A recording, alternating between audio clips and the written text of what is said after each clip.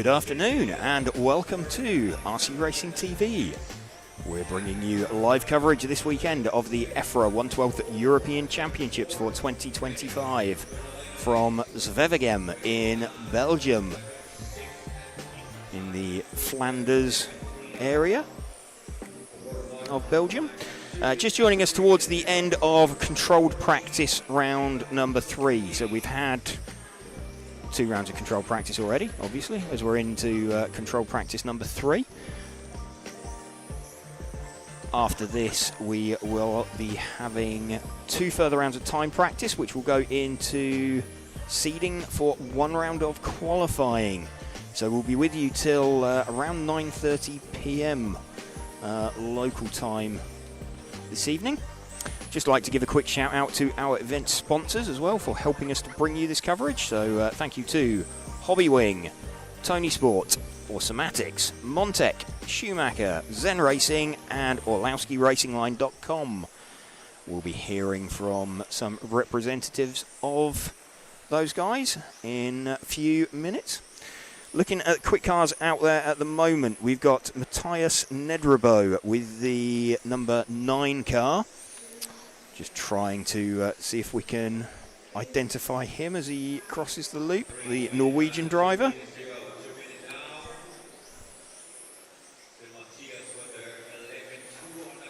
Just waiting for Matthias to trigger the loop. Haven't seen his car come across yet.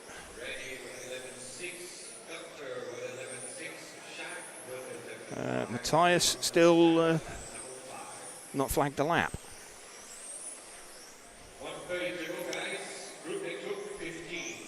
In fact, he's one of the 2 white-coloured cars out there. I think he is the lead of the 2 white-coloured cars on the main straight now.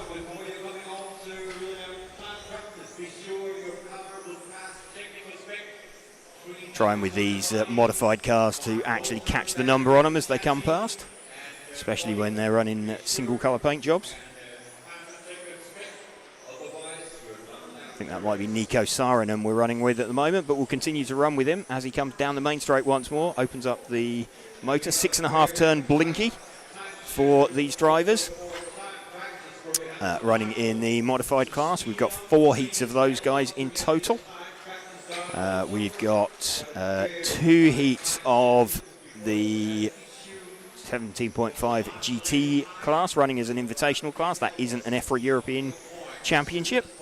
But they're running this weekend. And then the remainder of the heats are the most popular class here, the 13.5 Spec class.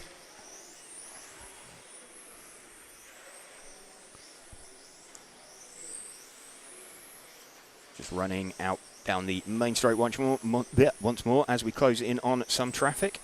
That is the 7 car that we look to be running with.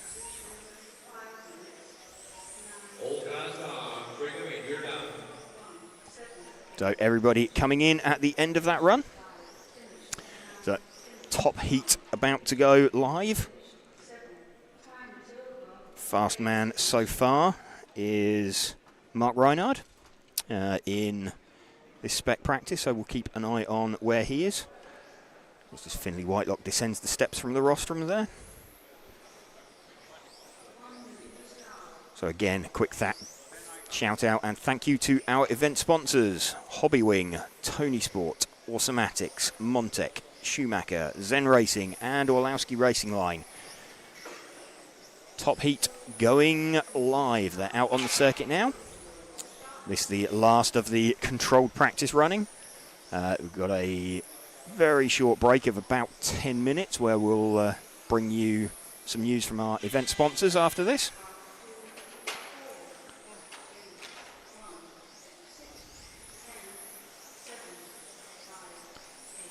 So 2 cars to look out for in this one.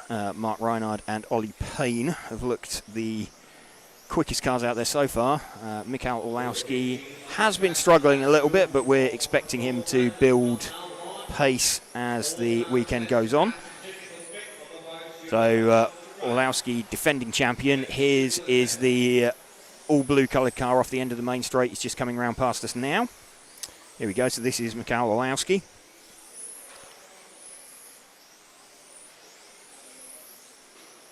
Currently about half a second off of Ollie Payne over 3 laps.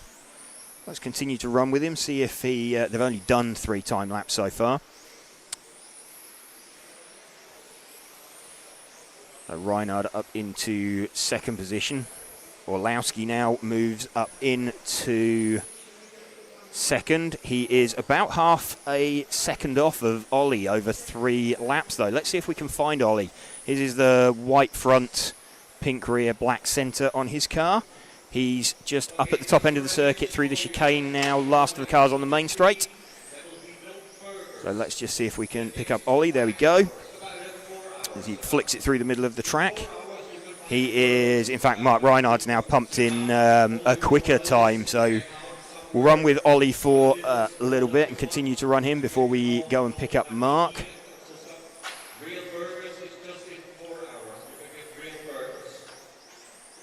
So Ollie just mired in a little bit of traffic at the moment. They're getting out of his way, but it's not going to help him over 3 laps. Let's see if we can find Mark. He's the kind of baby pink coloured car. He's just heading out onto the main straight now. So this is Mark Reinhardt that we're running with, not his traditional race paint.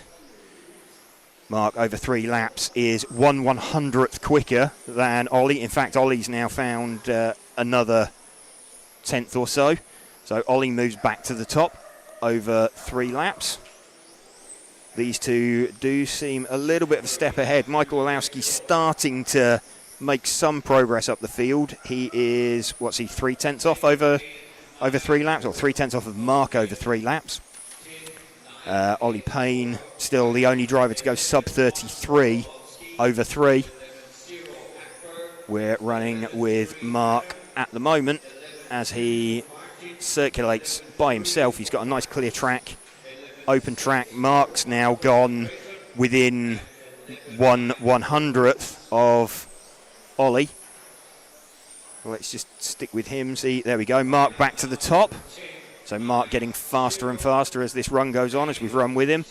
Ollie Payne's got clear track in front of him as well. Let's see if we can find Alex Hagberg, because we're expecting him to possibly be up there. He is running his race paint, so that will be the white and green coloured car. We've picked him up as he comes down the main straight. He is heading towards the back of another blue coloured car. It's not Michael Orlowski. I think then that's going to be Adam Isay. And in fact, you'll see in your peripheral vision as we run with him, that blue car behind him now is Michael Orlowski. So it's Reinhard from Orlowski from Payne. Reinhard, though, has done a 32.7 over 3. Orlowski now to a 32.8 over 3. This is starting to look pretty familiar. Ollie Payne, 32.8 also. Alex Hagberg, 33.4 in 4th place. So Hagberg is going to need to find some kind of pace to run with these top 3. Running with Hagberg at the moment. He seems to have pegged the gap to Orlowski. Orlowski's not taking chunks of time out of him, but as we say that, Alex makes a small mistake. Looks like some of these curbs around here are quite aggressive. Dives out of the way of Ollie Payne as well. So Alex doing a bit of a donut for the crowd up at the entry to the main straight. Looks like something's a little bit awry on his car, is it? Yep, he's pulling that one into retirement. So we've now picked up the car of Michael Orlowski. Second fastest. Reinhardt's gone even quicker, actually. He's now a 32.6 over 3 laps. So his car just getting better and better and better as the run goes on. Let's see if we can pick him up. He's the pink car down the main straight now. There we go. So 5 minutes has expired. Ollie Payne's just pumped himself up into second position. So cars just finishing as they come across. And everybody heads in. Coming down off the rostrum, checking out the times. So that's Mark Reinhard taking CP3 from Ollie Payne, Michael Orlowski. I think they're the quickest times we've seen so far. Let's just see if we can get an update on the ranking list for that. That is the end of free practice. So just waiting for the times to update on that as we can get it. So there we go. Mark Reinhard, best lap 10.878. Ollie Payne 10.890. And in fact, Michael Orlowski with the fastest lap then of a 10.811. So all within the same tenth of one another. Mark Reinhard, in fact, Mark already had the top time with 32.666, so he was quicker in round 2 than he was in round 3. 32.666 plays 32.692. Best lap though was about 3. It was in fact it was slower. He did a 10.797 in round number 2 and a 10.878. So Mark will be going back to the pits and having a bit of a look, see what he wants to do. So once again, welcome to you if you are just joining us here on RC Racing TV for our coverage of the EFRA 112 European Championships. There is a short 10-minute gap now before the start of the GT heat, so we're going to hear from some of the drivers down in the pits that we caught earlier.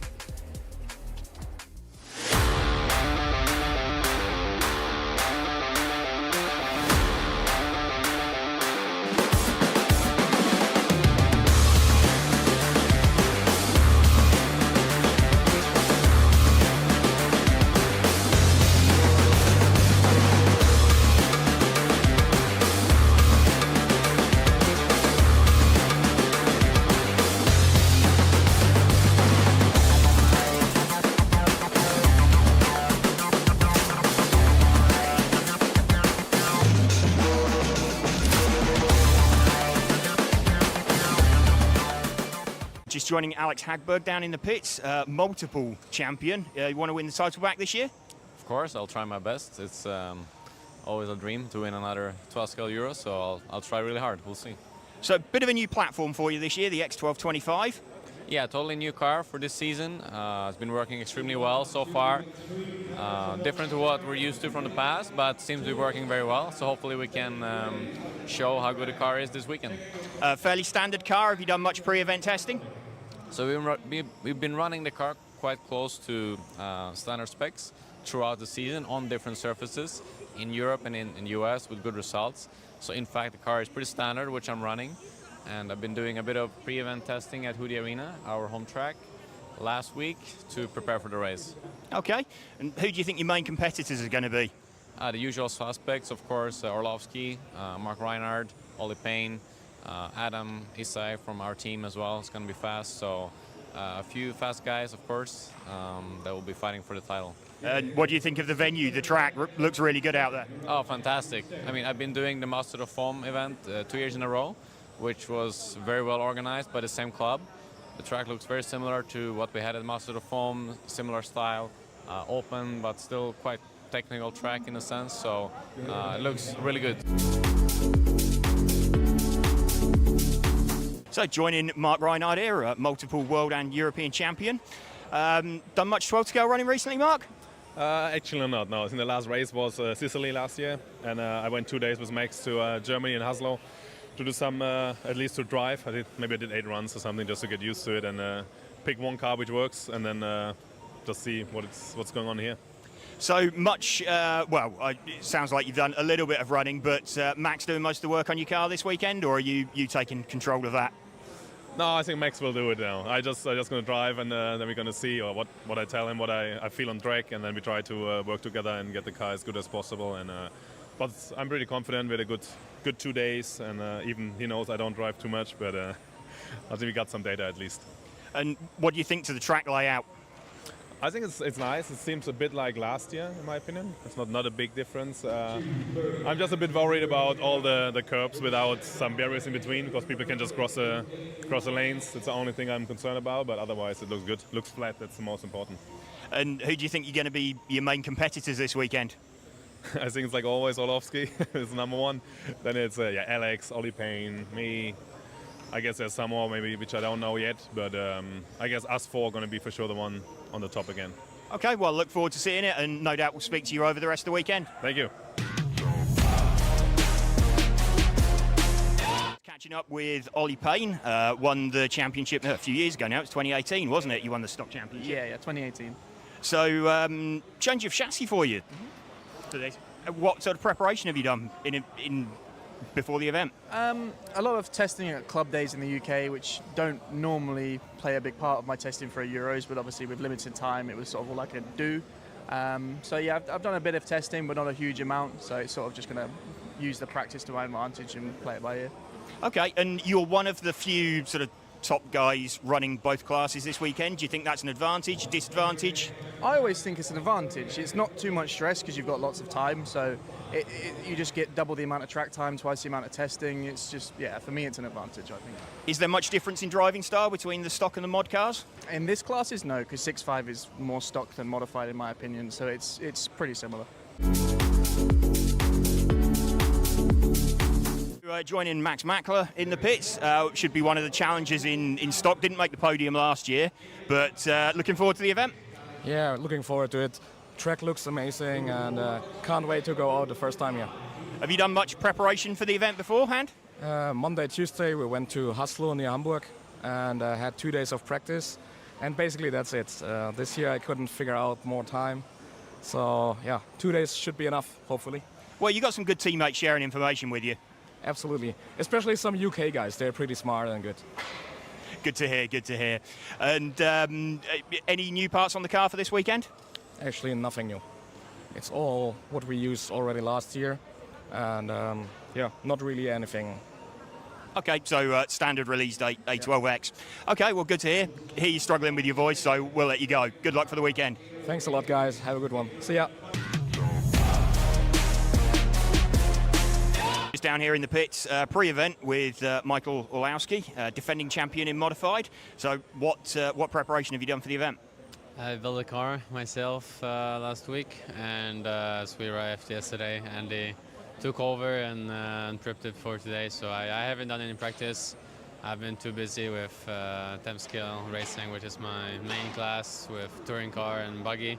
We're preparing for Australia travel, where I'm going on Monday after this race. So last time I drove 12 scale was the last Euros in Sicily. Okay, so that's practice for the 10th Buggy World. Yeah. Okay, so who do you think are going to be your competitors this weekend? Same as always, Mark, Alex, Oli. I think for the last few years it's been always the same kind of top 4 guys, and I'm not expecting anything else here. Okay, and what do you think the track layout, the facilities? It's nice. It's my first time here. It's my first time racing in Belgium indoors. We're the Euros last year in touring car, so I think the track is quite nearby. And it's nice. The track looks good. The layout is very similar to last year in terms of the corners and the general idea. The track is a little bit smaller, a little bit tighter, but looks quite flat for now. The carpet, that's what we know from this season at ETS, which is a bit different to what it's been like the last few years. So I'm curious to see how the grip is and how the track develops. Okay, well, thank you. Good luck for the weekend. Thank you.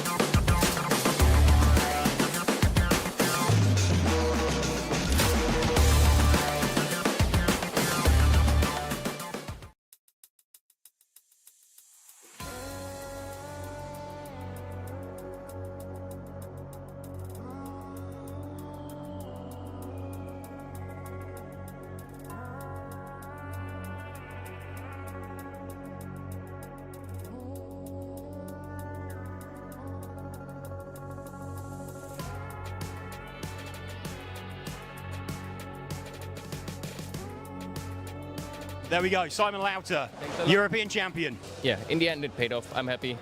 Cuts back through, so change for third position there, Mark Reinhardt. Michael Olowski then comes across the line to win the European Championship. Yeah, it's good to have it back after last year.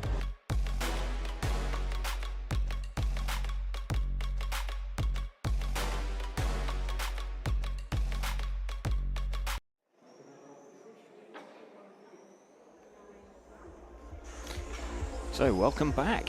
You're joining us here on RC Racing TV. You're with us all the way through till the end of round number 1 of qualifying. So we've got 2 rounds of timed practice coming up for you this afternoon, which will control seeding. This is over 3 consecutive laps. Then there'll be a bit of a resort for qualifying. Everybody hoping to bump themselves up into the top heat. We'd just like to give a quick shout out to our event sponsors for helping us to bring you this coverage.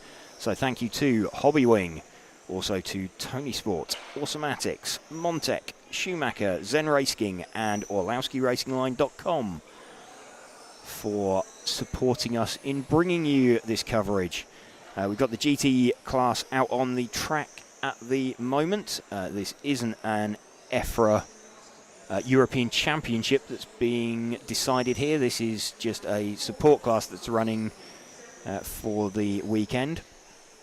Got a couple of heats of this out there and running, so over the course of the weekend, if we disappear off of air briefly, we don't get moving cameras, it will be most likely during this class, just while we sort everything out, but we will be bringing you all of the action live out there. Got Chris Grenz leading this one at the moment with the number 9 car from Carl Schuck with the 4 car. This is over 3 laps, remember, not over a complete 8-minute run. Obviously the drivers will be looking to get an 8-minute run in, just so they've got an idea of what the car does, how the car feels. Around this fast-flowing track hosted by the MRCZ club in Zwevegem, located in Flanders, Belgium.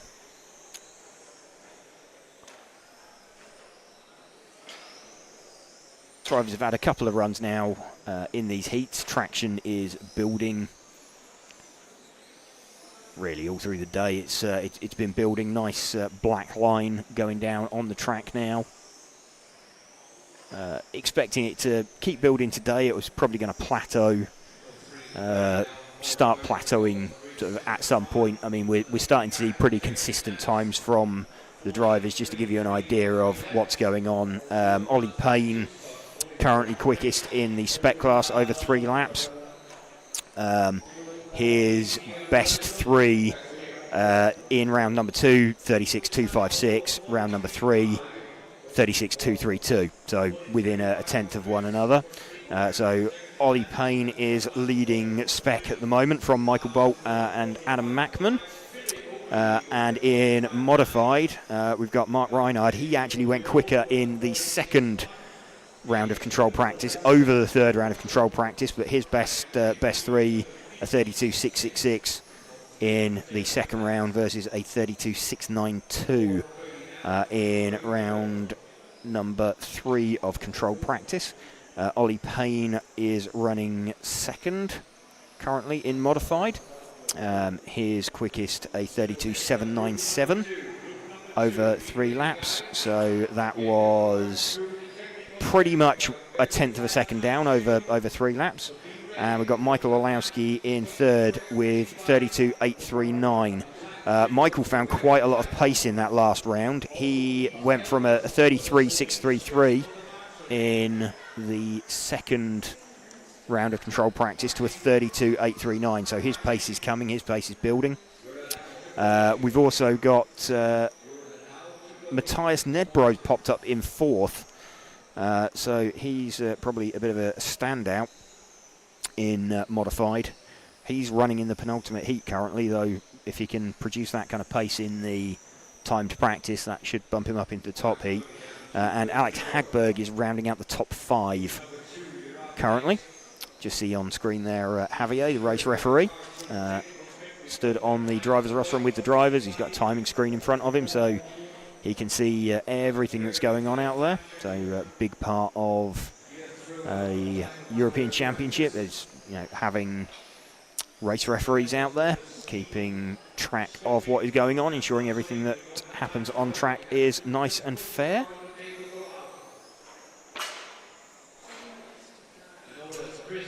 We've got 2 minutes of this heat remaining. It's the first time all of these drivers will have run for 8 minutes. The control practices that we've had to this point have been 5-minute runs. So I think some of the drivers are going to maybe start discovering cars that have been a little bit on the nose at the beginning of runs. They're going to start running out of traction, possibly. Towards the end of it, and also they're going to be looking at, certainly in the Spec class, the motor temperatures. Might not have been an issue over 5 minutes, but when you start pushing it over 8, you've got a variety of things that you need to be looking at. So timing and gearing, obviously one thing, but then as you start looking at the speed controller settings, drive frequency, maybe another one. We'll see if at some point over the weekend we can catch up with Sultan from Hobbywing, have a bit of a chat with him about what they're doing to really get the, particularly the Spec class cars. Bit of a different challenge in modified as well, because it's not an open modified class, it's a 6.5 turn blinky class, so the similar kinds of factors in play. And in fact, when we speak to some of the drivers, and I think Ollie alluded to it in the quick chat that we had with him, the 6.5 blinky, some drivers view it as more like a super stock class than a traditional modified class has been. So that will be something quite interesting if we can catch up with Sultan at some point over the weekend and see what is going on. Chris Grenz still leading this one from Thomas Kracek, and Philip Huddy has popped himself up into 3rd position. So just coming in for their finishing times now. So 9/10 of a second up, Chris Grenz, over 3 laps. When you look at the times of these guys, 33.4. And we were saying that the class that's just been on, the modified class, 32.6 over 3 laps. So over 3 consecutive laps, we're looking at best part of 11 seconds slower over 3 laps.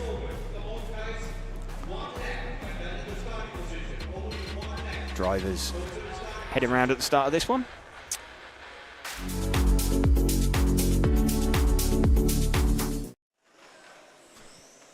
So just seen a bit of a shout out there for our event sponsors, Hobbywing, showing off the Bandit motors, none of which are legal for this weekend, but they're the outlaw class motors, very popular in the Far East. We can see here drivers taking part: Lawrence Sips, Esteban Fontaine, Mika Mobers, Lewis Mobers, Michael Milanovic, also here with Sultan from Hobbywing in a tech support capacity.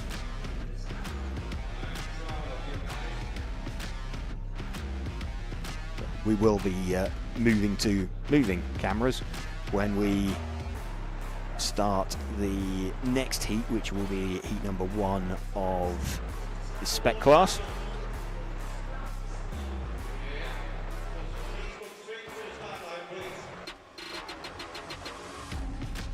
So all the drivers being instructed 1 lap round from where the cars are placed down to the start line, so no warm-up laps for any of the drivers.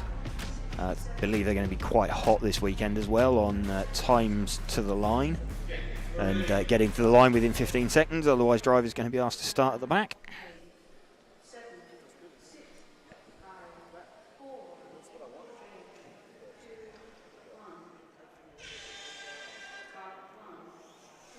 Drivers being called off the line.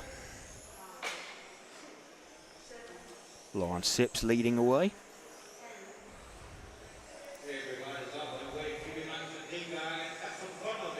8 minutes for these guys for the first time, these GT class cars.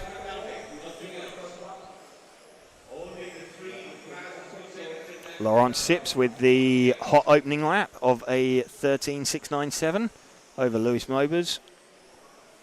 So he's going to, the running order is going to jump around a little bit as everybody completes 3 laps. Typically in these spec classes, being the 17.5 powered GT cars that we're watching at the moment and the 13.5 powered cars, you'd expect to see the fast laps come early on. That's when you've got maximum battery voltage. Not so much with the 6.5 turn cars. They've got enough power that they can do a hot lap pretty much anywhere, but voltage and traction at a premium out there in these spec classes. So again, welcome to you if you are just joining us here on RC Racing TV.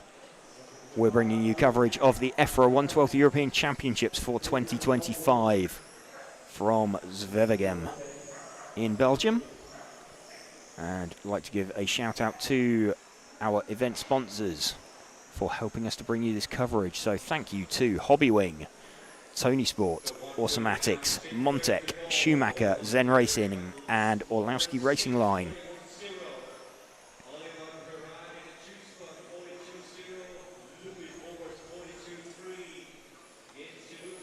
Laurent Sipp still leading this one over 3 laps. He is just over a second quicker than anybody else, so like a third of a second a lap quicker. He'll be feeling relatively confident that with that kind of pace advantage at this stage, there will be some more time to come from the track, but not in that kind of magnitude, so someone's going to need to make a bit of a change to their car to get somewhere close to challenging him. That's Oliver Pirat in second position. But Laurent Sips from Oliver Pirat from Lewis Mobers. They're the only, in fact, Nicholas Schuck has done a sub 14 second lap as well. But Laurent with a 13.6 as his hot lap so far. His predicted time, he's the only driver predicted for a 35 lap run currently to make the split lap.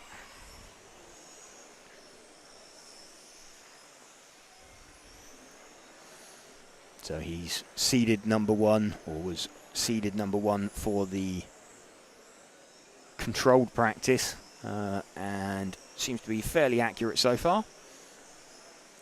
He'll be looking to carry that one through if he possibly can. Just picking up his car out there. He's on the main straight now. Looks pretty decent. We will bring you moving cameras for the 1/12 classes, or the LMP classes. So that's going to begin with the next heat. We've got some quick drivers all the way through the heats. The sort of sorting and seeding hasn't necessarily distributed everybody exactly where they need to be. So we've got, I think appearing in the next heat, we will have James Hart, who has looked quite a lot quicker than everybody else in his heat during practice.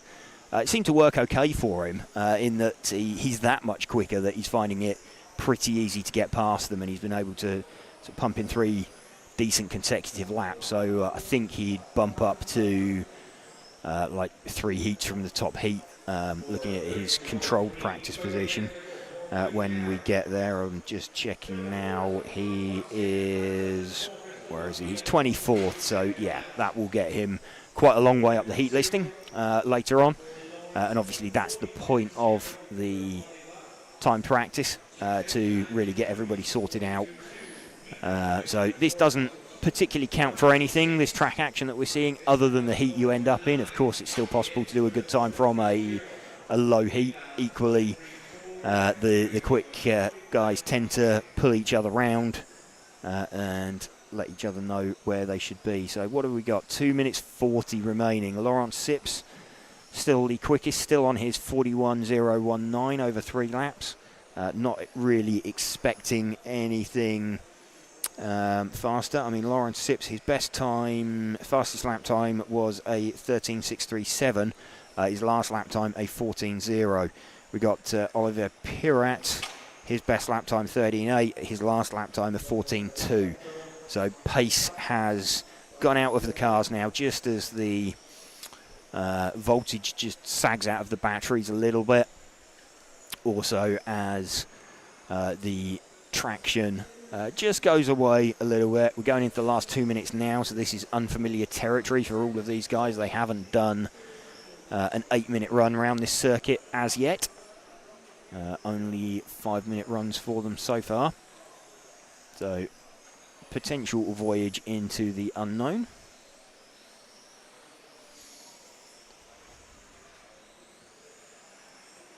One and a half minutes left now.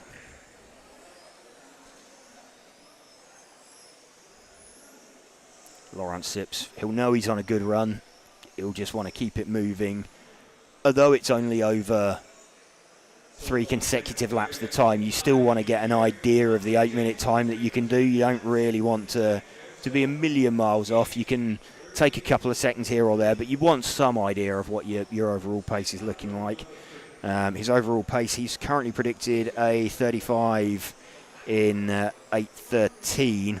Oliver in second position, 34.805. So Laurent is going to possibly might make the split for the 35. His time is dropping off. He's doing 14.1s now. That's always going to go out. So his predicted is now a 35 in 13.206. What do we got? 30 seconds left. He might just hang on and make the split. He may be on a very quick 34 by the end of this. The predicted time is drifting outwards.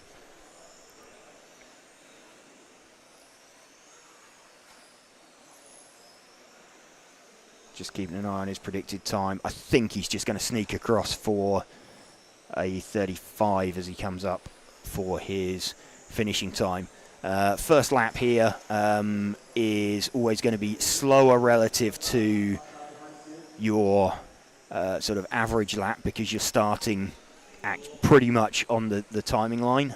If you start a little bit further back, then you go across the loop at full racing speed, and they've not been doing.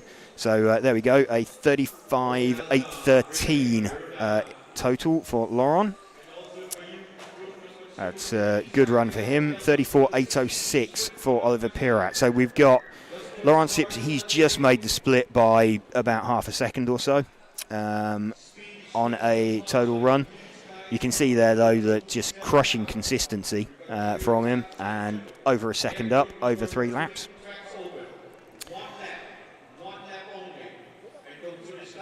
So we now have, here on RC Racing TV, the first heat of Spec timed practice.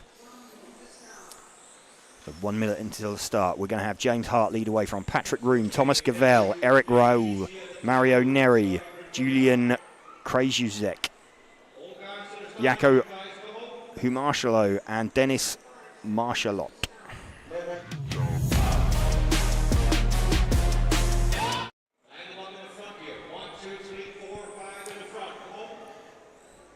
So cars being called to the line.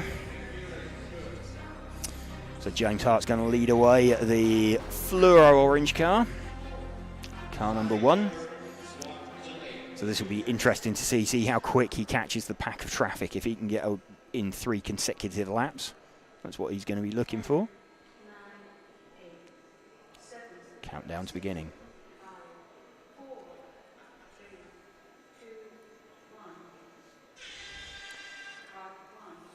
James sets off.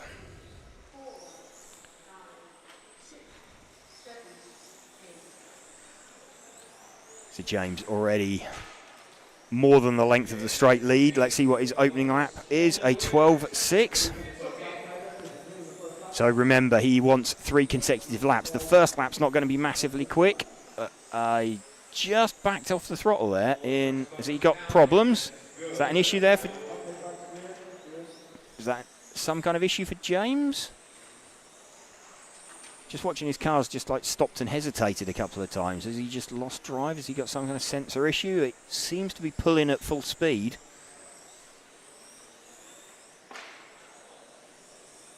So he's now already starting to get into some traffic. That's got out of his way quite nicely.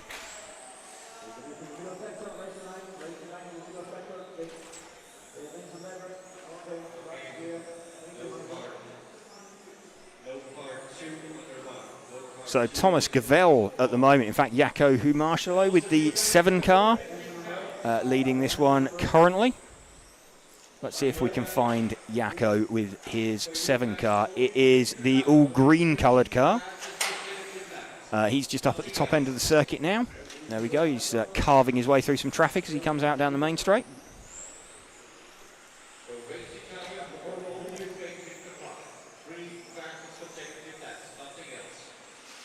So Jaco just trying to get 3 decent consecutive laps in. Like James Hart's now managed to find some clear track and pump in 3 good laps. We'll stay with Jaco he's in 3rd position currently.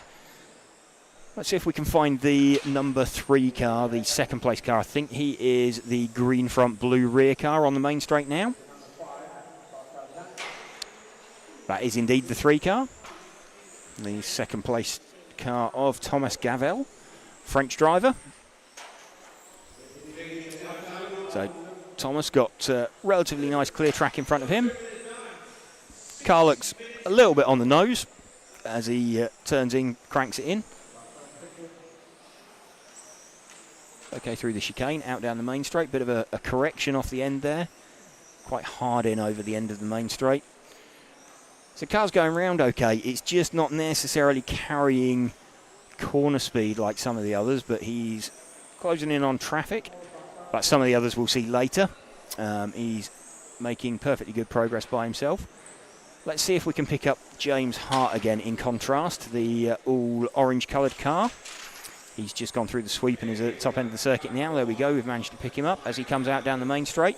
So let's see how quickly he can catch cars in front of him. So you can see the nose of the car goes in quite nicely, but he maintains speed. There we go. Just getting to a nice flow, a nice rhythm. Start trying to do some decent times. He's about to catch a gaggle of 3 cars in front of him. So let's watch him as he runs into those. And watch as they get out of his way. So there you go, the first one's jumped out of his way very, very nicely indeed.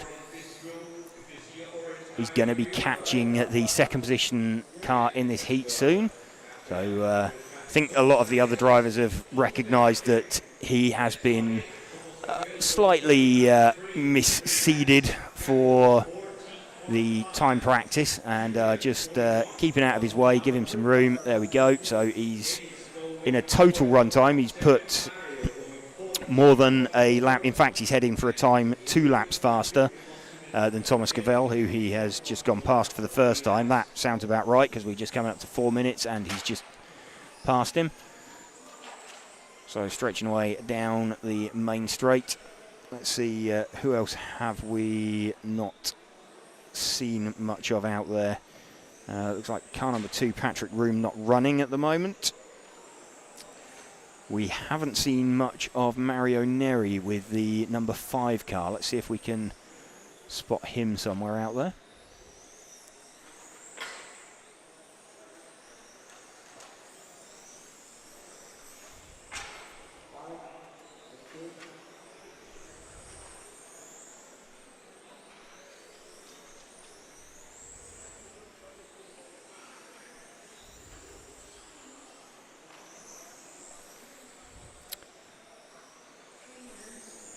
Not able to, I'm just checking that he's actually still running. His time is recording. He's the Mario is the white coloured car. He's up at the top end of the circuit now, out onto the main straight. That's it, the one with the body tuck at the rear. So, in fact, I'm not sure if that's a body tuck or if that's actually missing. I think that's been broken off. It's not, it doesn't sound like a body tuck. I think that's actually broken part of the rear side dam off of his car. It has. It's missing from the car completely. As we run with Mario, a little bit of a hop over the curb. That's going to be a little bit disconcerting to drive when you can see something like that. You can see part of your body missing. You think it's like the body tuck and the rear side dam folded in,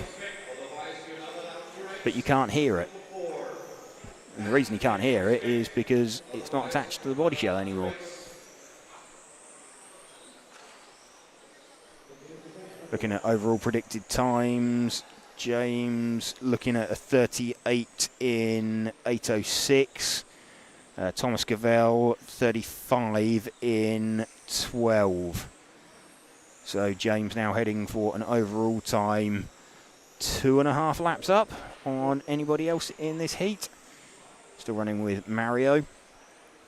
Mario Neri currently running in 3rd position in this heat. So despite the slight body shell issue that he's got, he's attempting to straighten it out by removing the other part of it. A little bit wide out of there now.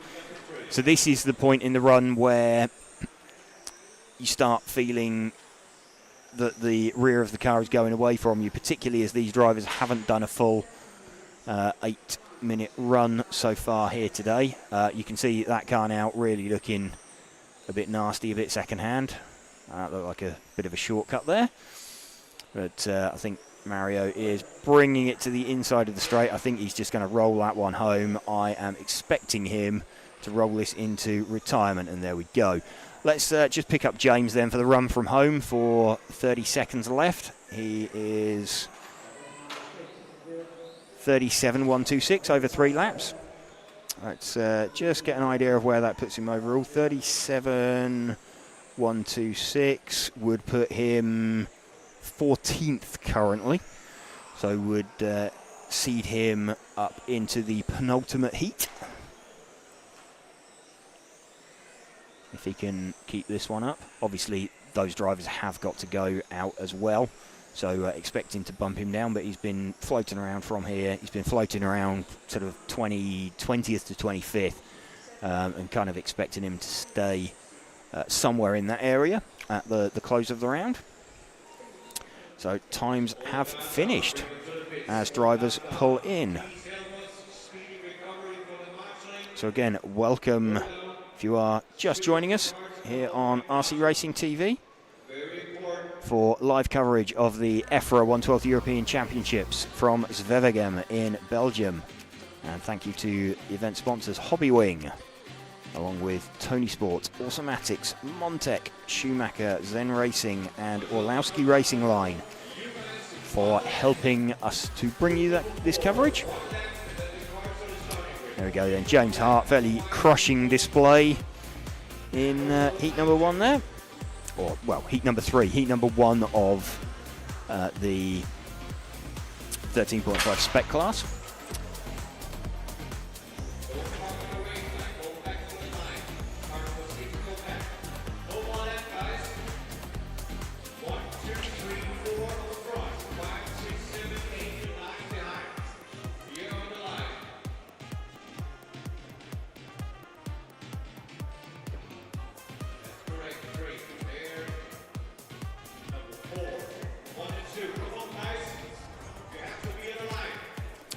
Drivers just being called to the line.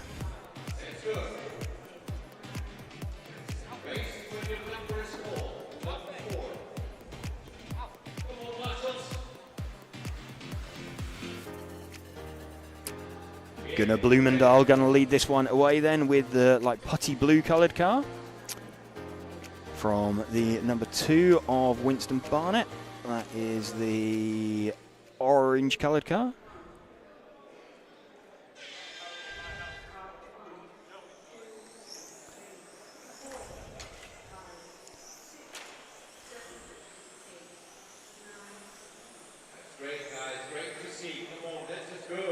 Gunnar leading away then with a very fast-moving Alfie Hart behind him in the yellow-coloured car. So there we go. That's a early mistake from Alfie through the chicane. Very easy to do those with those flat curbs, but kind of got away with it. It won't cost him a huge amount. Freddie Parker soon to hit the front as well. So Freddie, the only member of the Parker family racing here this weekend. His brother Lewis, unfortunately, he would have been a contender at the pointy end of the Spec class, but unable to get the time off of work.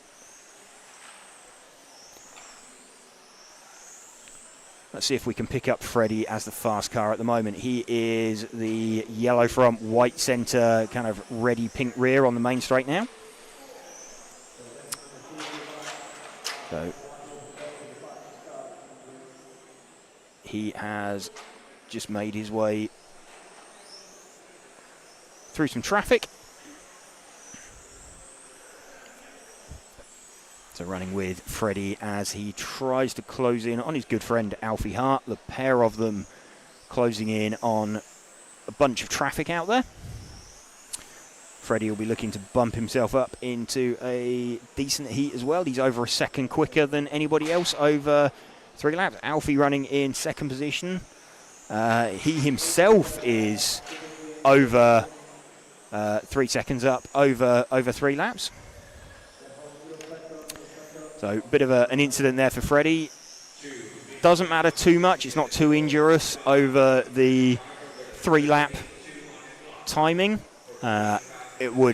Something like that would hurt a bit more in qualifying, but he can get away with it here.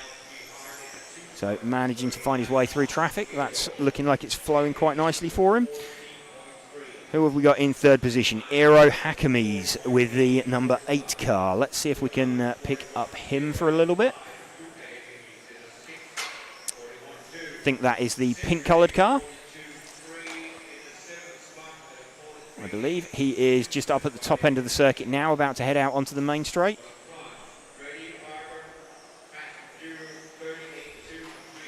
That is indeed Eero Häkämies that we are running with. So pretty good up at that end of the circuit. Looks decent, looks nice and tight. A little bit keen on the throttle off the end of the main straight. Doesn't want to sort of back off and turn it in. It's quite easy to get drawn in.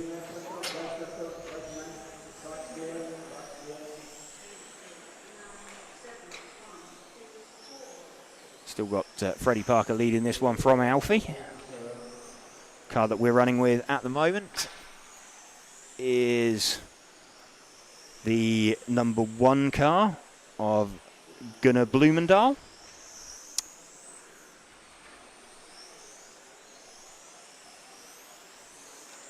Sort of putty grey coloured car.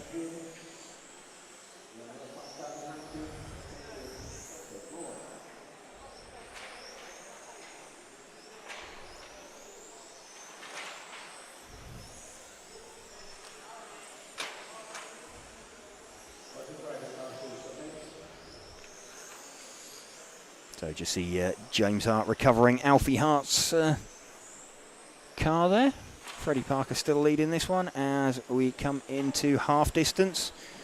Still half the race to go. So again, remember, we'll be looking to see if any of the drivers start running out of traction out there. Who have we not run with? Don't think we've run with the 2 car much. That is Winston Barnett. Let's have a look. He is one of the all orange coloured cars. He's the second of the 2 orange coloured cars out there. So he is just up at the top end of the circuit through the chicane now and onto the main straight now. Let's run with Winston for a little bit and have a look at him. Winston currently running in 7th position in the heat. 41.3, his best 3 laps. Car looks like it understeers and then wants to pop up onto 2 wheels. So not particularly brilliant, but dives out of Freddie's way.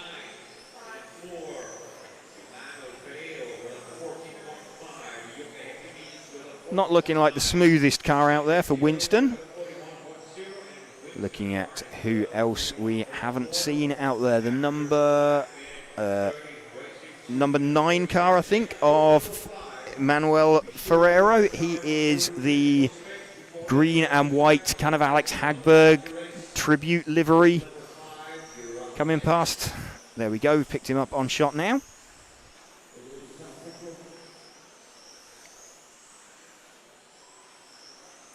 Two minutes 20 to go. Deep into the run. So again, not really expecting anybody to find a huge amount of pace. Alfie Hart has got the gap to Freddie down to about 9/10, so about 3/10 a lap off at the moment. Over the course of the run, Freddie is looking at a 36.805. Remember, though, he ended up over the barrier earlier, so I would say on a clean run that would be probably just be sneaking onto a 37. So pretty decent pace from him. Doesn't matter, of course, the consecutive pace at the moment is what matters, but still nice as a driver to go away knowing that you've got that pace over 8 minutes in your pocket.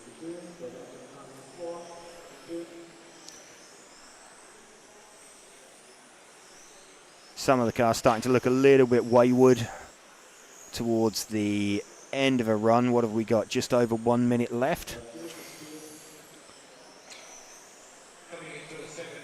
So shall we go back and see if we can pick up Freddie? He's by himself on the main straight now.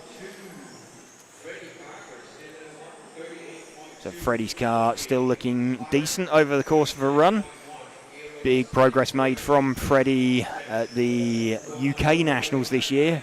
Made his first B final at those, and has generally had certainly pace, but consistency started to come for him as well.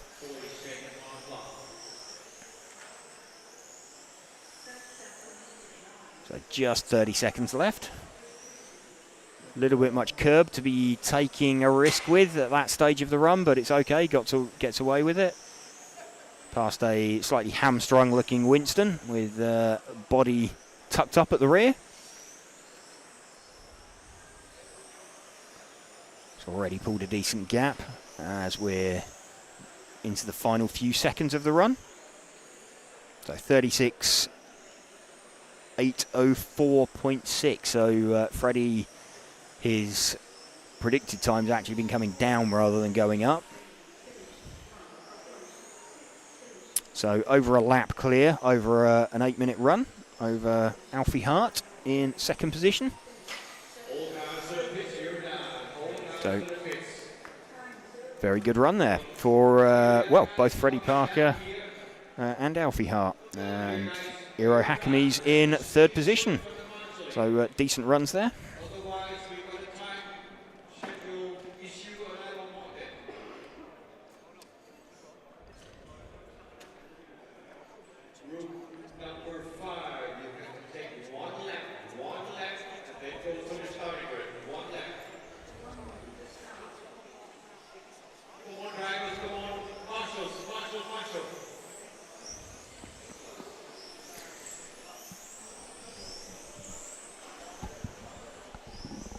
Drivers then in this heat number 5, Eric Sotereu, Matthias Hermans, Niels Meurs, Christophe Maison, or Chris House as he's more commonly known, Oyvind Stutzal, Arthur Hoffman, Eric Gujerard, and Magnus Hellmark, and haven't seen Mika Enroos trip the line yet, so may not be joining him.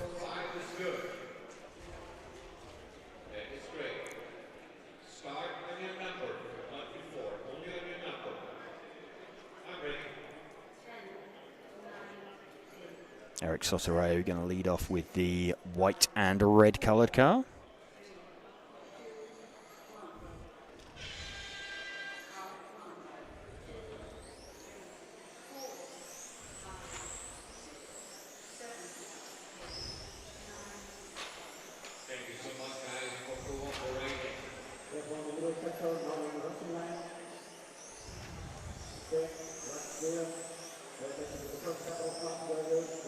So front driver's getaway okay. It is Øyvind Stusdal with the 5 car who looks to be making early progress. He is the spearminty green,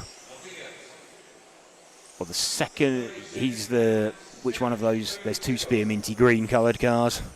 It's the second of them at the moment. There we go.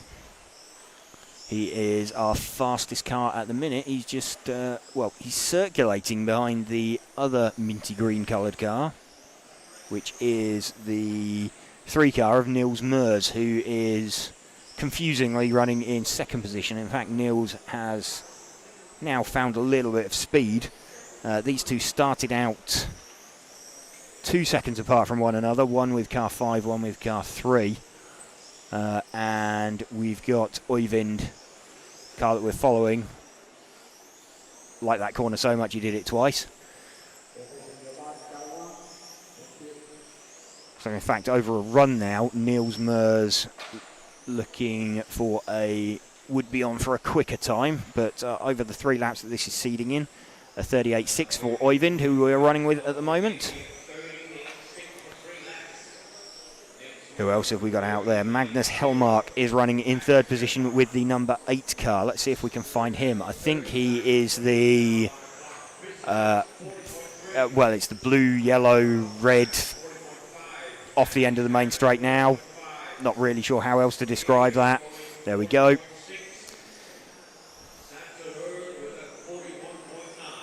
That has the hallmark of needing to paint a body shell before a meeting and using up the dregs of what you've got left. I think we've all been there. He's just picking his way through some traffic quite nicely through the chicane.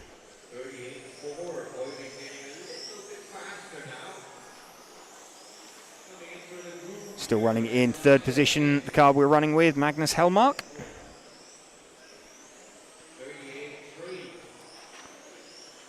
Looking at fastest laps. The car we were running with earlier, Øyvind Stusdal, he's done a 12.6. There's only 3 drivers gone sub 13 so far in this heat. Let's see if we can find Chris House with the number 4 car. He is a orange front, white rear. He is parked it in the barrier for us conveniently, and he's just pulling off to one side of the track up towards the top end of the circuit. There we go, we've got him now as he's down the main straight. Orange front, white rear.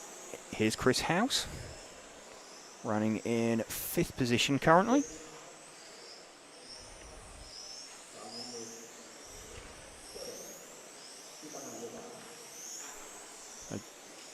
Just trying to hang on the back of some traffic. That's a bit of a double steer for Chris there.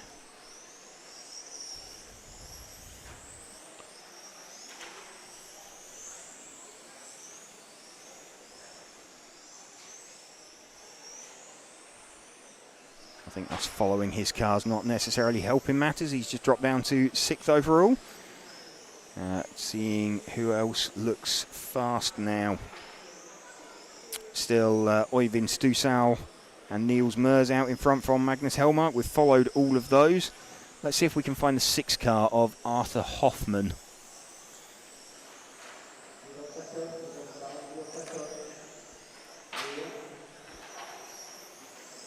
By definition, he must be this white car with blue sides on it. He's just following one of the minty green coloured cars up at the top end of the circuit.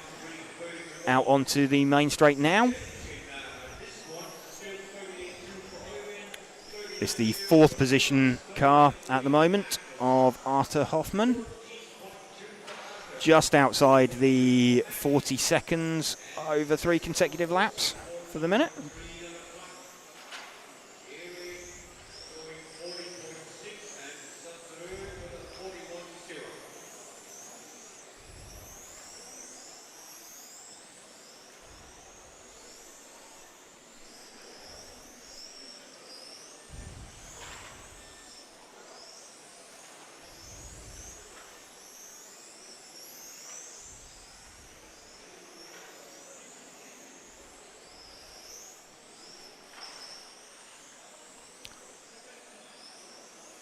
Still going quite nicely. What have we got? 2.5 minutes left of this heat. Time's pretty stable now. Unlikely to see improvements over 3 laps this late in the run. Should we see if we can find our lead car number 5 of Øyvind Studsal again. So he's one of the minty green coloured cars. There's one off the end of the main straight now. Let's see what one that is. That is indeed the 5 car. So that is the lead car in this heat that we're watching. Also leading over an 8-minute run as well. He's the only driver predicted for a 37-lap run currently.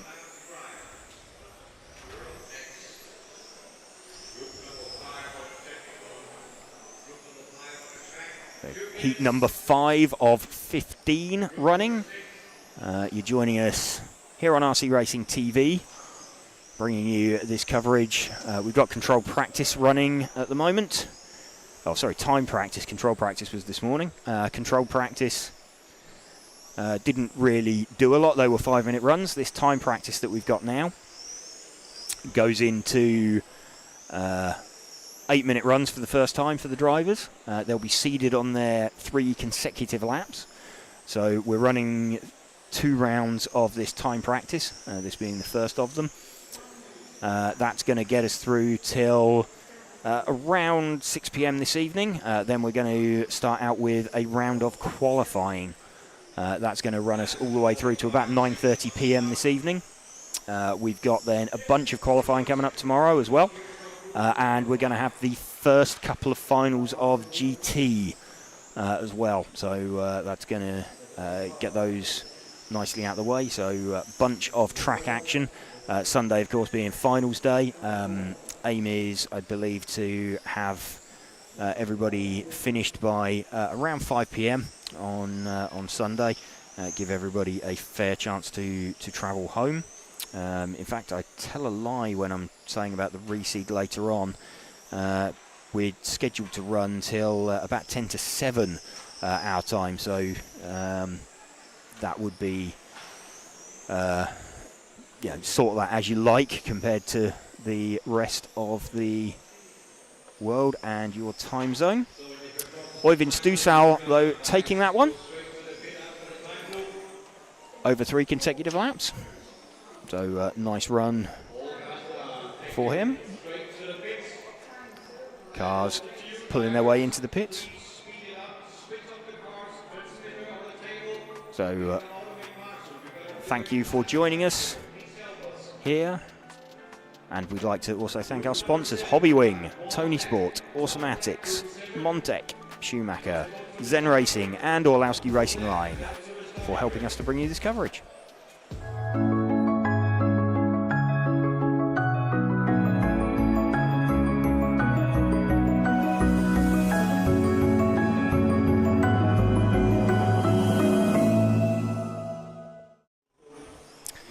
So seeing some info there from Hobbywing on the G4 motor, the forerunner to the motor that most people are running this weekend. Of course, you'll see the G4R is a very popular motor in the stock class. You'll see a bunch of those out there.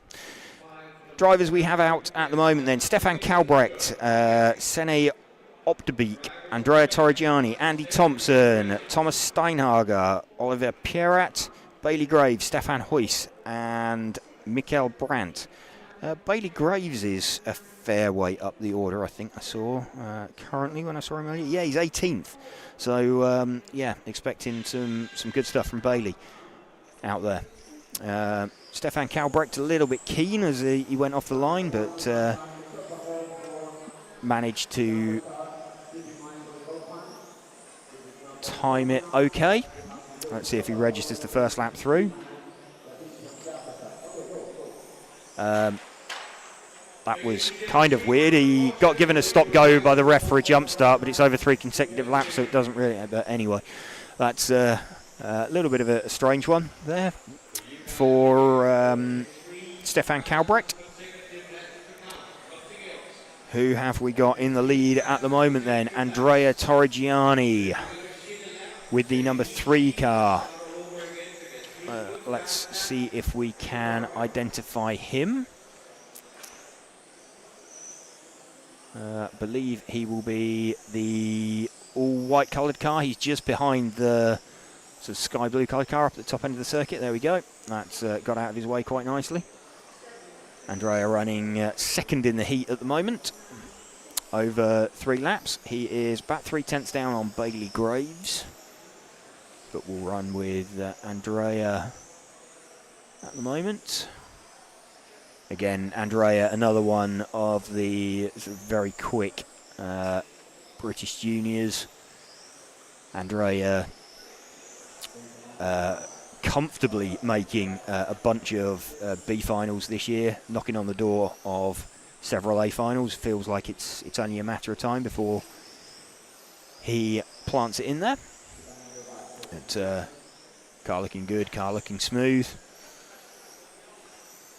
Bailey Graves to the front. Let's see if we can find him. His is the like minty green and white coloured car. He's just up at the top of the circuit now through the chicane and out onto the main straight.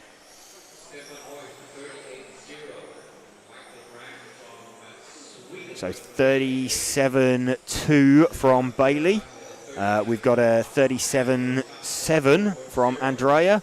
Stefan Huyss running in third with a 38.0 over 3 laps. Those three a bit of a step ahead. This car we're running with at the moment, Bailey, then, he has got about half a second in his pocket. I say half a second. Andrea's just got that down to about 3/10. So Andrea about a 10th a lap behind Bailey over 3. But Bailey making good progress. Remember, he was 18th overall after controlled practice over 3 consecutive laps. So he'll be trying to seed himself up into penultimate heat if he can get there. He's getting somewhere up there.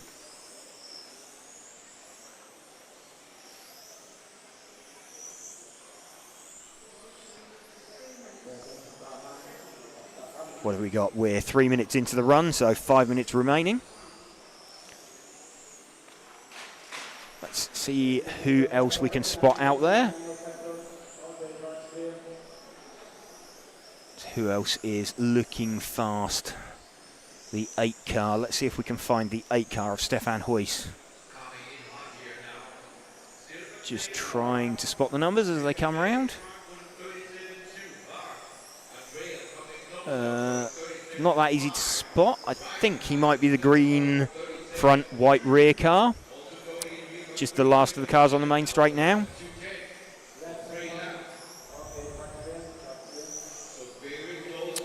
That is indeed him. So Stefan Huyss running in 3rd position. Down the main straight. Body shell's looking a little bit twisted, a little bit second hand now.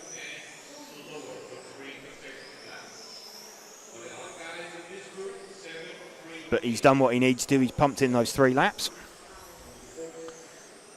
And seems to be pulling a bit of a gap to other cars around him as well. Just over half distance into the run. Bailey Graves from Andrea Torrigiani and Stefan Huyss. We're running with Stefan Huyss at the moment. Oliver Pirat also running in the GT class. One of the front runners in the GT class. He's running sort of midfield in the 13.5 Spec class. Bit of an adjustment to make, running 2 different types of car out there.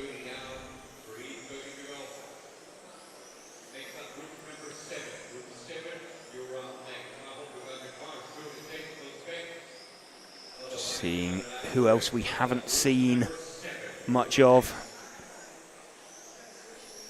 Haven't seen a lot of Andy Thompson's car. He is the, what's he? He's the purple coloured car. He's just behind the pink car coming past us now. They've got Bailey, he's just got out of Bailey's way. Let's see how Andy's car looks. A little bit on the nose, bit of a course correction down the main straight.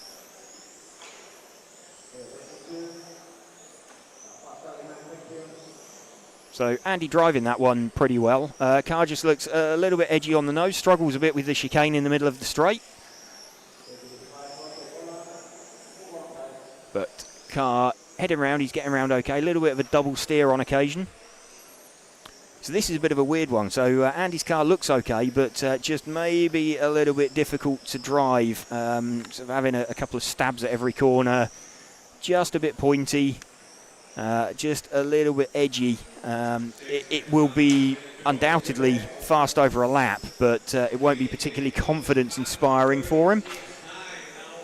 Let's see if we can find Bailey Graves again, the leader, as we run for home. He is the minty green and white coloured car. He's up at the top end of the circuit through the chicane now, out onto the main straight. So Bailey he's just come past us. He is, let's have a look, he's heading out at the top end of the circuit again, out onto the main straight. Minty green front and rear, white centre. This is Bailey's car then with 1 minute 20 remaining. Leading this one with a 36.9 over 3 consecutive laps.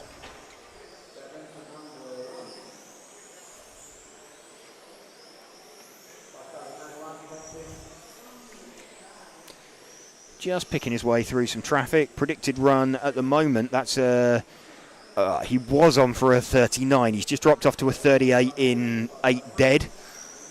Let's see if he can improve that. He's got, what's he got, 40 seconds left? He's on a 39.812, so he's just on the cusp. He's probably going to drop down on the 38 side of that rather than the 39, especially if he makes little mistakes off the end of the main straight like that. But yeah, there we go, 38.801. That's not going to have helped him, but that's still a very respectable time over an 8-minute run, which is what he'll be looking for. Still on 38.801 into the final 10 seconds now. So Bailey started out car number 7, 38.801.225. So he's just going to miss out as he comes down the main straight. Time expires. 7's just finished. So what was his time? 38.801.157.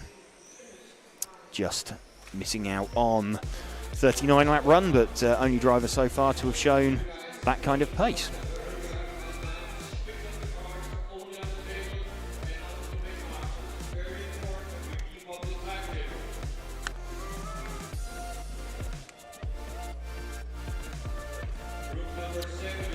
Bailey Graves then takes that from Andrea Torrigiani and Stefan Huyss. Seeing a bit of a pattern at the moment that the 3 consecutive laps, they're coming fairly early on in the run, to be predicted. Rick van der Acker then going to lead away this one from Tim Janssen. Alexander Van Gansen, Mark Jordan, Laurent Sips, Rob Jackson, Tony Wade, Michael Back and Esteban Fontaine. Cars forming up on the line.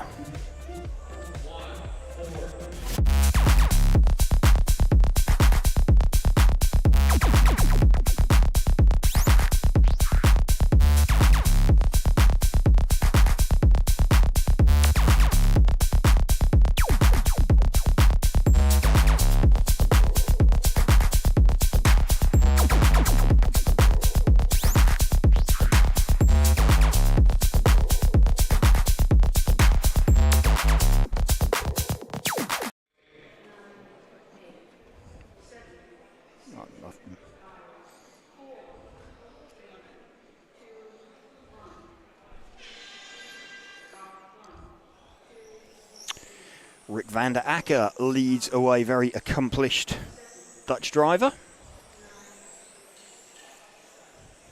So we're following his orangey red coloured car. Bit of a double steer off the end of the main straight there. That'll have caught his attention.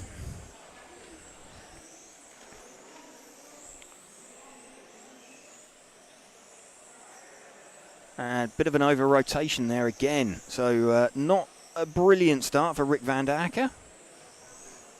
Mark Jordan hits the front with the number 4 car. What car's that? That is the yellow front, blue centre, like greeny rear coloured car. Let's see if we can pick him up. He's just on the main straight now, so the last of the cars off the end of the main straight. Let's see if we can pick up Mark's number 4 car. There we go. He's just gone through shot. Makes a bit of a mistake through the chicane. The last of the cars on the main straight now.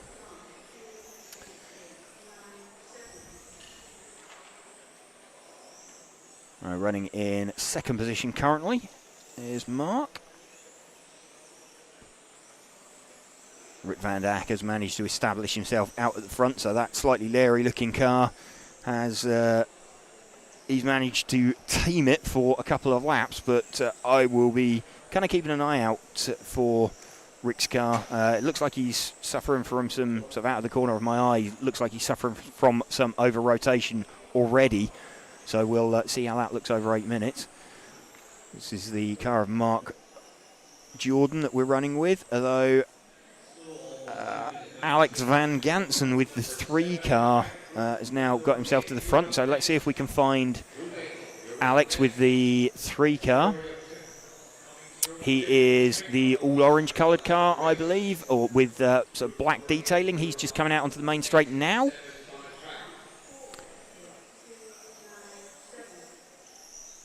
Believe that to be the 3 car of Alexander Van Gansen, and yes, it is. Right, Alexander leading this one, Belgian driver. So again, really positive on the nose in off the end of the main straight. Let's just see if he does that again here. I mean, it's going to be quick over 3 laps, but it's going to, you can see as he cranks it in at the end of the straight, he's really leaning on the outside tyre. That's not going to be particularly helpful in terms of getting to the end of an 8-minute run with traction. Almost looks like it's cocking an inside front wheel as well, so potentially car quite soft. Just see if he does that again. You see that over rotation there that he's suffering with. Michael Back, the French driver, with the 8 car, has now got himself out in front, so let's see if we can spot him somewhere out there. Looking for the 8 car. There's the 1. That's a 9.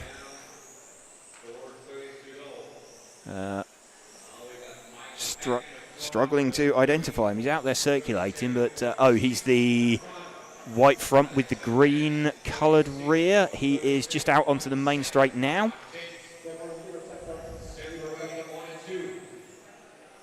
So that's our leader, the number 8 car of Michael Back. He has done a 37.6 over 3 consecutive laps.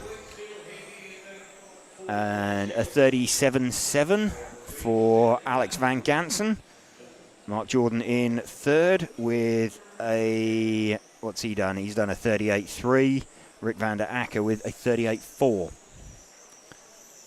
So all of this just getting yourself seeded out into the heat that you want to be in later.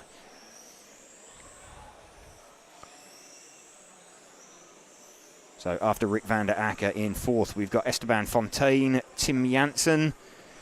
Rob Jackson doesn't appear to be counting, and got Tony Wade bringing up the rear.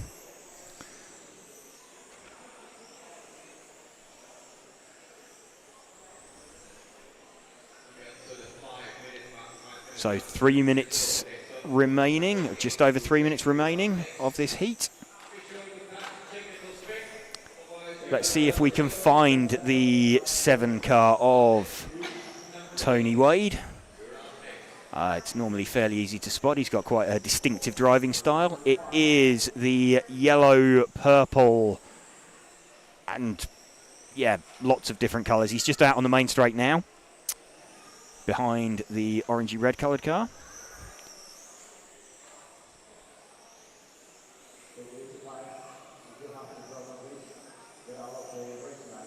So again, Tony Wade's car, a little bit like Andy Thompson's in the last heat, looking maybe a little bit on the nose.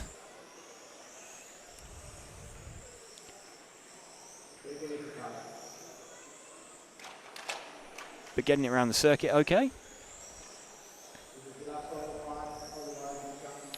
So some nice clean lappery from him.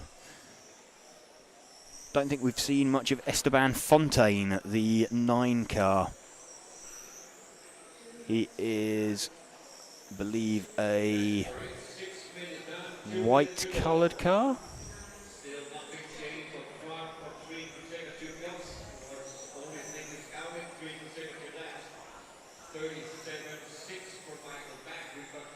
That's the 2 car we're running with of Tim Janssen, but we can stay with him. We haven't followed him at all. He's running in 6th position in the heat at the moment.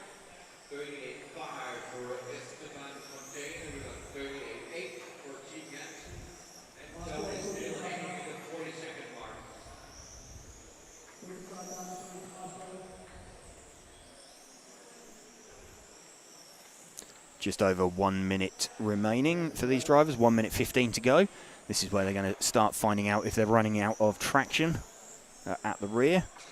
It's a controlled additive this weekend, so no real opportunity for the drivers to make too much difference. You can affect, obviously, how much you put on the front and how long you apply the additive for, but in terms of what you're applying to the tyre, that much is fixed.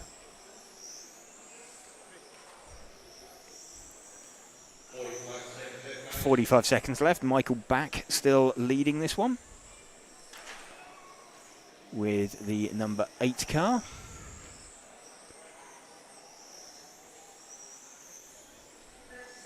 Let's see if we can spot him, the white front, green rear car.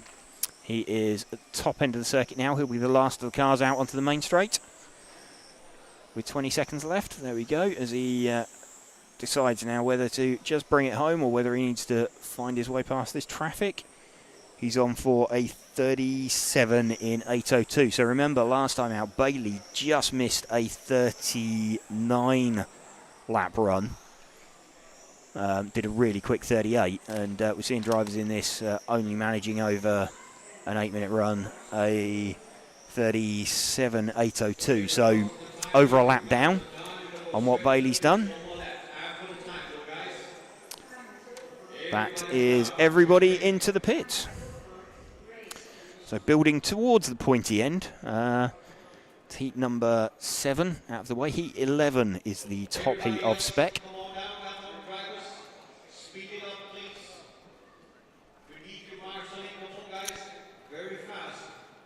So got everybody being encouraged to vacate the rostrum with suitable haste.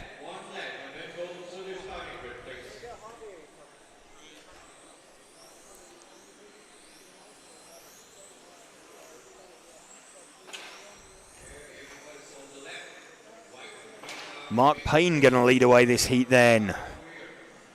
Not from the same house of Payne as Ollie.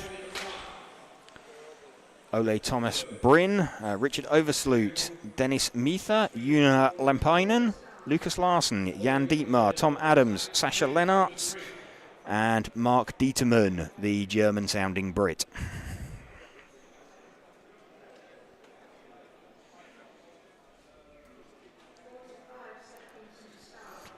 45 seconds to start.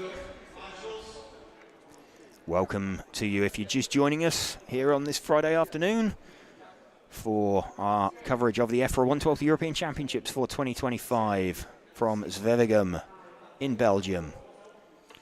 This heat number 8 about to go live. Thank you to our event sponsors, Hobbywing, Tony Sport, Automatics, Montec, Schumacher, Zen Racing and Orlowski Racing Line. Cars are setting off. The number 9 car seem to want to start backwards, but we're leading away with Mark Payne.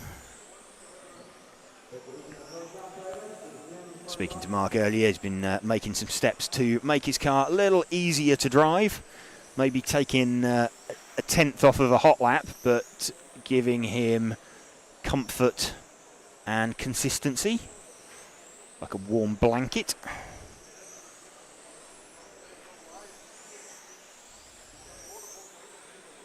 So a little bit safe, but it's allowed him to put in the 4th best time so far. Lucas Larsen is the quickest driver at the moment with the 6 car. He is the all-blue coloured car, kind of running by himself off the back of this pack. He is just about to go through the chicane at the top of the circuit now. There we go. So Lucas taking advantage of not having any cars around him, and he's been able to pump in 3 quick laps as he closes in on the back of Mark Payne. So Mark opens up and lets Lucas slip through. Still running with Lucas Larsson, the 6 car. And everything just parts in front of him magically. It's always good when that happens.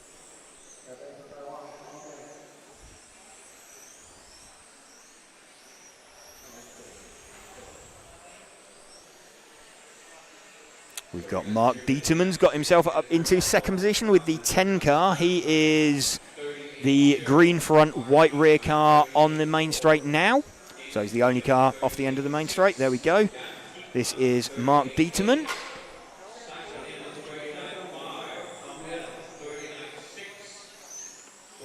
Looking pretty decent for Mark. Again, he's taken advantage of being car number 10, being able to start at the back. He's done a 38.042 over 3 laps. Not quite matching Lucas Larsson's 37.9, but off the end of the straight. So a bit of a problem there for Mark. So he's going to stay somewhere up the top of the order, but not running. Let's see who else we can pick up. Let's pick up the 4 car out there, which is the orange front, blue rear. He's just through the chicane at the top end of the circuit. Number 4 is Dennis Meether.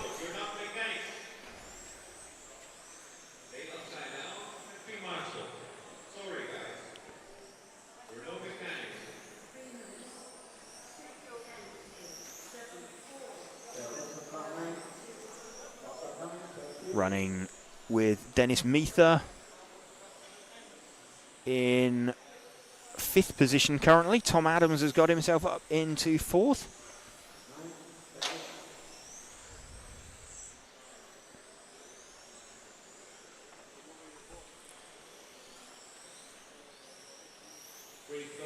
Let's see who else is looking quick out there. The 7 car is running in 3rd position at the moment.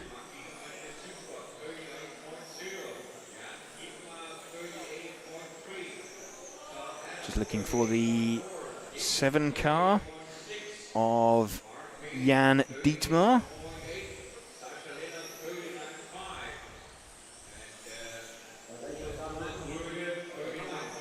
So the 7 car, I think he's the all-white coloured car, out on the main straight now. In the middle of the 2 cars. That is indeed the 7 car. So this is Jan Dietmar running in 3rd position currently. Mark Dieterman has retired, so he's definitely not going any faster.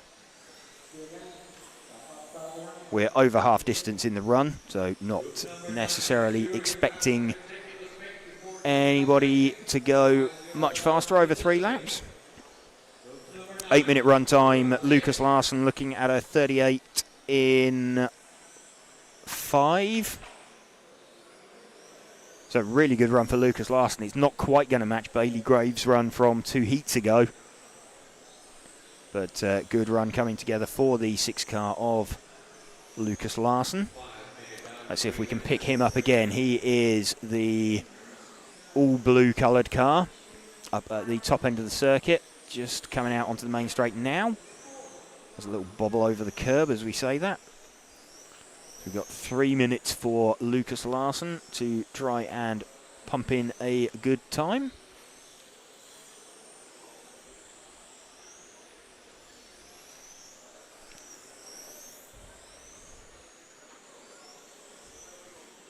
He's already done a good time over 3 consecutive laps, 37.893. His fastest lap time is 12.490. In fact, it's only 1/1000th quicker than Mark Dieterman managed with a 12.491. But crucially, Lucas, who we're running with at the moment, managed to do 3 fast laps consecutively. to give himself about a tenth and a half over Mark Dieterman over 3 laps. So last 2 minutes now for the drivers. This is the unknown territory for them that they haven't been into yet. Doesn't really matter at this stage, but it's nice to know that you're quick over 8 minutes.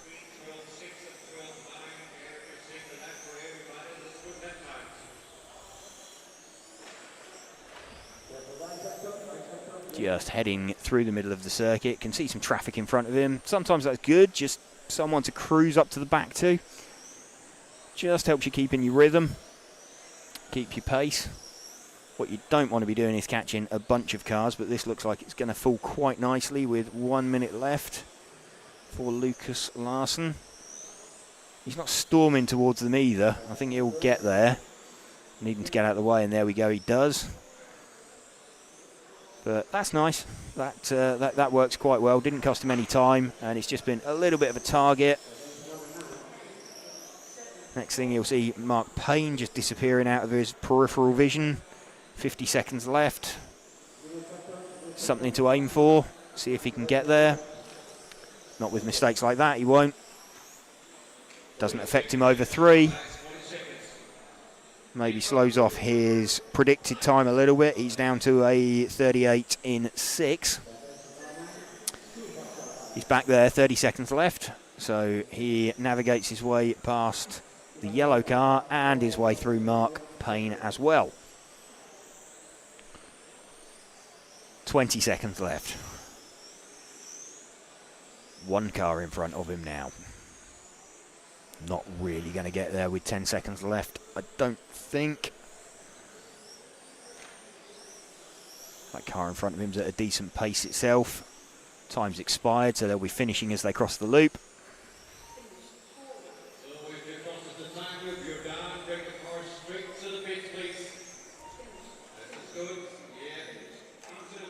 That's a win there for Lucas Larsson. Taking that heat with 3 decent consecutive laps.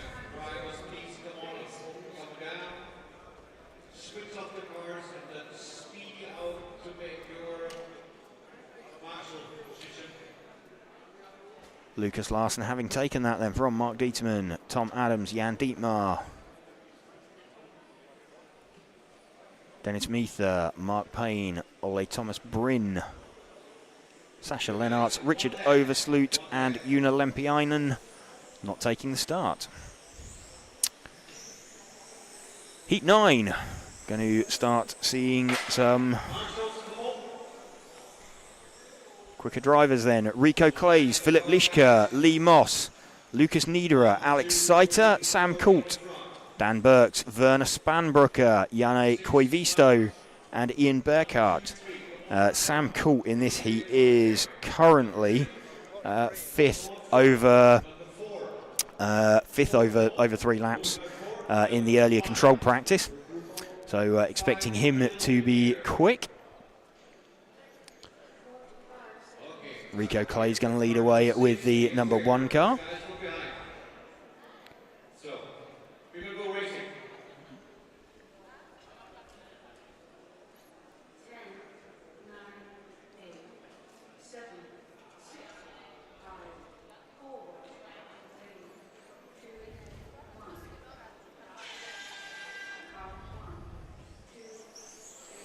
Rico Clays leads away from Philip Lischka.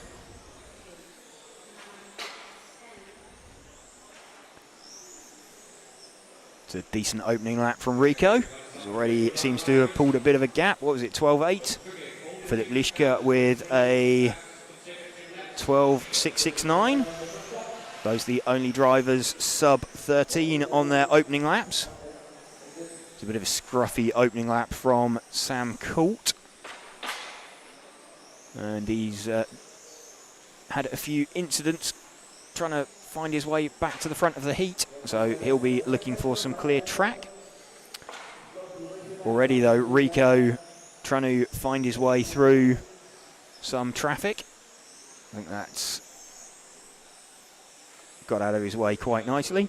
Ian Beckhardt with the 10 car, currently the quickest out there.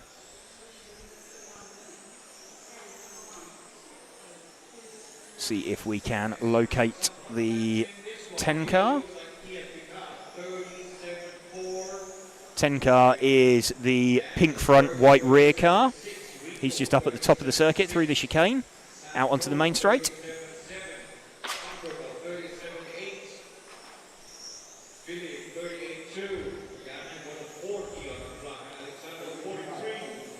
So a bunch of drivers going fast now. Sam Coult to the top with a 36.7 over 3 laps. Ian Burkhardt, who we're running with, demoted to third position.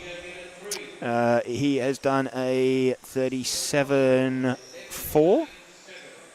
Then we got Dan Burks with 37.6. Let's see if we can find Sam Coult. He is the white, or predominantly white, with an orange carrot top on his car. He is down the main straight now.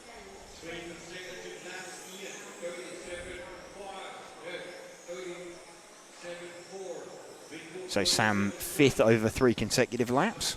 He's currently predicting a 39.804, so nearly a lap up on Bailey's time earlier. We are, what are we, 2 heats from the, so we've got another 2 heats after this one.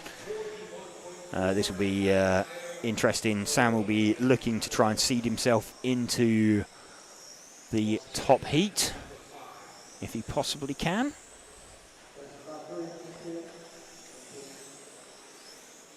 Car looking good, car looking decent.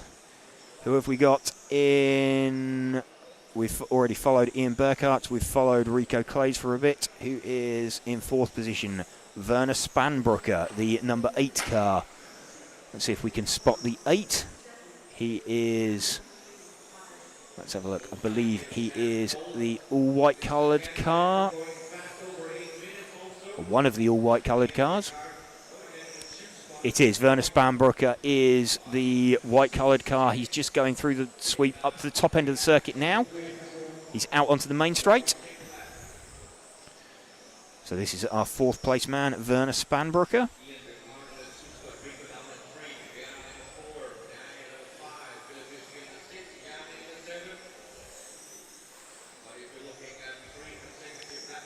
He's just trying to close in on that car in front of him. Sometimes good to have a bit of a target in front of you, like we explained earlier. Just someone to home in on the back of. And your next target, pick them off one by one. You don't want to be catching a pack of them, but you can just get into them. Just start creeping forwards. Sam Coult down to a 36.5 over 3 consecutive. Predicting for a 39 in 3. Ian Beckhardt with a 39 in 7 predicted. Rico Clays 39 in 9. Let's see if we can pick up Dan Burks for a bit. His is the green and gold coloured car. He's just coming off the end of the main straight now. Looks a bit like a pack of Haribo. Up the top end of the circuit and out onto the main straight. Down the main straight now. This is Dan's car. A little bit much curb there for Dan. Just pops the car up in the air, but looks nice and stable. Looks a little bit flat maybe off of some of the corners, so might want to consider either gearing down to get a bit more drive, or if that's a little bit too much, then maybe just drop the drive frequency on the speed controller a little bit to just to give him a bit more lift off of some of the corners. Cost him a few revs at the end of the straight, but a little tweak on that might help him.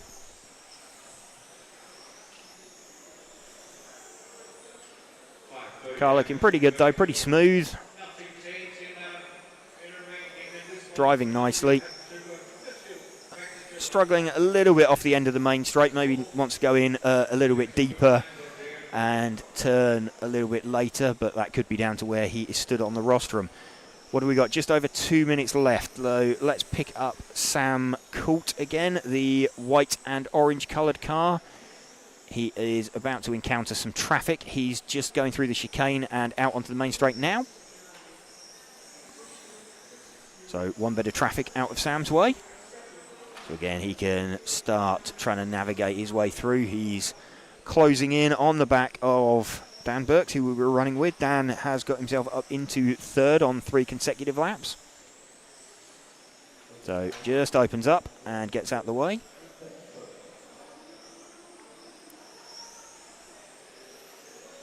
A little bit of a slide on the front of Sam's car there.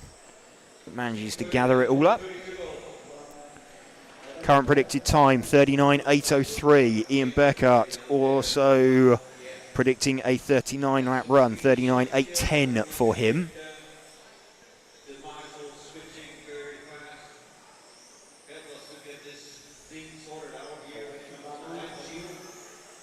So Sam still pressing on, just wanting to find out if he starts running out of traction towards the end of the run.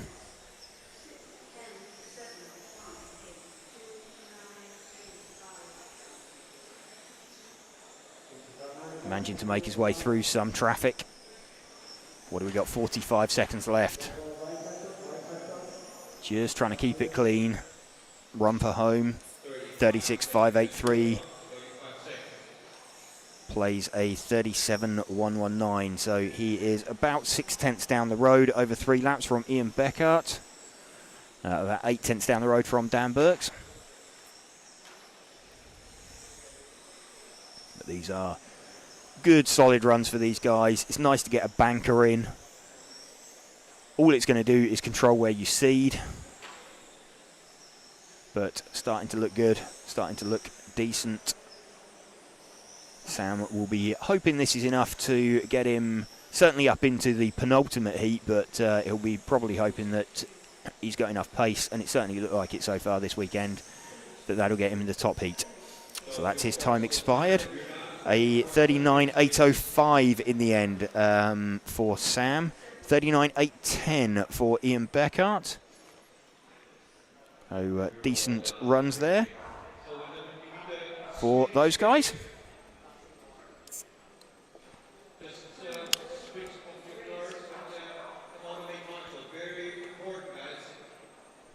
Drivers just coming off after that heat. So Sam Coult's taken that from Ian Beckert, Dan Burks and Rico Clays. Welcome to you if you are just joining us here on our live coverage on RCTV of the EFRA 112th European Championships from Zwevegem in Belgium. We'd like to thank our event sponsors, Hobbywing, Tony Sport, Automatics, Montec, Schumacher, Zen Racing and Orlowski Racing Line for helping us to bring you this coverage.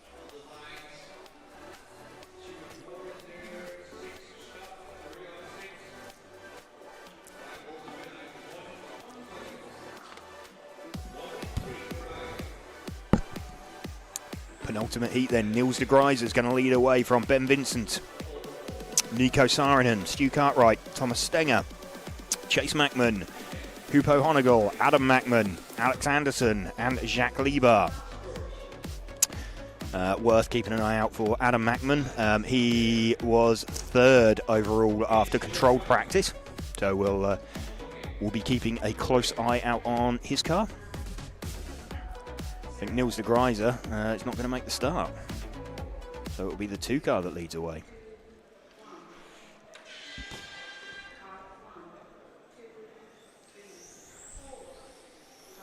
Also missing Nico Saarinen, so Ben Vincent has led us off from Stu Cartwright.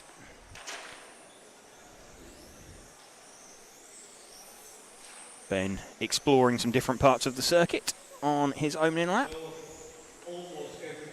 Seeing what the traction's like out there.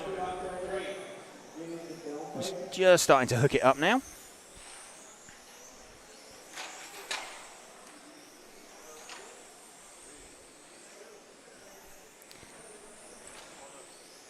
So Ben is giving Stu Cartwright a nice tow around just as they come across to complete 3 laps.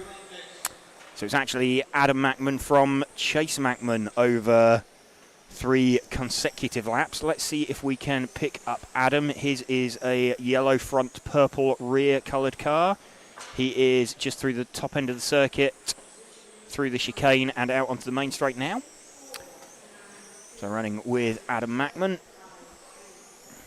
Quite happy with his car after practice. Said it was a little bit difficult to drive at the very start of the run, so he's just made a few changes to try and calm down the worst excesses of that. But 36.5 over 3.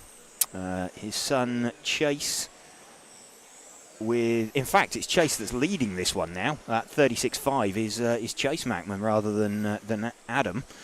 They're both appearing as the same on the timing screen, but the 6 car is Chase, and this is Adam chasing Chase.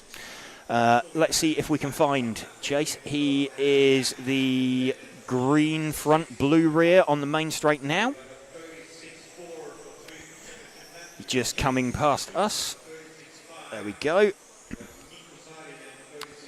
So this is the car of Chase Mackman that we're running with.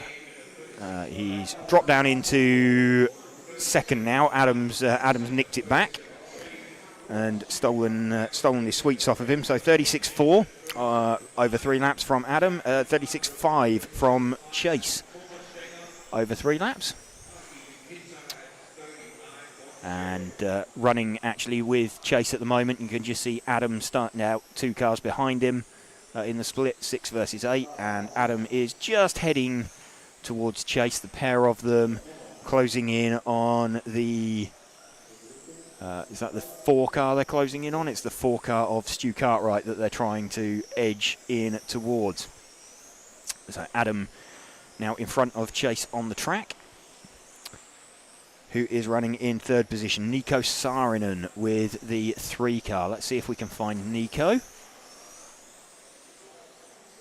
Didn't see the 3 car at the start, so he has joined in late on. Just looking for the 3 car.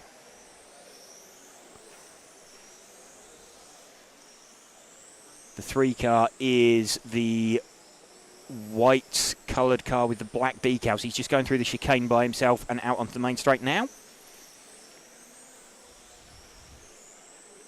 This is Nico Saarinen that we're running with. So he's trying to close in on the car in front of him, which is the 1 car of Niels de Gruyter. So we had 2 cars starting this run late by the looks of it.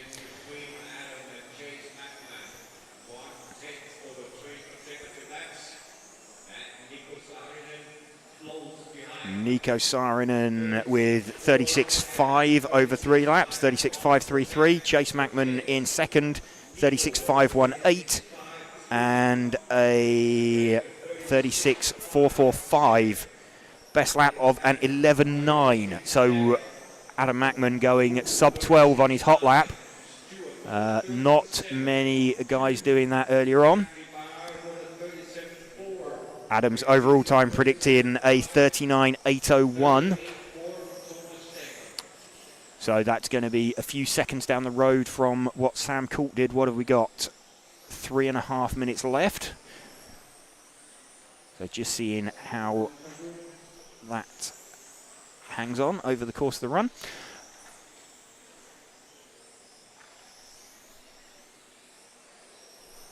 Who haven't we seen yet? Jacques Libar, the orange-coloured car, just going through the chicane out onto the main straight now. He is the 10 car.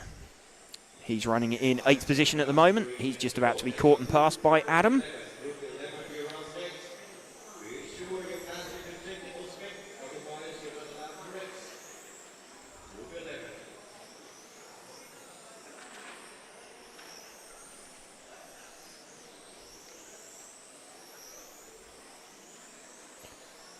So what have we got? 2 minutes 40 left in the run. In fact, Adam's just flicked over to a predicted 40.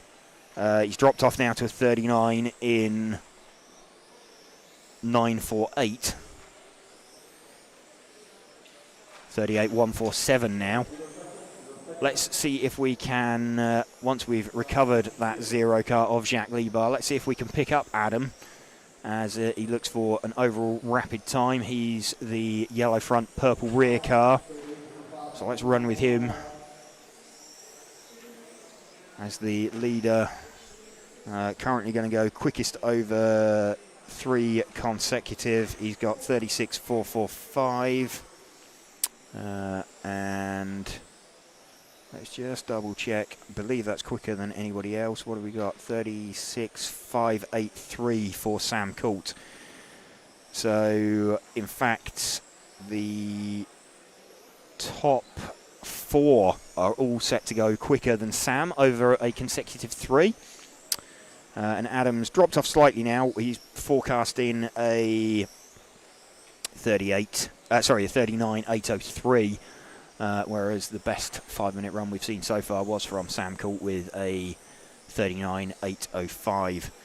Chase Mackman looks like he has retired from the run, so he's definitely not going any faster. So really good run coming together into the final minute now for Adam. Just wants to bring this one home, catching. He's down to a 39.801 again on his predicted.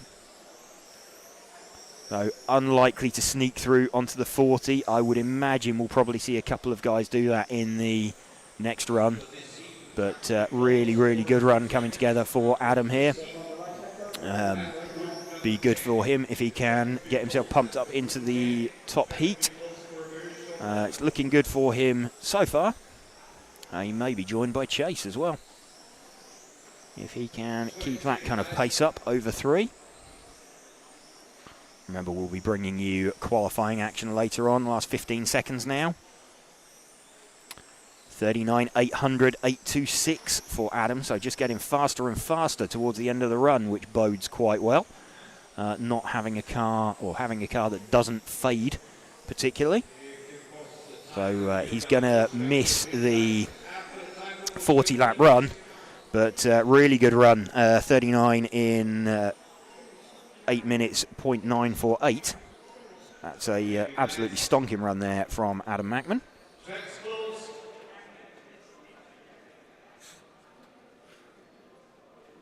So really, really good run come together for Adam there.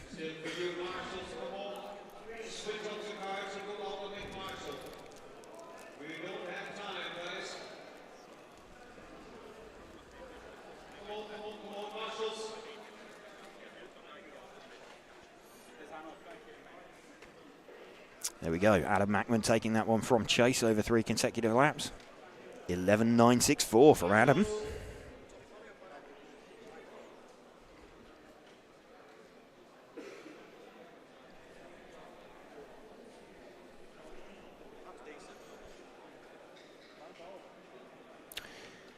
Top heat of Spec going out for control practice. So welcome to you just joining us here for this live coverage.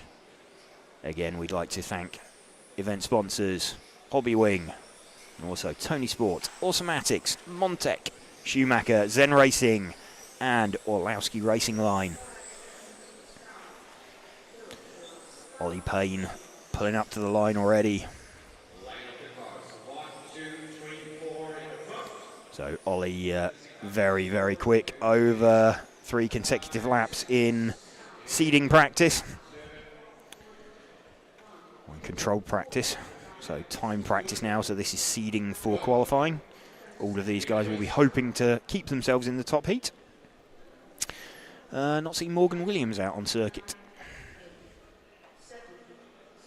So we're missing car number 5. No, he's out there.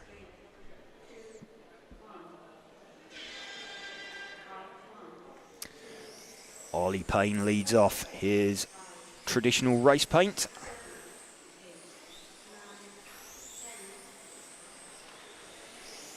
White front, black centre, pink rear.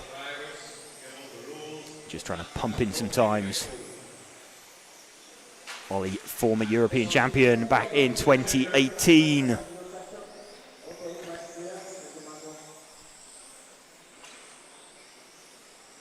He's already trying to pump down some laps. Going very nicely for Ollie so far.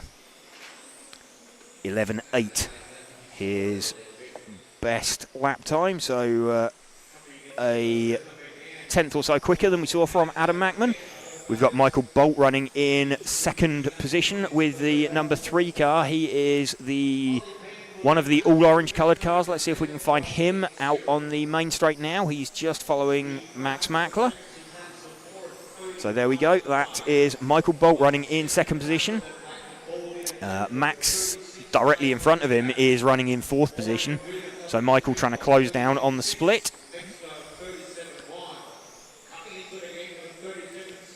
So Ollie Payne from Michael Bolt, Morgan Williams in 3rd position from Max Mackler, Andreas Bryn, Finley Whitelock, Ollie Bultink, Christian Gear, Marcus Andreasen and Adam Isay.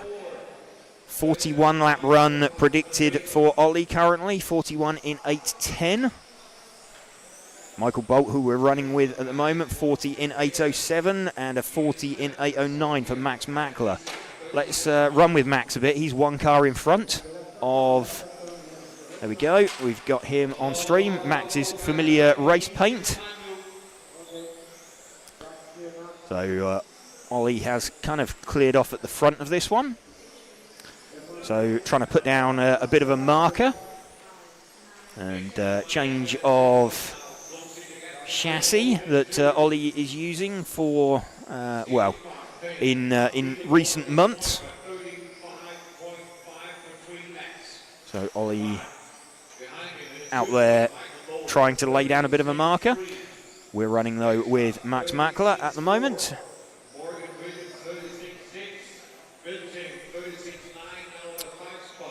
Ollie Boltink's got himself up into 5th position at the moment, over 3. Let's have a look at Morgan Williams, though, with the 5 car. Let's see if we can spot him. His is an all-white coloured car. It's just come past us now. Oh, let's have a look. Up at the top end of the circuit. There we go. This is Morgan that we're running with. So Ollie Payne from Ollie Boltink has popped up into 2nd position now over 3 laps. And in fact, he's done an 11.9, as has Max as well. Morgan, who we're running with, is a 12.0. Let's see if we can find Ollie Boltink. He is the number 10 car. I think that was I think he's running an all-white coloured car as well. That is the all-white coloured car with the chrome decals on. He's just up at the top end of the circuit now. There we go. And heads off down the main straight. So Ollie's car getting quicker and quicker as the run goes on. Ollie Boltink, that is. Ollie Payne was already at the front. So it's Ollie Payne from Ollie Boltink, Michael Bolt, Adam Isay, Max Mackler, Morgan Williams, Finley Whitelock, Andreas Bryn, Christian Gear and Marcus Andreasen. 40 in 8.03 predicted for this run.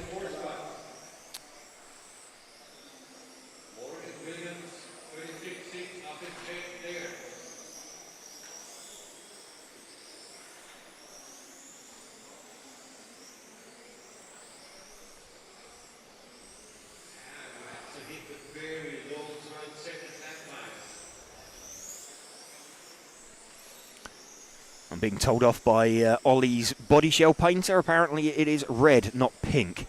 What have we got? 3 minutes left. Let's see if we can pick him up again, because he is on a good run. He is the white front, black centre, red rear. Just heading up to the top end of the circuit through the chicane and onto the main straight now. So it should be, there we go. That is Ollie Payne's car. 1 car back. There we go. That is Ollie Payne's car. So 3 minutes left, 48.02. He's just going to sneak across Ollie Boltink, 39 in 800.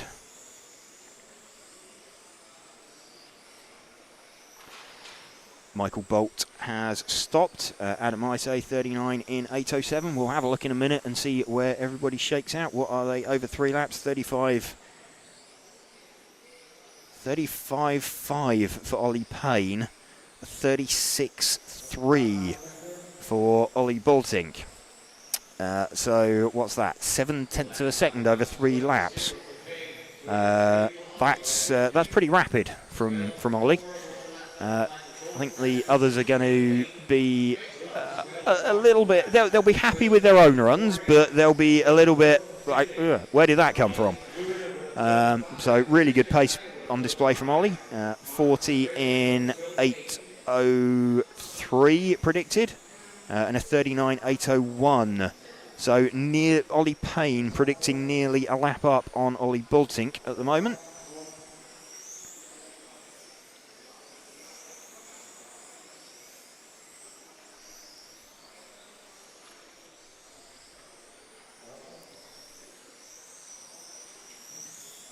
So running with Ollie as he runs for home, 1.5 minutes left. He's got a handy margin in his pocket at the moment.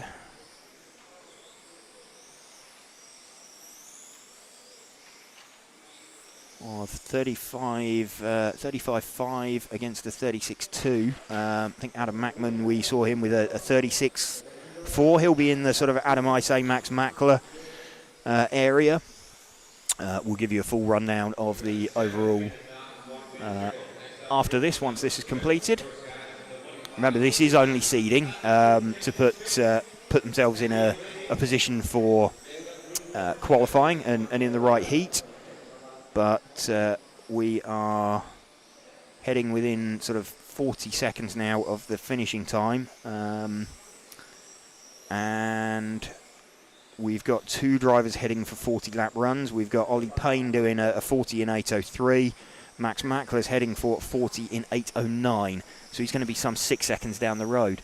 Actually, that's not... I mean, Max then isn't massively fast over 3 laps. But if he's 6 seconds off... Okay, yeah, it's half a lap. It's still quite a lot, but it's not over a complete run. It's not completely unachievable to put up some kind of fight. Max, obviously hugely experienced, as is Ollie. Ollie, former European champion. Max, former European champion, not in this class, in the stock class. Of touring car. Max, though, obviously a world champion, winning the Spec class in Florida in 2023.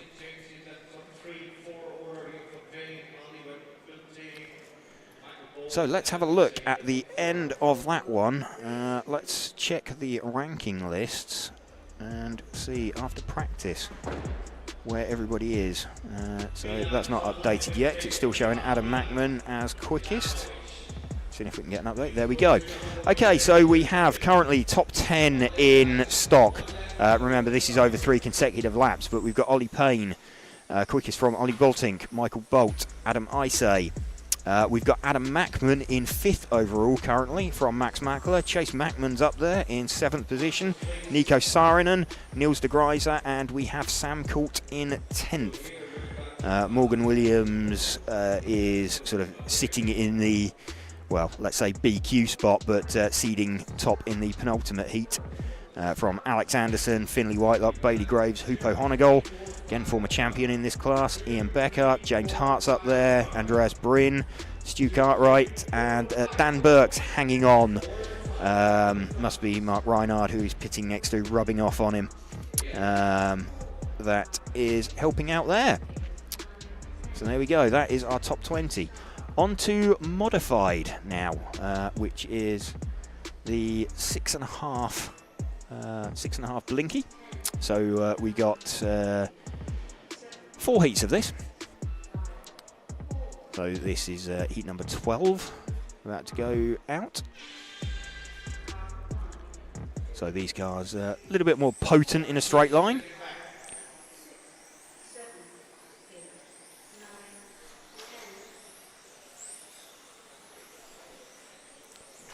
Mario Neri has, in fact, no, Mario Neri didn't make the start. So Tobias Sutrick we are running with.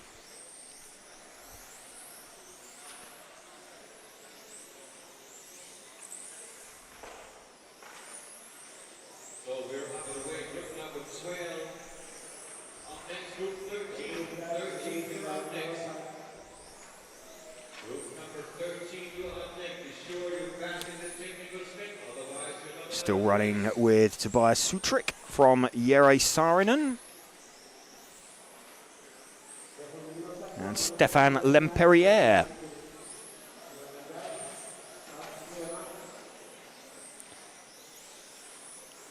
fact, Stefan's got himself up into second position with the number 4 car.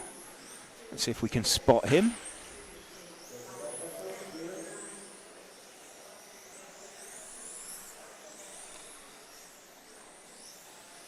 I think the 4 car might be the orange coloured car, just up at the top end of the circuit. Let's run with him anyway. We'll confirm what car he is as he crosses the loop. He crossed the loop with somebody else. I think that might be Oyvind Studsal actually, but we can run with him for a little bit.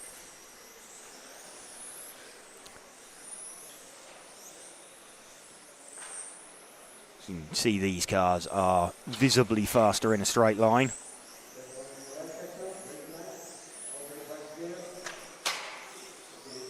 And we seem to have lost a spur gear there, so a little bit of a barrier tap, and that's your run done. Tobias Sutrik still comfortably away at the front. Let's see who we have picked up now. We are on the number 9 car, I think. Was that 9 or 10? That's Boyd's car, I believe, that we're running with. Boyd Chawaki. It is the 10 car indeed of Boyd.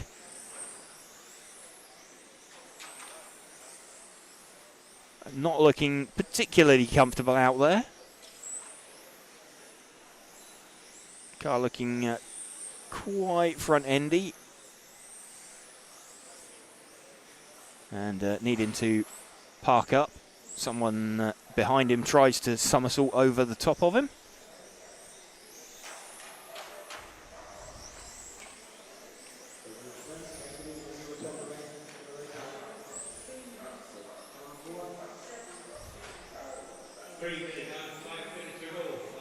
Oscar Fjeld's got himself up into second with the 7 car. Let's see if we can spot the 7.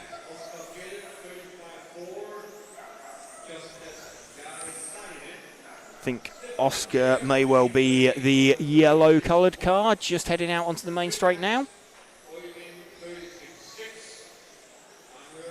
That is indeed the 7 car of Oscar Fjeld.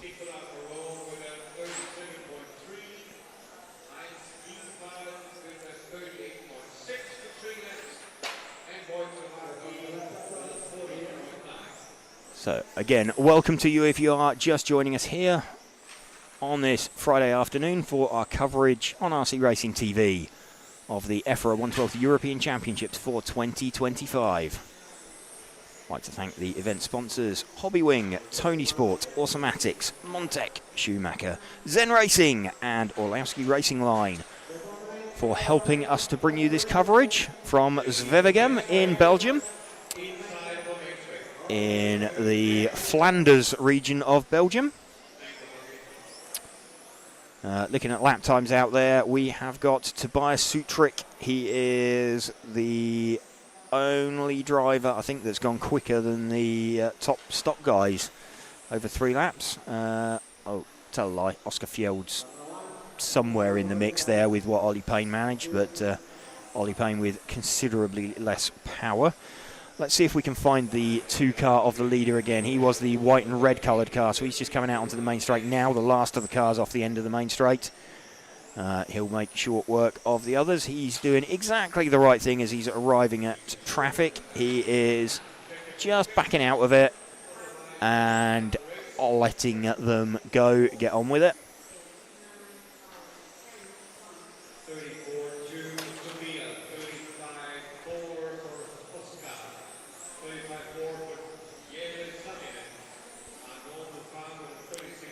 One more bit of traffic, that gets out of his way quite nicely, so now he can charge on. Potentially with these cars, they have the option, or they have the ability to do quick laps later in the run. They're not so dependent on voltage. to get their time in and to pump their time in.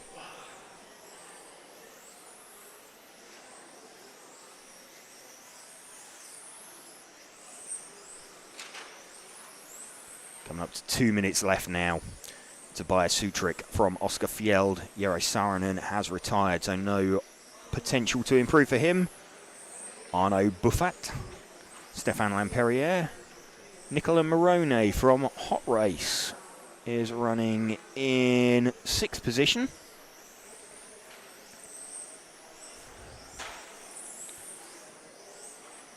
So Nicola really here in a supporting capacity, but opportunity presented itself for him to race.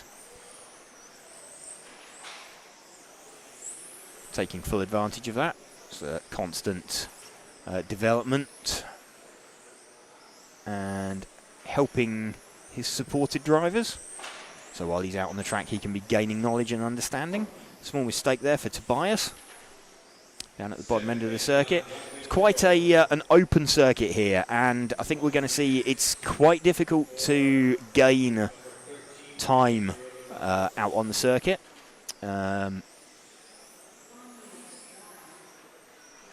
Find places to gain time. It's quite easy to drive, but it will be quite hard to drive fast and consistent. So 8-minute runs are going to prove to be pretty important later on.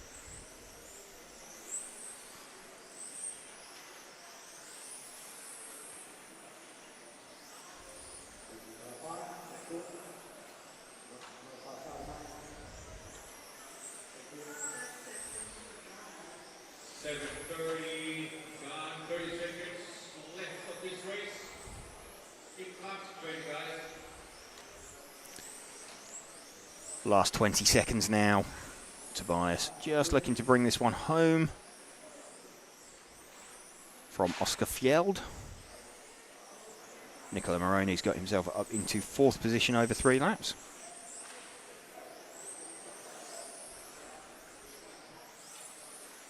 If you're across the track with your guy, guys, go straight to the pit after you cross the track. So timing's just coming to an end. Cars finishing up. So it's a 40-lap run there for Tobias.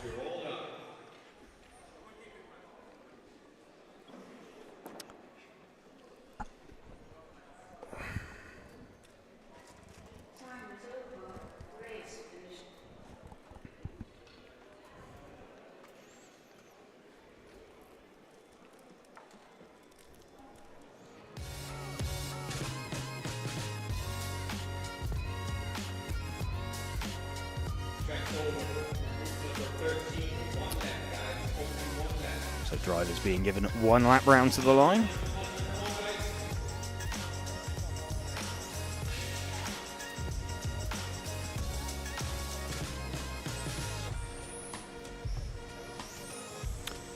George Verger, Janne Koivisto, Joona Lempiainen, Teemu Saarinen, Riccardo Ferretti, Marcello Galli, Andreas Brin, Mikael Brandt and Marco Mazzini.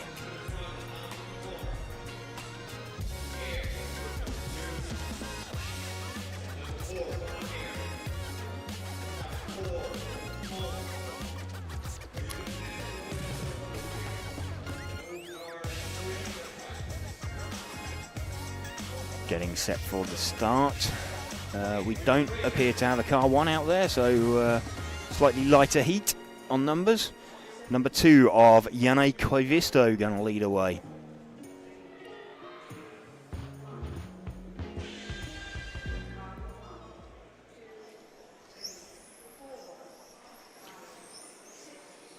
So a bit of a gap out front already because we were missing cars 1 and 3.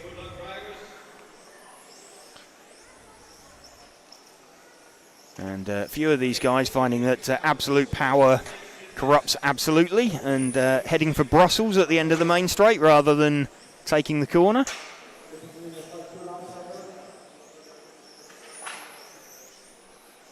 And potentially a few spur gears out there sounding like they're putting up a bit of a protest to the torque that's being pushed through them But everybody continuing to circulate after a fashion.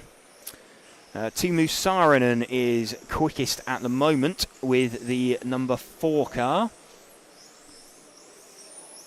I believe him to be the white and blue coloured car. No, that's the 5 car. Just looking for the...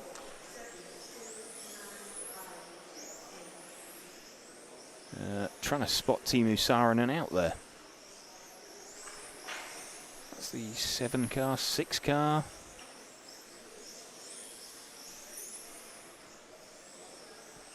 Okay, so Andreas Bryn with the 7 car, currently the quickest. He is the white and red coloured car by himself up at the top end of the circuit on the main straight now. So this Andreas Bryn, Norwegian driver, currently fastest in this heat, predicting a 41 lap run. Over 3 laps, he has done a 34.6, playing a 36.9. So he is 2.3 seconds faster than anybody else, although his car just off the track. What's his dad doing? He's just got a driver in the side of the car. Being taken away. Who have we picked up now? The blue coloured car out on the main straight now. Let's have a look. That was the 5 car, I think, of Riccardo Ferretti. Let's get a bit of a better idea as he comes out onto the main straight. Should be by himself as he crosses the loop. That was Riccardo Ferretti, or it is Riccardo Ferretti. So let's run with him. Andreas Bryn has rejoined the circuit. He's just gone past this car that we're following.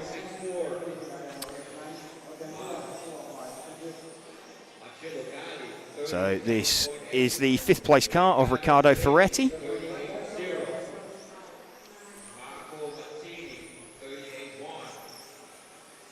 Andreas Bryn leading this one from Teemu Saarinen. Teemu Saarinen with the number 4 car. Let's see if we can pick up Teemu Saarinen. He is the white and red coloured car, but it's more of a fluoro red. It's just gone past us. It's kind of an orangey pinky. 1 car back. There we go. Down the main straight now. This the 2nd position car. This car actually, it looks pretty good. Teemu Saarinen's car. A very experienced driver is Teemu, and his son's also going pretty rapidly out there.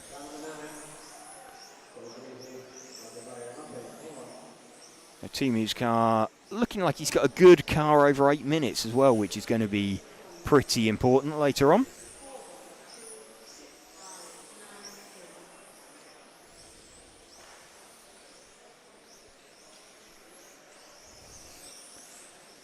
Just trying to run round behind Andreas Bryn, who is 1 car in front of him. What have we got? We're just over half distance into this run.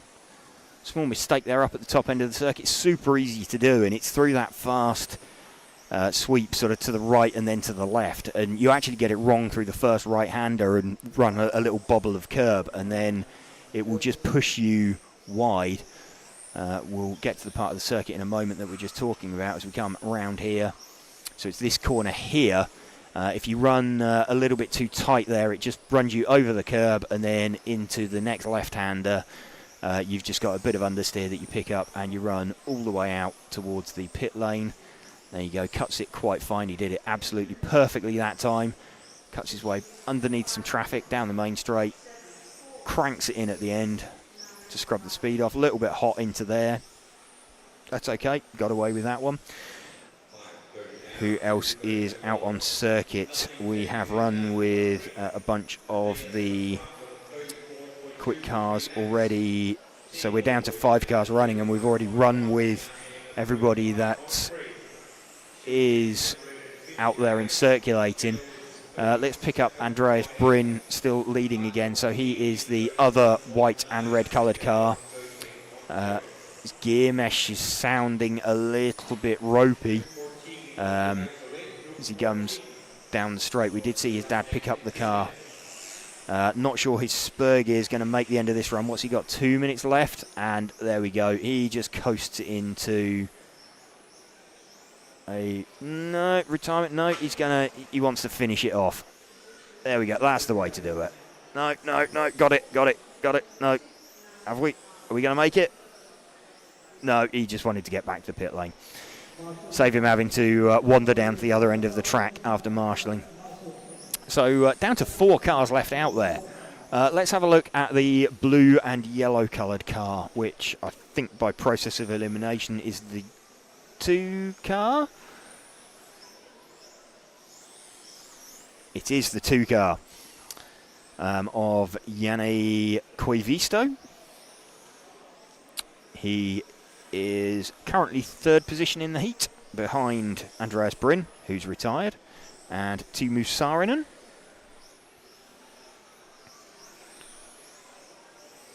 So just the 4 cars left circulating. Quite attritional. Doesn't really matter over 3 consecutive laps, but always nice to get that, get a run in your head so you know how quick you are over 8 minutes.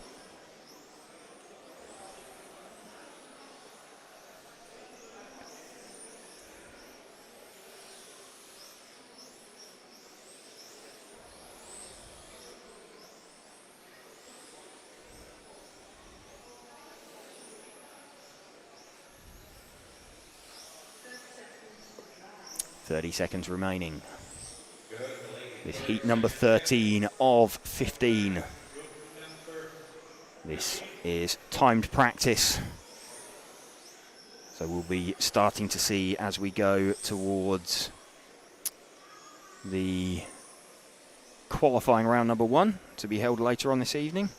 That'll be when we start getting some decent times come in.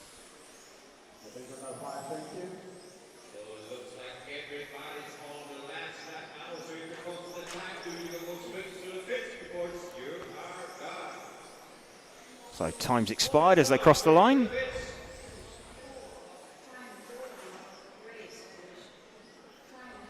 Andreas Bryn from Timo Saarinen and Janne Koivisto.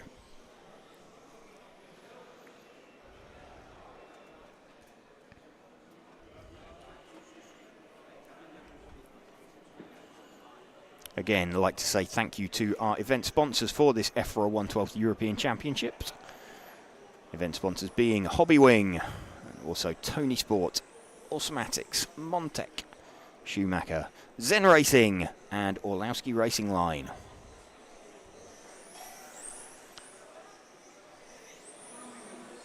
Penultimate heat of modified. Rene Doctor going to lead away from Rene Jan, Nico Saarinen, Hupo Honegol, Finley Whitelock, Marco Maguni, Jacques Lieber, Alex Anderson, and Matthias Nedrabo.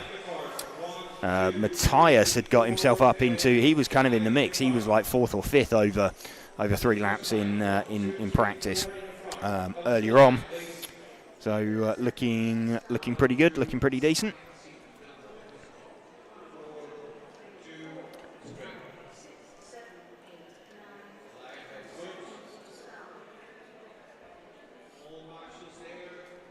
Rene Doctor going to lead away with the 1 car, yellow front, white rear.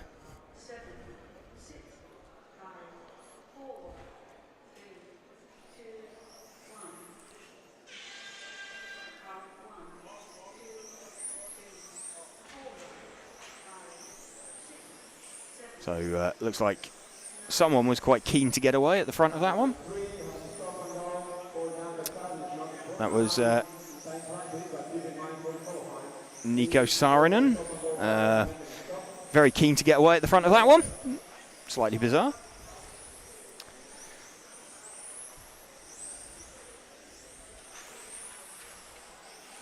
Rene Doctor. Comfortable opening laps.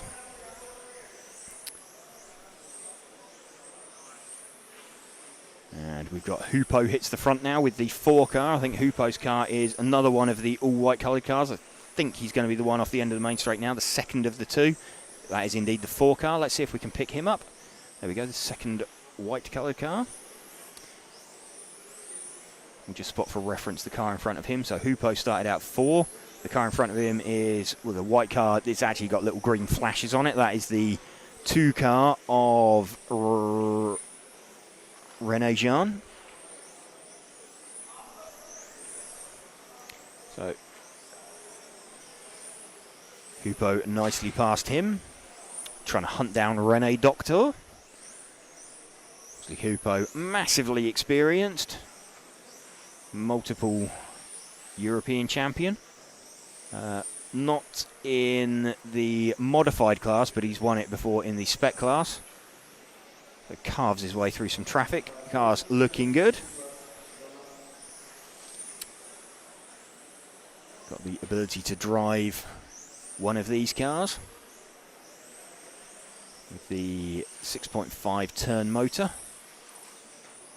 Blinky speed controller. Blinky setting on the speed controller. So what that is, that's a predefined setting. That means it has 0 additional timing.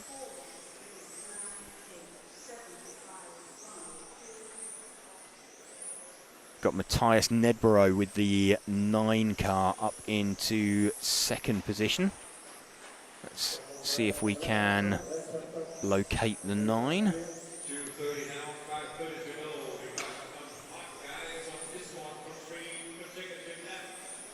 So Matthias has just come through. I think he is the orange coloured car, like the lighter orange coloured car, just entering the main straight now.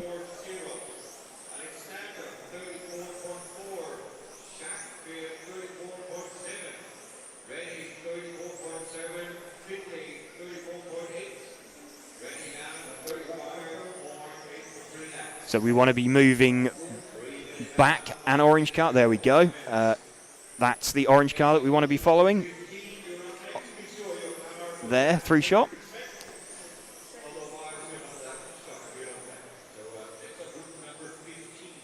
And in fact moves himself to the front now from Nico Saarinen.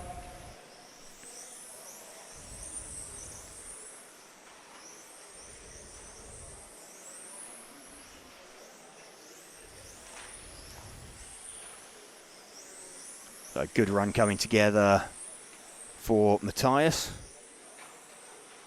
And Nico Saarinen's got himself to the front with the 3 car. We know where he is because he was the car that managed to jump the start earlier. It's not going to affect him over 3. He is car 3. Let's see if we can pick up Nico. He is the white coloured car just entering the main straight now, down the main straight, off the end of the main straight, and past race control. Got him in the middle of the screen. In fact, it's flowing backwards and forwards between him and Matthias Nedrebo. Over 3 laps, it's a 33.5 versus a 33.6. So not a huge difference between them.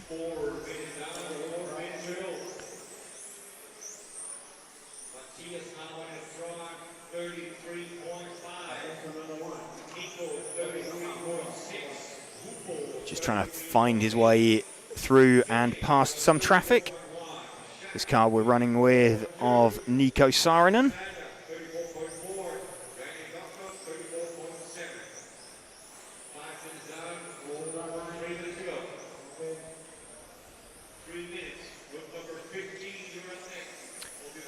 Group 15 coming next, Heat 15, the top heat of modified. We'll be looking for some of these guys to pop themselves up into the top heat. We've got the number 9 car of Matthias Nedrebo leading this one, Norwegian driver at the moment.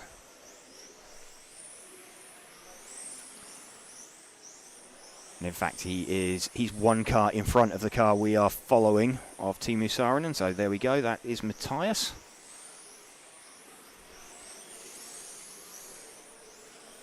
This will be quite interesting actually, because it has kind of over 3 laps, these two have been trading times all the way through. And they've managed to end up not a million miles apart on track, about the length of the main straight separating them. 6 minutes down, 2 minutes to go. So fastest laps not necessarily likely to improve for these guys. It's still possible with the modified class. It's less likely to happen in the Spec class.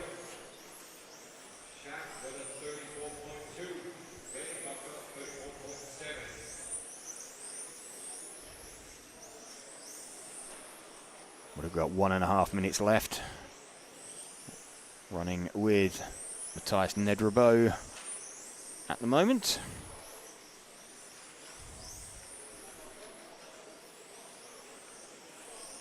He had pulled a bit of a gap over Nico Saarinen, though Nico was starting to edge that back.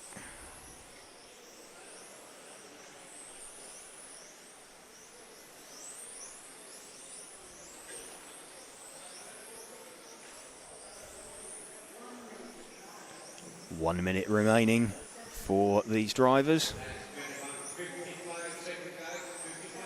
Just a little slide from the rear.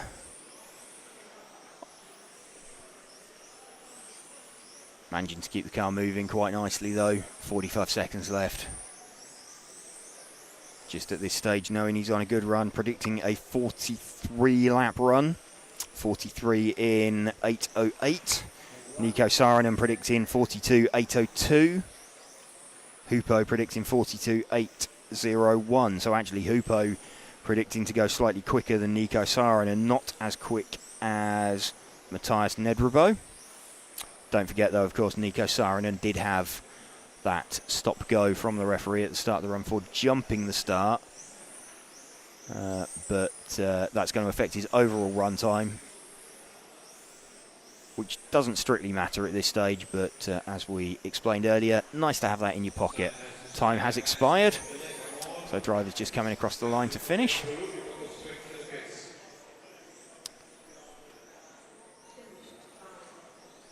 So there we go, heat number 14. Done and out of the way.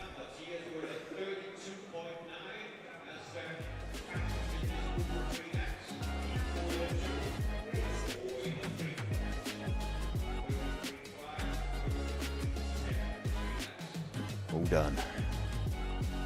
All set then for the top heat. This is what we've been waiting for. Top heat set to go.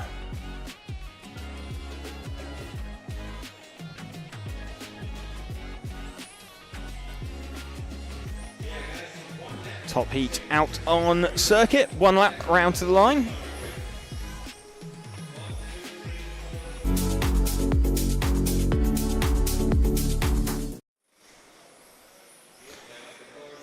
Mikael Olowski going to lead away from Mark Reinhard, Alex Hagberg, Ollie Payne, Thomas Liptak, Martin Huddy, Marcus Mobers, Marcus Andreasen, Lucas Larsson and Adam Isay.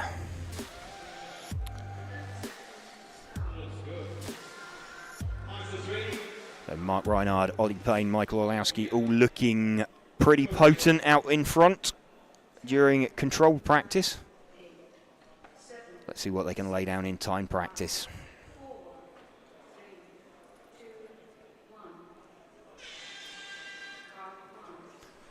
Michael Olowski leads away from Mark Reinhard. Alex Hagberg, Ollie Payne. Let's run with Michael Olowski, defending champion from Sicily last year. Also current world champion in this class. Mark Reinhard, the person he took the world title from. These two been fighting it out around the world for many, many years. Just starting to carve their way through some traffic. Reinhard to the top, over 3 from Ollie Payne. Michael Olowski, who we're running with, in 3rd position. Let's shift our focus back to Mark Reinhard, one car. There we go. Mark Reinhard running race paint. Trying to close in on the back. Ollie Payne looking like he's got some pace as well. Ollie Payne to the front now by a tenth of a second or so. Ollie obviously taking confidence in the pace that he's shown in stock.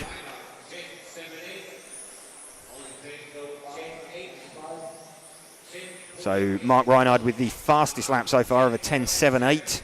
Ollie Payne with a 10.81. So if Mark can pump in 3 consecutive laps, he will be away, but he's trying to chase down Michael Orlowski. Mark has got himself back to the front by about a tenth from Ollie Payne as he tries to close in on the split from Michael Orlowski for a complete run as well. He'll be keeping an eye on that. Let's see if we can move back and find Ollie Payne. He is running his white, black and red, Gav, body shell, and a small mistake there from Ollie in the chicane up, or he's heading up for the chicane at the top of the track. There is Ollie. We've got him. He's just gotten out of the way, so his flight, just as we pick him up, his run is done. Who have we got then? Alex Hagberg. He's running race paint. His is the white and green coloured car with the Swedish flag on the roof. There we go. We've picked Alex Hagberg up, running in 4th position. Ollie is circulating again, but doesn't look particularly comfortable.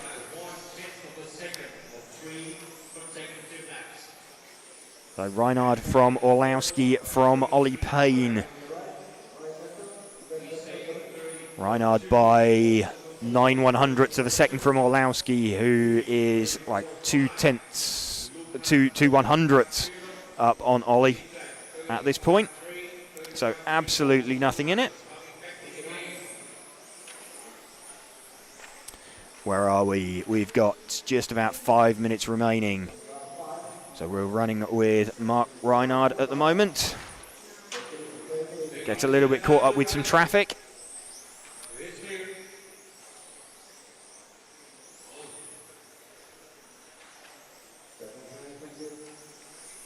So this is Reinhard from Orlowski. Expecting we may well be seeing some battles like this come Sunday. So Orlowski is in second on the timing screen, best lap of a 10.806. Mark is leading on the timing screen, best lap of a 10.718. Mark quicker over 3 consecutive laps as well by 9/100ths of a second. But these two world-class drivers going at it as they have done many, many times before. So this is over 3 consecutive laps, but this is they want this. They want the 8-minute time. 44 lap in 8:03 predicted for Mark Reinhard. 44 in 8:06 predicted for Orlowski. They're still charging around the circuit. Completely different rate to anybody else except Ollie Payne, who is, I'm just seeing, I think Ollie Payne has retired from the run.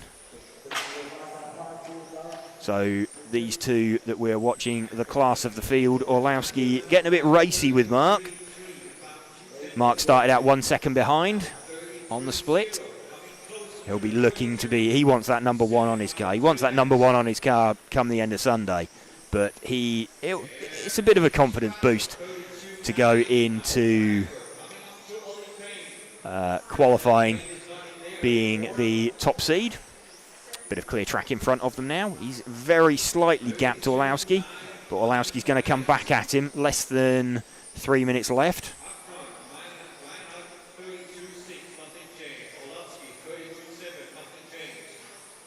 So these guys quite substantially faster than anybody else. Actually, Alex Hagberg's managed to string together 3 decent laps. He's got himself down into the 32s over 3 consecutive laps, 32.998. He's still 0.3 off of Michael Orlowski. and Mark Reinhardt. And in fact, Orlowski now hits the front with a 32.525. So let's shift our focus back to Michael Orlowski. So his best lap, 10.719 with a 10.786 from Mark. Mark, of course, though, is ahead on the run. And he's just opened up. So what have we got? We've got 2 minutes now for Michael to, if this was a qualifying run, we'd be saying we've got 2 minutes for Michael to pull the split. They started out 1 second apart with Michael in front. Mark's just opened up to let Michael through. Michael will be looking to get 1 second ahead. Doesn't really matter, but it does. It's nothing, but it's kind of everything to these guys. They'll want that. They'll want that little confidence boost. So Orlowski to the front now from Mark, and Orlowski predicting a 44 in 5. Reinhard a 44 in 6. Reinhard now predicting a 44 in 7.7. Orlowski in a 7.8. So this is just going to ebb and flow. I think we're seeing a bit of a preview of what's going to go on all weekend, really. 10.8 for both drivers that time round. I think some of the others would be comfortable with doing a 10.8. Oh, it's a bit sideways there for Orlowski. So Mark still running within the split on the 8-minute run. Orlowski at the top at the moment for seeding.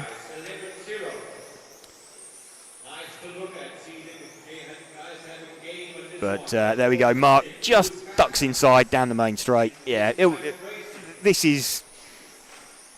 They're playing with each other. They're just having a bit of a... I don't know. They're posturing. They're setting each other up. But Mark from Michael, expect we'll be seeing some of this. Really looking forward to that for Sunday. Actually, if they can keep that up, that's really good. This looks like it could be an absolutely cracking set of modified finals if they can get somewhere near.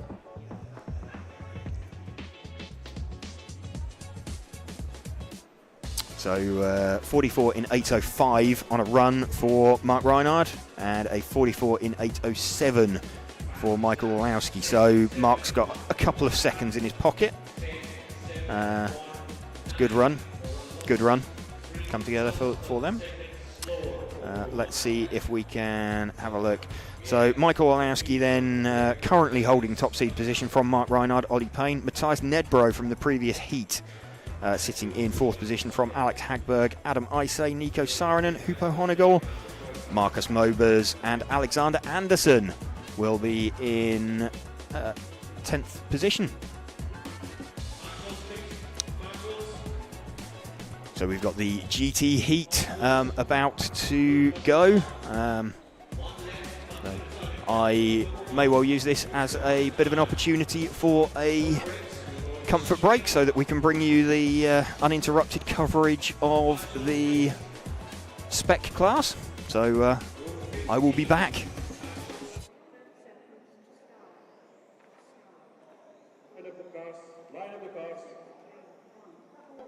Line up the cars. All cars to the starting grid. Starting order 9, 6, 3, 1 in the front. 9, 6, 3, 1 in the front.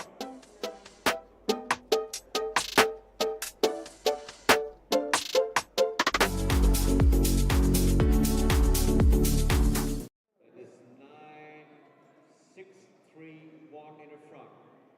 10, We go racing. 8, 7, 6, 5, 4, 3, 2, 1. Car 9, 6, 3, 1, 4, 7, 2, 5, 8.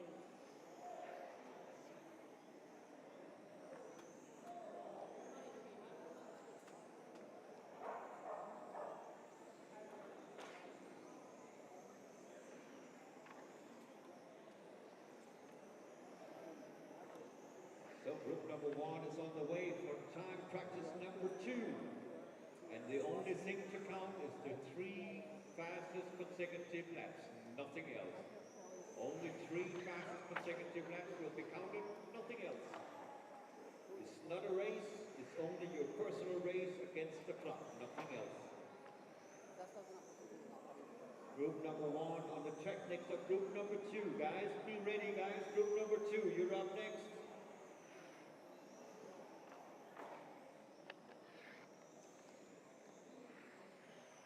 Positioning for 1 minute. 9, 4, 1, 7, 2, 3, 6.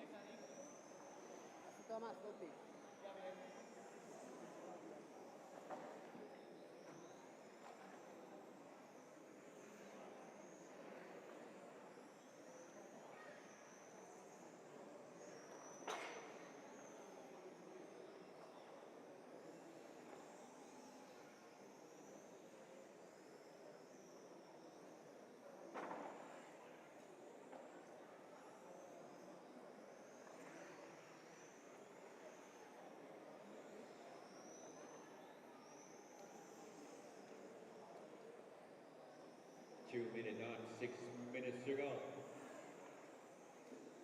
And we've got 3 fastest consecutive laps coming up now, so slowly. 42.3 for Chris. Carl with a 45.2. The Philip Glorio with a 46.8. Thomas with a 47.9. Philip Hoody with a 48.2 for 3 laps. And Dennis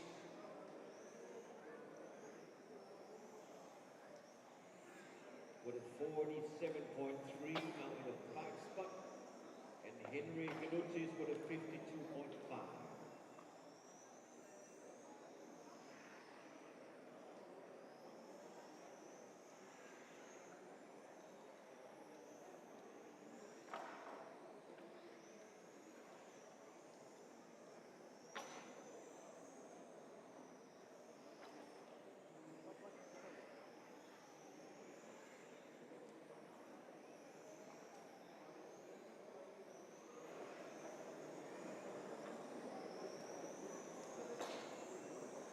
Positioning for 3 minutes.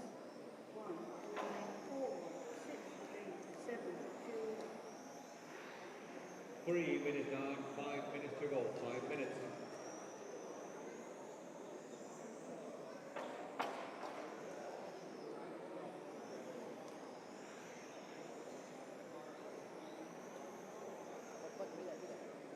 Philip Glory of lap number 1, 39.0 from 3 laps.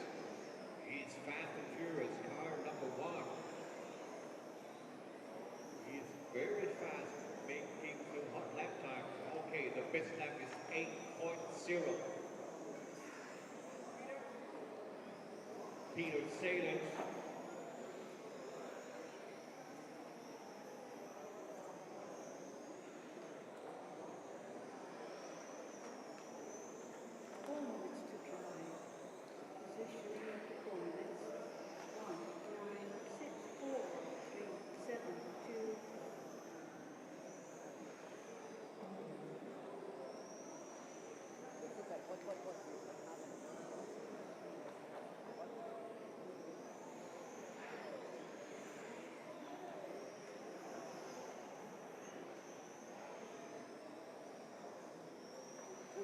With 4:30 down, 3:30 to go. We've got a small correction in this spot because the lap time by 8 seconds.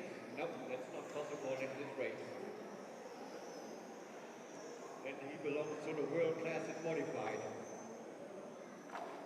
If he can take a GT car and get 8 seconds at this lap, yeah, respect.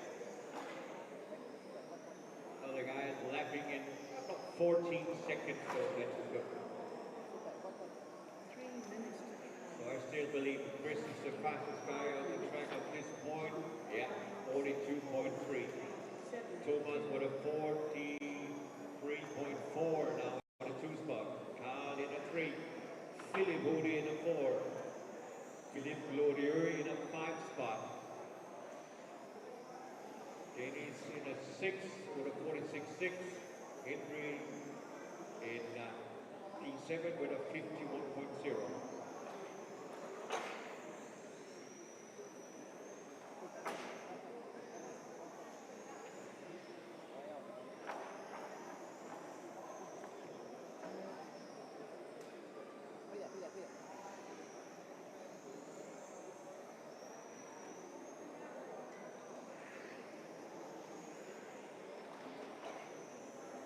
Six minutes on, 2 minutes to go. Next up, group number 2. Hope you guys have been up for technical specs because group number 2, you're up next.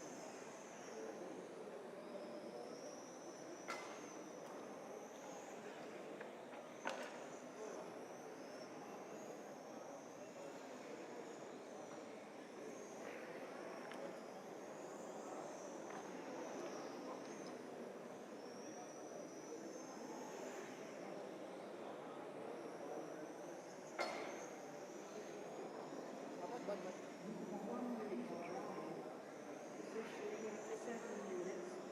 9, 6, 3, 4, 1, 7, 2.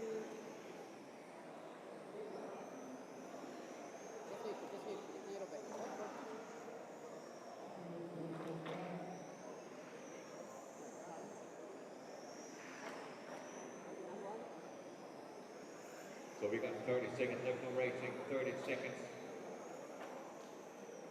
30 seconds to drive.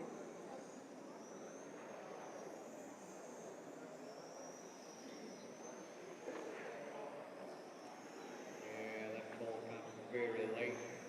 Another one, come on, Philip, thank you. Good.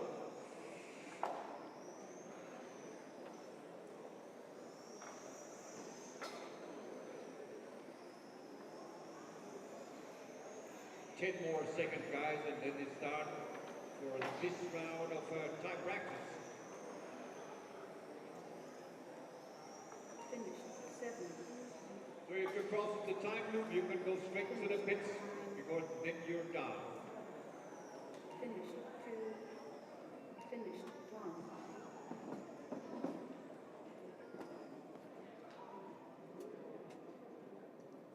Yep. Time is over. Race finished. Yeah.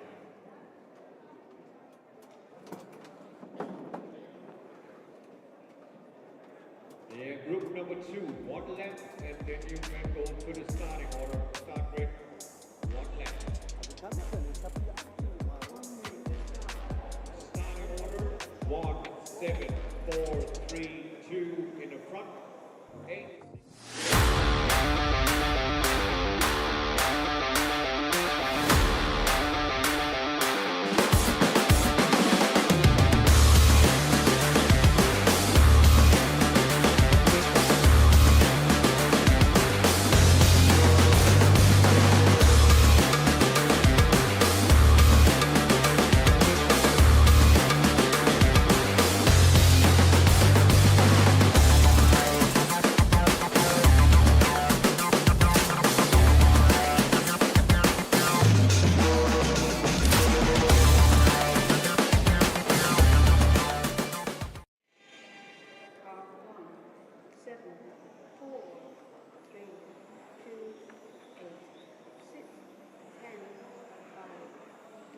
Everybody's on the way. Don't forget, only 3 fastest consecutive laps will count, nothing else. So don't race each other, only race the clock. 3 fastest consecutive laps will be counted, nothing else.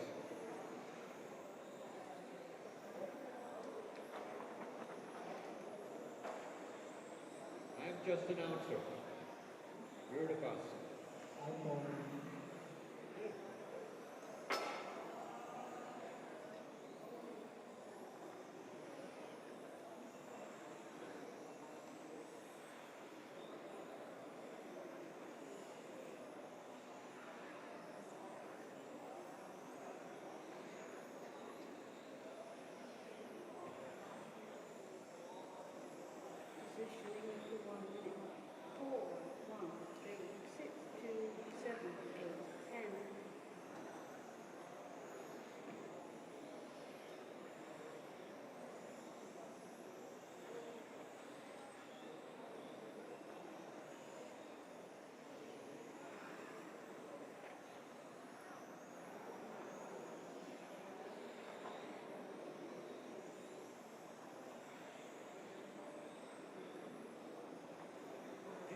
of the good work, guys. Keep it up. Very nice to look at.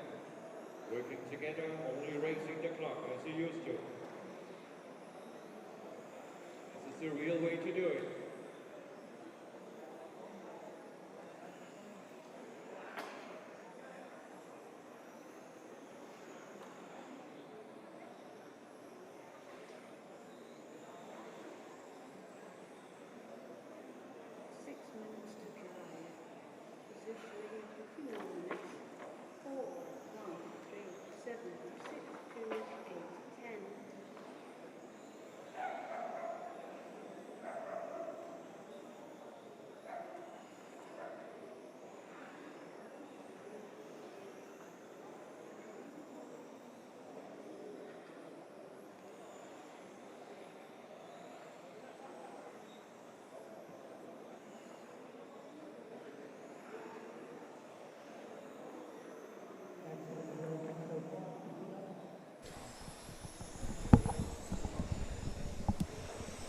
Hello.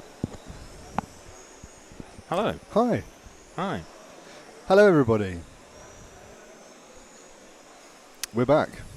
Well, we're coming back. We are back. We are here. Yeah. Yeah, we are here. Just while the GT cars are on the race, the timetable is quite extended for the day. Yes, it's it's rather ETS-like. It is. So we're going to have to take some opportunities to take a few breaks over the course of the day. Yeah, go for a stroll. Go for a bit of a stroll, a bit of a stretch. In the Belgian sunshine. Indeed. And yes, as the GT class is the one that is not an EFRA European Championship, then it will be it's the opportunity that we're taking. It's like an EFRA Cup. It's a support class. Absolutely. That's running. So we'll obviously keep the cameras on so that you can, the timing's running. You can see what's going on. Yeah. But at the moment, you can see it's only over 3 consecutive laps. Yeah. So this is. It's kind of a bit of the setup before the main event, but everybody's going to use this to seed themselves over 3 consecutive laps. Looks like Lewis Mobers is actually doing pretty well at the moment, looking to be top seed. Ah, is that a Marcus offspring? It is, yes. It is some of Marcus, one of Marcus' progeny. Progeny? Yeah, Prodigy. No, not prodigy. Not progeny. Not the prodigy, no. No. Oh, well, there you go. Indeed. I was wondering, these cars are obviously slightly more slow. They're not slow by any means, but they're not as insanely fast as the 12 scale we're watching. Well, that's a matter of opinion, depending on who who you speak to and who's driving them. But yes, these are these GT cars. They're underneath. They're very, very similar. Right. They are the same chassis. They have typically a harder tyre. The body shell doesn't provide quite as much downforce, so they've got a little bit less grip. And they run a 17.5 turn motor rather than the 13.5 turn of Spec and the 6.5 turn of Modified. So I was wondering if some of these drivers might be running a Hobbywing package and what it might be that they'd be running. Yes, I mean, the majority of drivers out there will have a Hobbywing speed controller in their car. Yeah. It's certainly the most popular speed controller out there on the market, with good reason. It's there's other good stuff out there, but it's very it works. It's easy to set up. It's easy to use. It's been designed to fit in a 12 scale car, so like even silly stuff like the wires exit in the right place so you can access the switch and everything. It's been made by someone who knows how it should go in a car. Yeah. Also very, very popular, the motor that they offer, the G4R motor. Certainly in the Spec class, I'd imagine that you'll see most of the quick guys running that motor. Obviously Sultan from Hobbywing is here this weekend, tuning motors as well for people, and Yeah. helping out with advice on setting up speed controllers, tuning motors, with the aid of the Tunalizer. Tunalizer from Hobbywing, which is it's a device that will let you help you to set up your motor. Help you tunalize. Yes, indeed. So yes, we can possibly have a chat with Sultan about it at some point over the weekend. Hear from the man himself. Yeah. Indeed. So yes, sounds like I'm opening Matt's eyes to some new products that you weren't quite aware. Absolutely, yeah. Existed. Yeah, no, it's. I can see the Tunalizer featuring on RCTV News. I think we could. In an area of like slightly strangely named products. Yes, we need to create a list of strangely named products, but strangely appealingly named products. Strange good, not strange bad. Yeah, there's some entertaining. There are some entertainingly named products out there within the RC world.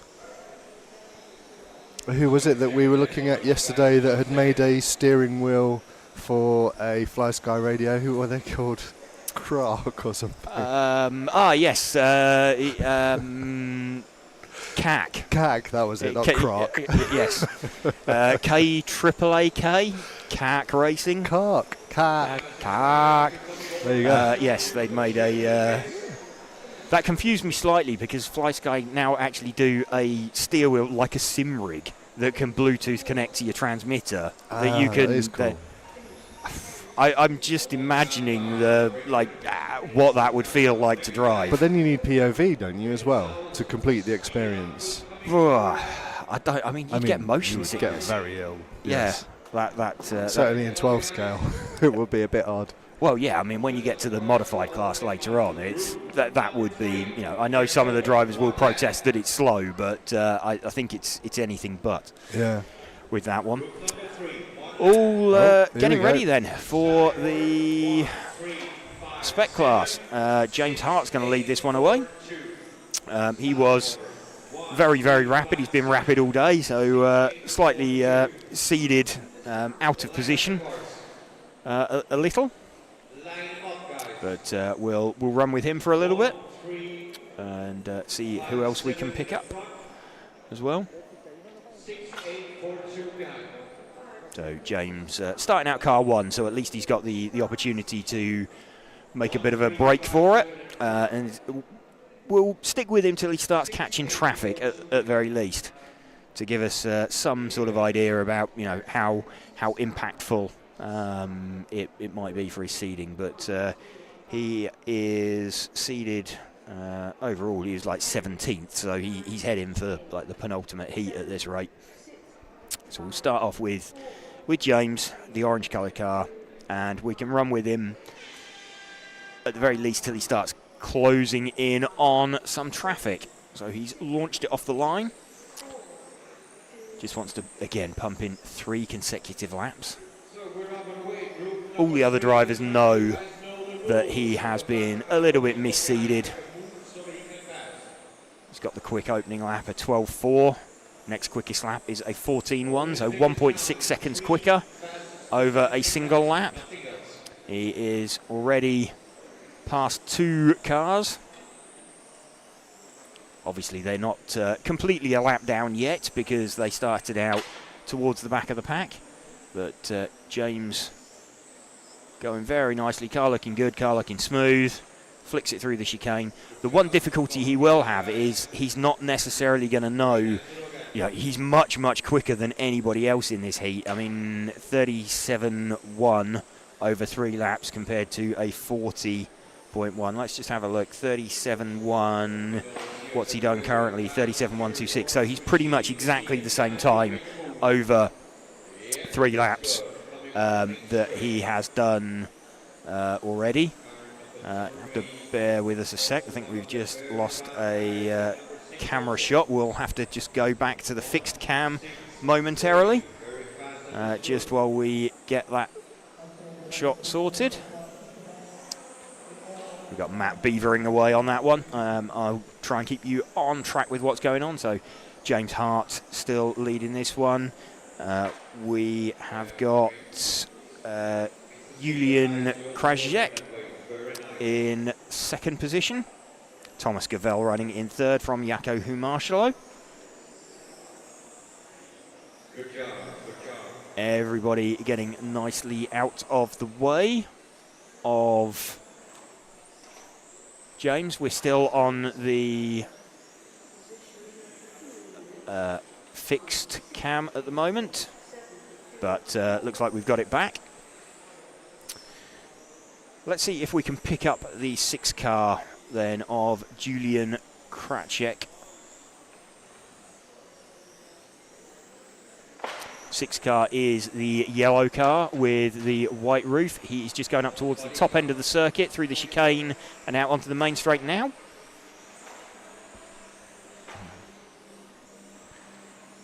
Little mistake there, but crosses the line. He's not the cleanest lap as we've switched the camera onto him.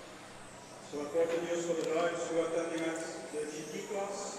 We have finished the reseeding. That's a better lap. He's strung together.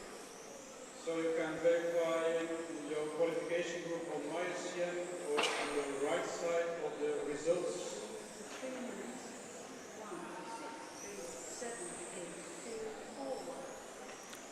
3 minutes into the run, just under 5 minutes remaining.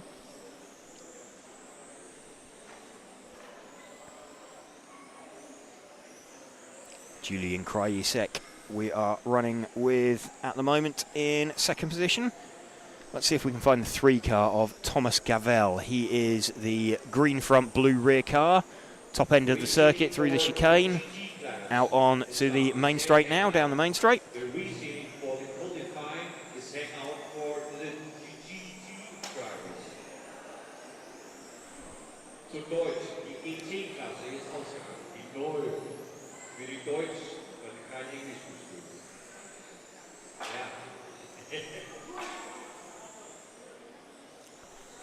They're just heading towards the back of the number 2 car of Patrick Room. Oops. Go outside, outside, outside.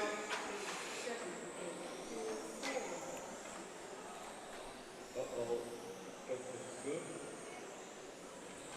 Yeah. As you take it easy at a time, good guys. Take it out.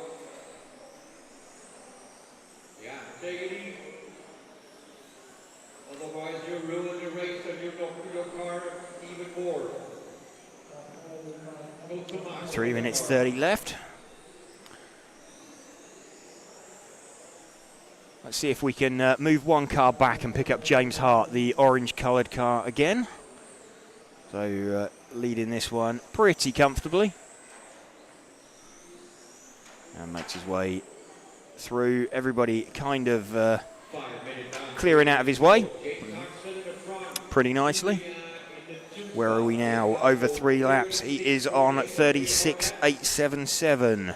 36.8 will put him. Let's have a look. A 36.8 moves him up to between Bailey Graves and Finley Whitelock. So that would put him 14th currently. So not heading for the top heat, but I think James would be happy with the penultimate heat if he can get himself somewhere up there. Obviously still a bunch of drivers to run, but I don't think there's anybody particularly like blazing fast that is behind him that could quite easily bump him that hasn't done a time.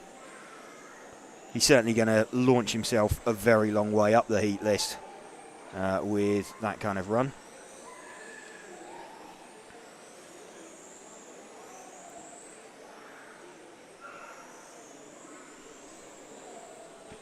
Two minutes left now.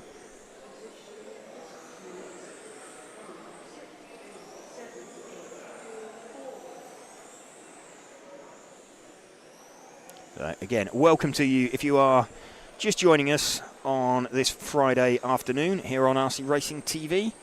We're bringing you live coverage for the whole weekend of the EFRA 1/12 European Championships for 2025 from Zwevegem in Belgium. I'd like to thank the event sponsors Hobbywing, Tony Sport, Automatics, Montec, Schumacher, Zen Racing and Orlowski Racing Line for helping us to bring you this coverage. We are watching the first heat of the 13.5 Spec class. The car of James Hart leading this one over 3 consecutive laps. So this is timed practice. The last time that these guys will be on track in time practice. After this round of time practice, we are going to be going into one round of qualifying tonight. Tomorrow we'll be bringing you the resumption of practice and the first couple of finals, or the first leg of finals of the GT class. And we're also going to be bringing you the finals all day on Sunday. So this coverage at the moment, just everybody kind of shaking themselves out, getting themselves seeded into the right heat, seeded into a good heat. James predicted a 39 in 8:09 for this run.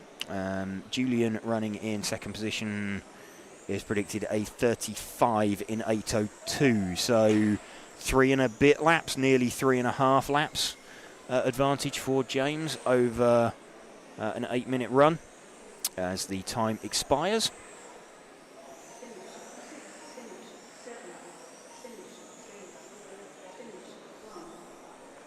So that is James's seeding practice done. A 36.877 over 3 laps, which, as we said, 36.8 gets him just behind Finley Whitelock. 12.1 best lap compared to a 12.9 for Julian in second position.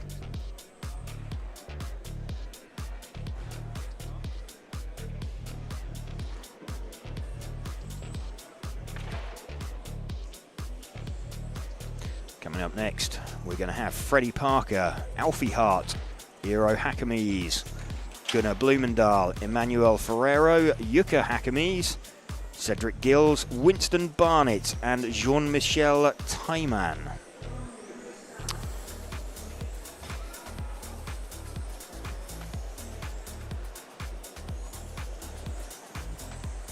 Only one lap, guys, you know that. So the line of the cars is 6, 3, 8, 1 in the front.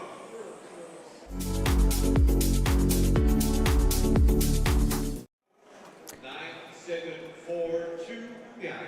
Everybody forming it up on the line. Freddie Parker going to lead off with this one.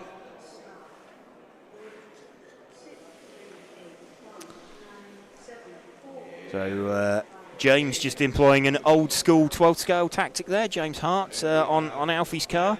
He's just running the front tyres in some dirt at the side of the track. So what that does is if a car's a bit pointy, a bit twitchy at the start of the run, just calms it down. So it's the equivalent of running offline, but it will just give you a nice calm car to get yourself into the run just for the beginning.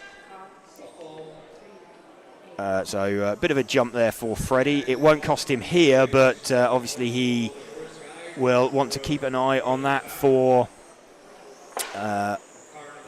practice.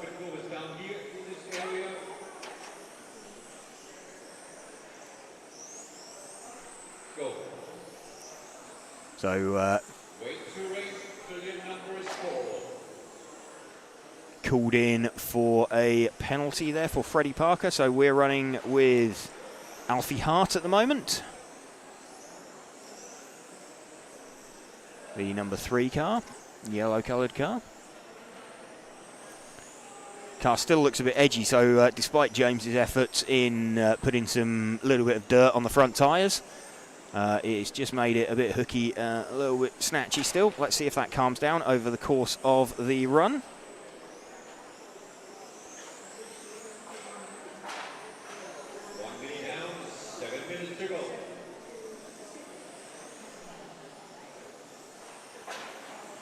So let's see if we can move forward one car onto Freddie Parker, because I think he's going to pump in some quick laps now he's got himself up and running. So there we go. It's a 47.3 at the moment. But I'm expecting that to disappear at the moment. Ah, little mistake there. Let's just see. There we go. It goes to the front with a 38.3 despite that little mistake off the end of the main straight. So needs another couple of laps now. Obviously that mistake was last time round. Let's have a look. 38.0, so that's improved again. And not having a particularly clean run there, showing the underside of his chassis. Gets flipped back over. Let's see who else is quick out there. Cedric Gills with the number 4 car. Let's see if we can spot the 4 car out there.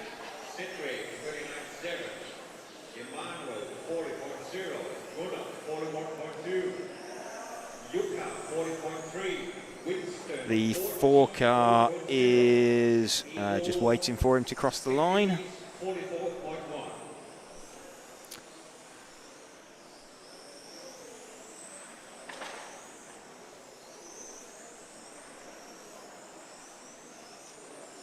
We'll locate him in a sec. He's part of a gaggle of cars up at the just coming through. I think he's the pink coloured car.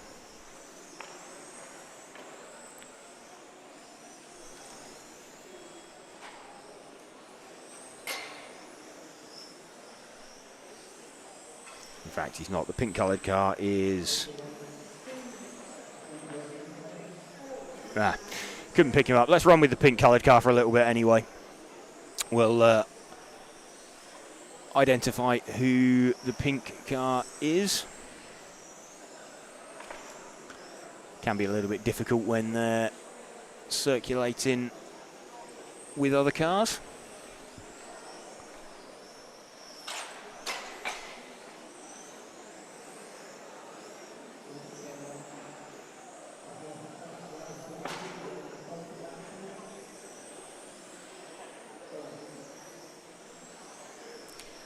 Let's find the 1 car of Gunnar Blumendal. He is the like putty grey coloured car on the main straight now.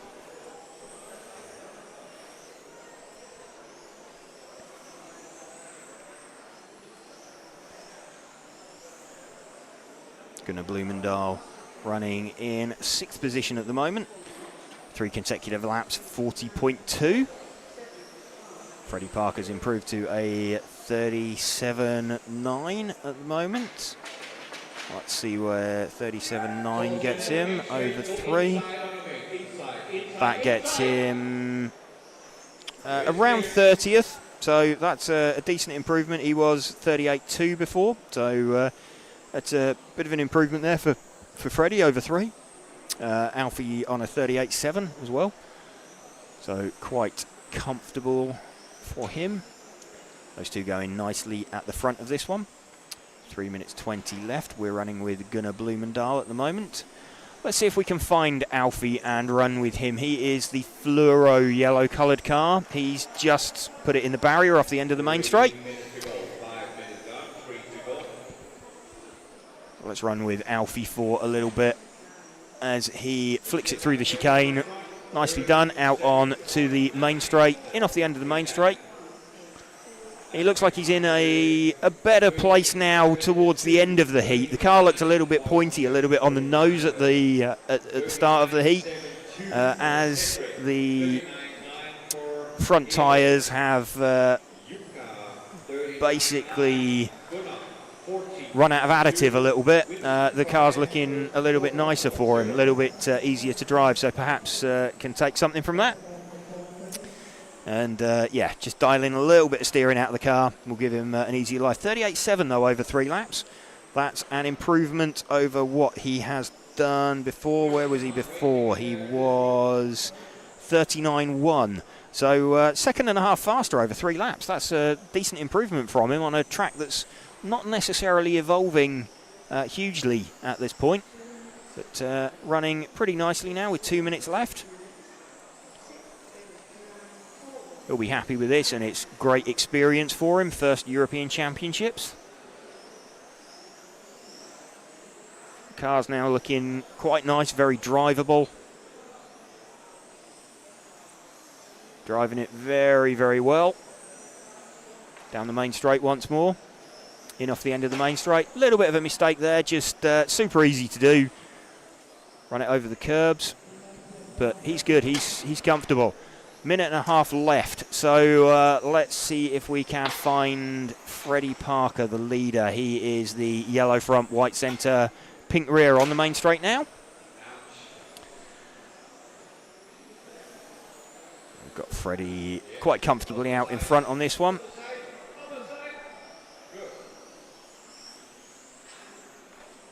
He's got lovely clear track in front of him as well.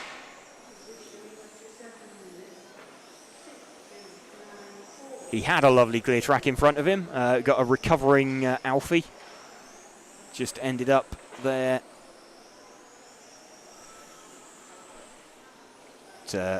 Alfie's opened up very nicely, let Freddie through.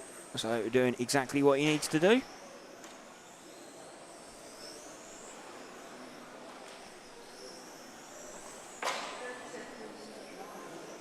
Final 30 seconds. So let's run with Freddie as he heads for home.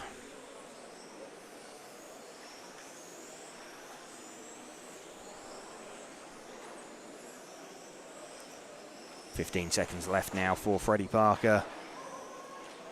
That was a little bit unfortunate, but he's already done the time. 37.9, he'll be comfortable with that. Again, great experience for him.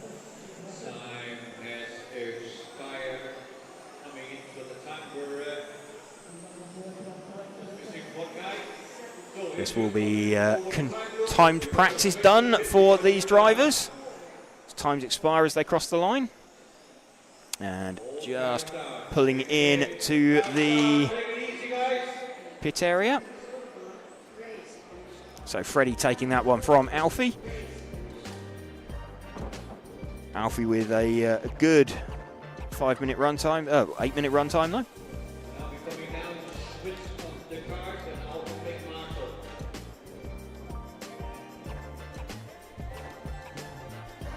Freddie Parker then taking that one from Alfie Hart and Emmanuel Ferrero.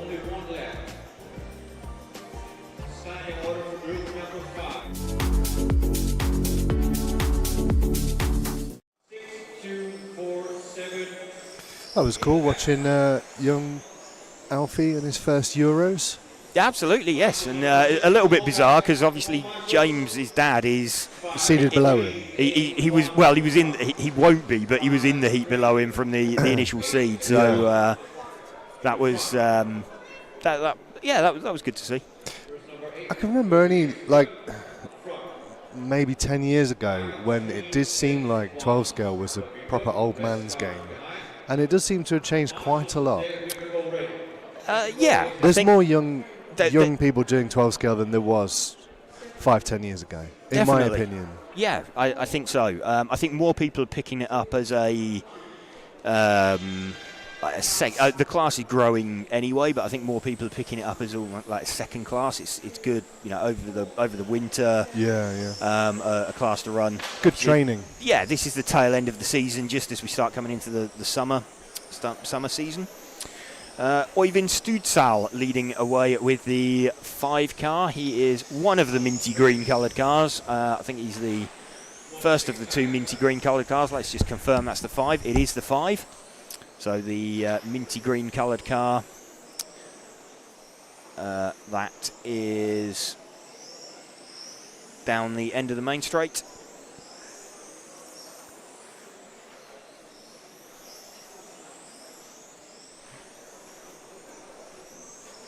Øyvind Studsal still leading this one. 38.5 over 3 laps. Next up should be group number 6. Øyvind still leading this one by best part of a second over Magnus Hellmark. Just shows quite how quick Freddie Parker's time was. That these guys not really got anywhere near it over 3 laps yet. So let's pick up the lead car, car 5. He's the minty green coloured car up at the top end of the circuit now, just about to come out onto the main straight now. So 2 very similar looking cars out there, but this is the faster of the 2.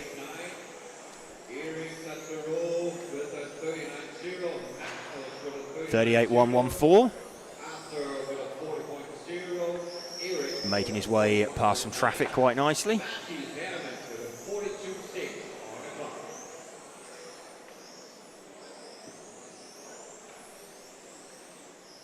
So Niels Meurs running in second position. Confusingly, slightly confusingly, he's running in the other minty green coloured car. So let's see if we can move back and pick him up. He is up at the top end of the circuit, out onto the main straight now. Here we go. That is Niels Meurs. Looks like we're following the same car, but we're not. So circulating around... It was circulating around half a lap apart from Øyvind Studsal. Niels Meurs about 6/10 off over 3 laps.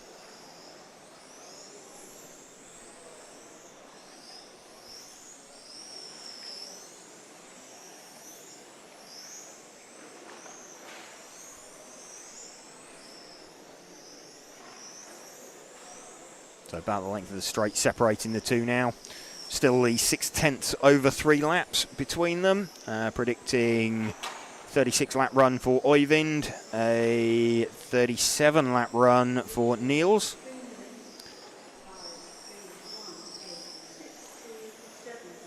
Let's see who else looks quick out there. The number 1 car of Erik Satoreu. He is the white and red coloured car out on the main straight now. White front, red rear. There we go, got him in shot. Erik Satoreu running in third position. 39.0, so he's about a second down over 3 laps over what Øyvind has managed.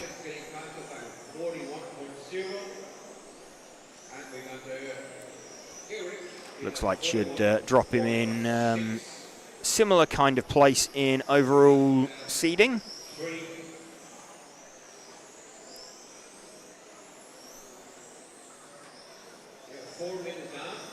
But looks like he's got a very good car over 8 minutes, very drivable. He's actually predicting the fastest time out of anybody in the heat over 8 minutes. He's predicting a 37.804. But sometimes speed over 1 lap, it's not the whole story. Obviously, you need to be having a nice drivable car that you can get 8 minutes out of. So despite being a second down over 3 laps over the 8-minute run, well, that's the car of, I think it's Niels Meurs that he is chasing down the main straight. And Niels not really getting away over the course of a run.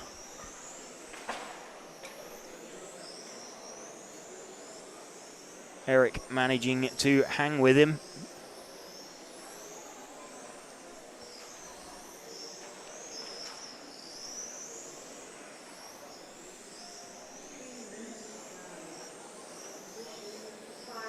So front 3 seem to have made a bit of a break for it over everybody else.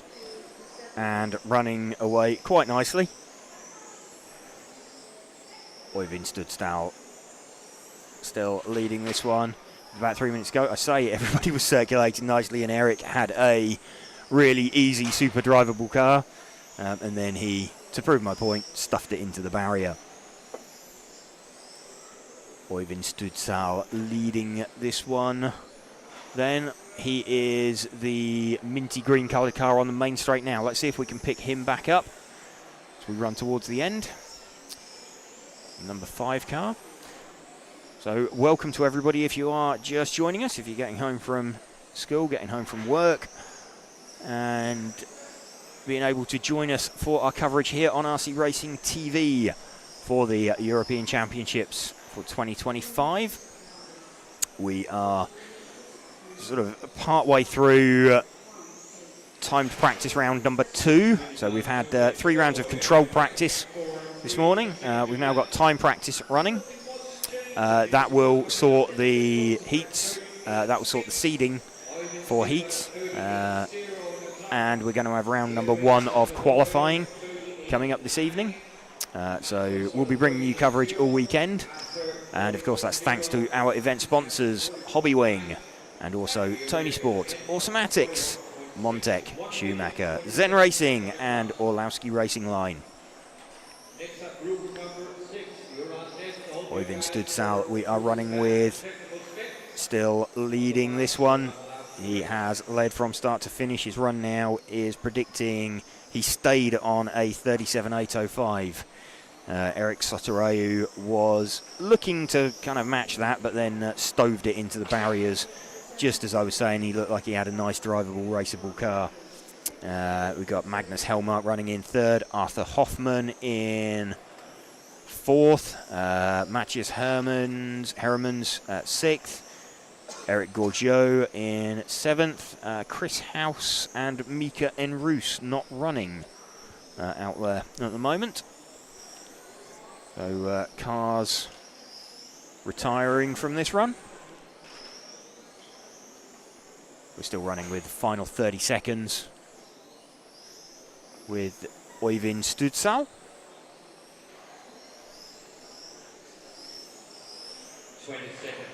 20 seconds left now. Time's not really going to improve. Still that 6/10 advantage for Oyvind.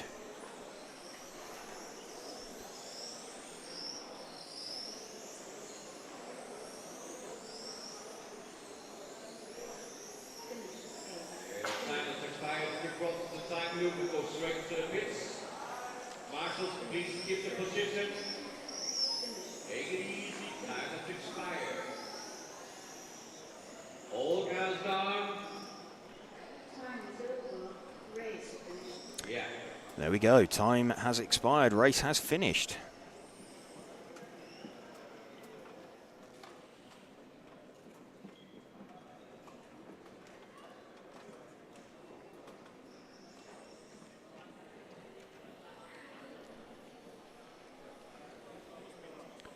Oyvind Studsal taking that one over 3 laps. 1 lap, and then go to the starting grid. Starting order 7, 3, 8, 6. Heat number 6 coming up next.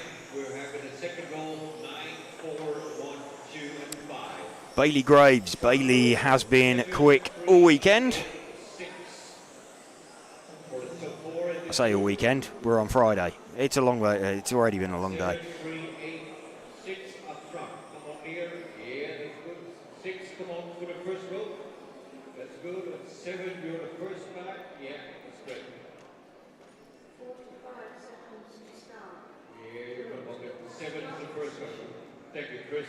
Very kind of you. Marshall's also ready. Bailey Graves going to lead this one away from Andrea Torrigiani. 10, 9, 8, 7, 6. Bailey with the minty green and white coloured body shell. Car number 7. Car 7, 3, 8, 6, 9, 4, 1, 2. So Bailey will be wanting to pump in some hot laps early on.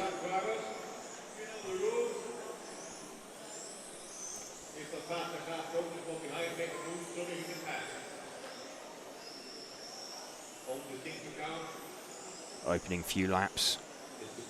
Coming along quite nicely.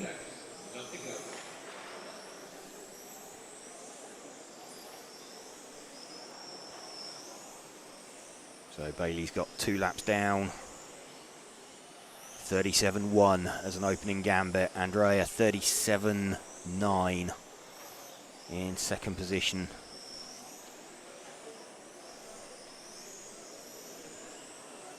So let's just stick with Bailey, see if he improves on his 37.1 as he completes this lap.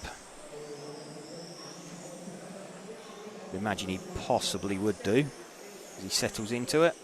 No, stays on the 37.1.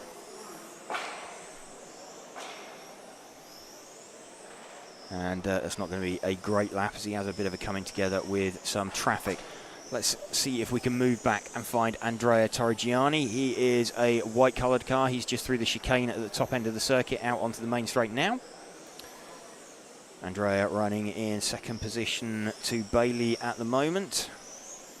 Andrea with a 37.992 over 3 laps. It's a 12.2 last time out from him.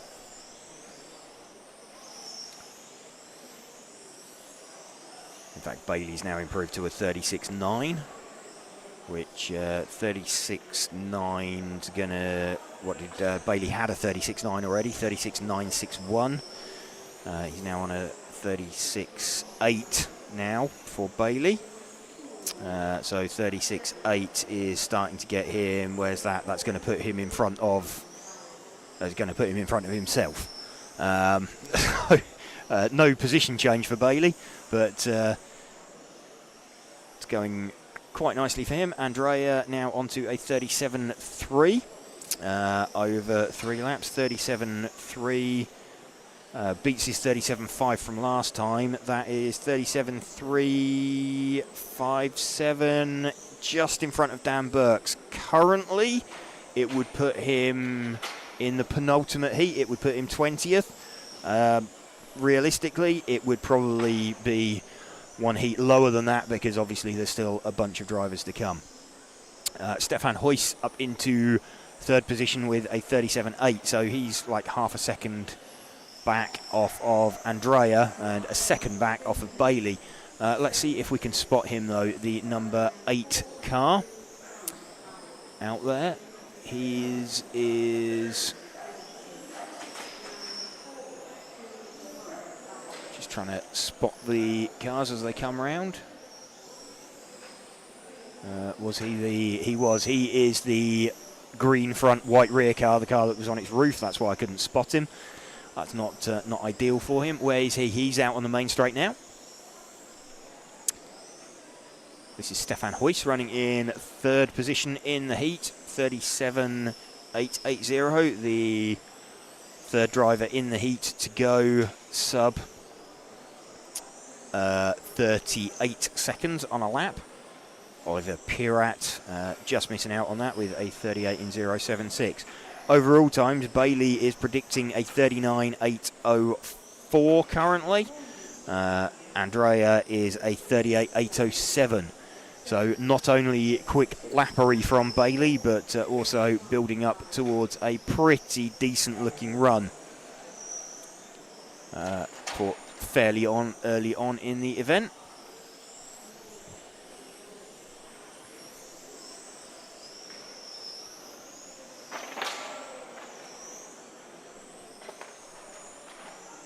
Stefan Huyss, who we are running with at the moment. Just keeping it circulating, nice and consistent.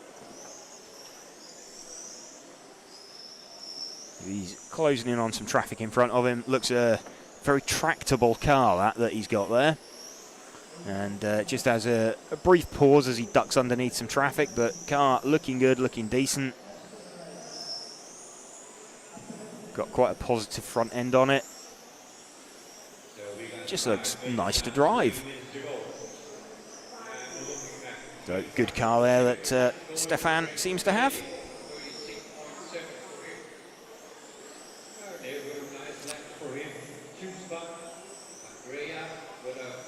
Andrea still running in second place. We've got Bailey out in front. Let's see if we can pick up Bailey again. The minty green front, white centre, minty green rear.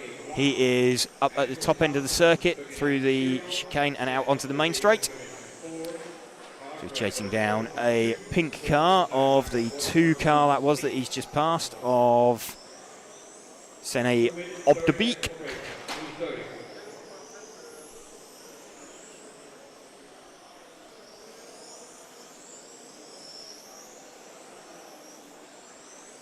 Bailey still leading this one. He's down to a 36.7 now over 3 laps. 36.7 is going to put him, where exactly is that going to get him? 36.7, he's improved 7.46. It's put him in front of himself and behind Finley Whitelock again. So although he's improved over 3, he's not improved in overall position, but still 14th, pretty stonking place to be. And once again, welcome to you if you are just joining us on our coverage here on RC Racing TV. If you're on YouTube, why not join in, have a chat with us? as well. And don't forget your opportunity to become an RC hero. You get cool early access to a lot of the videos that will go out. Bailey Graves still leading this one. We're running with him as we enter the final minute. He is about 6/10 faster than Andrea Torrigiani over 3 laps.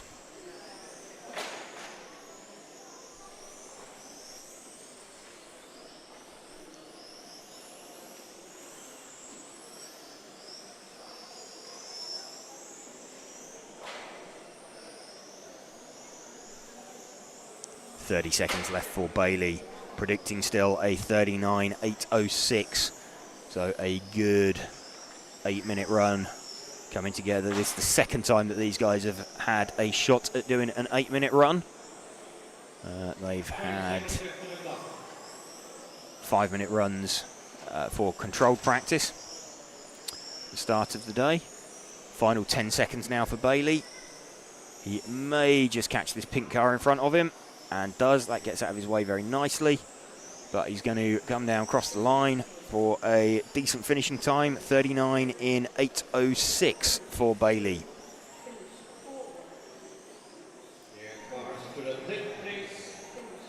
Good run there for Bailey.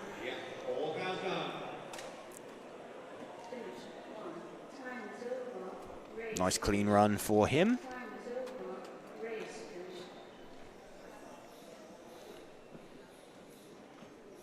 There we go, Bailey Graves taking that one from Andrea Torrigiani and Stefan Huyss. Building towards the pointy end now of qualifying.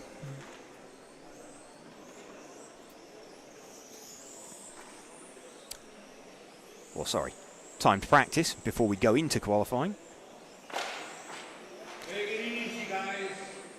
Mark Stiles says, hi from the UK, where I'm sat feeling miserable because I'm not racing at the EC.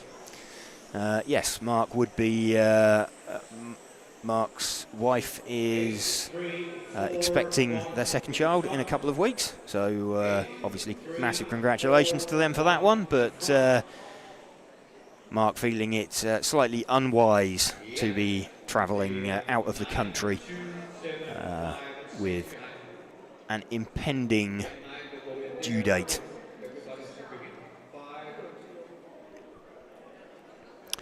Bit of tech insight from Mark as well, saying he thinks the best looking cars on the track are those which have an inline battery layout. The cars with transverse batteries look more of a handful. Yeah, I think that would be a fairly accurate thing when you look at the timing sheets. Some of them are up there, but they're looking like harder work over an 8-minute run. So we'll see how that pans out in qualifying. Mikael Bach leading this one away.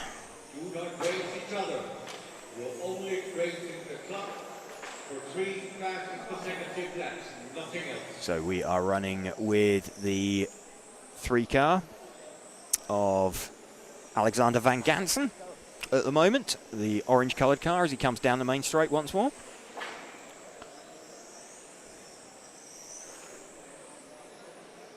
Aidan RC says, let's go. Hello to you, Aidan. Just running through towards the pointy end of timed practice, which will sort the reseeds. Who else is moving quickly? We've got Tim Janssen with the 2-car. That is I believe that may be the white front, reddy pink rear on the main straight now.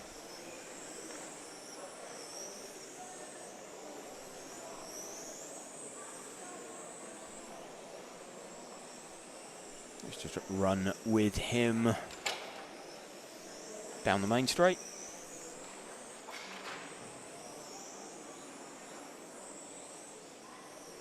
He's dropped down the order a bit. Let's see if we can pick up Mark Jordan. Let's see if we can find him with the number 4 car. He's just gone past us now. He is the yellow front, blue centre, green rear through the chicane out onto the main straight. He's the only car on the main straight at the moment, off the end of the main straight, and he's just sweeping past us. There we go. That is Mark Jordan's car that we've picked up.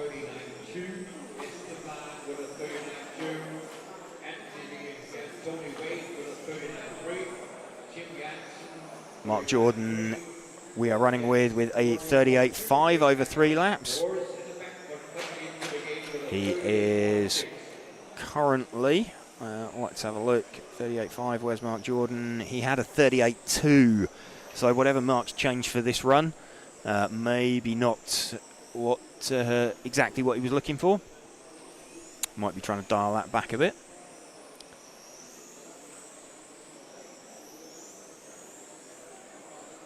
Car looking okay, looking quite comfortable.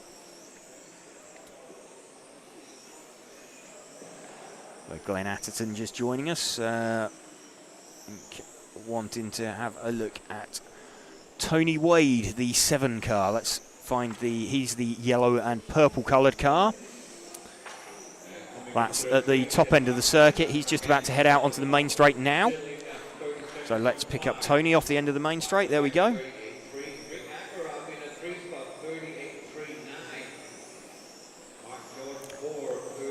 Tony's car looking quite positive around neutral.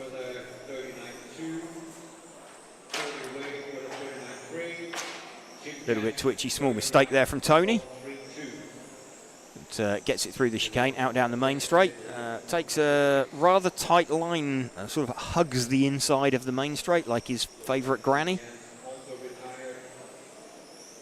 And is that Tony peeling into retirement or just trying to get himself a gap? No, he was just trying to find himself a bit of a gap and couldn't find one. There we go. He's got himself a nice gap to go again. Rick van der Acker with the 1 car. He's popped himself up into 3rd position. Let's see if we can spot the 1 car out there. That is the orangey red coloured car. He's just heading up at the top of the circuit now. He is in the chicane and out onto the main straight. There we go. That is Rick van der Acker.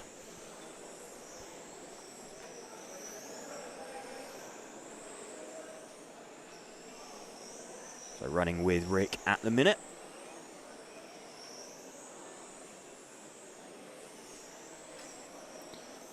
Very experienced driver is Rick. A Dutch driver, 38.399 over 3 consecutive laps.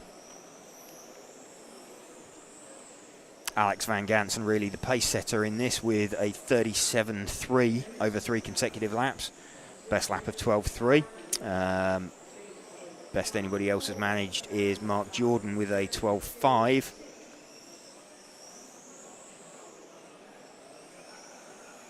Let's see if we can find the 3 car of Alex van Gansen. He is there we go, the orange coloured car with the black detail up at going through the sweep up to the top of the circuit now, out onto the main straight. He's just barreled it over the barrier just as we picked him up. Just to give us a opportunity.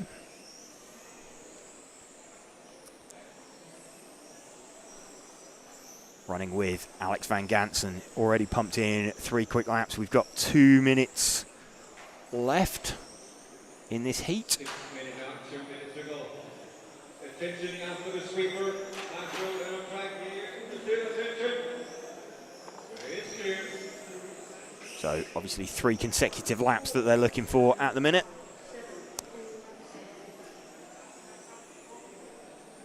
Rather than a complete 8-minute run. But it's nice to get that 8-minute run in your pocket. Kenny Clark says, hi, enjoying the coverage. We'll be tuned in over the weekend. That's good to hear, Kenny.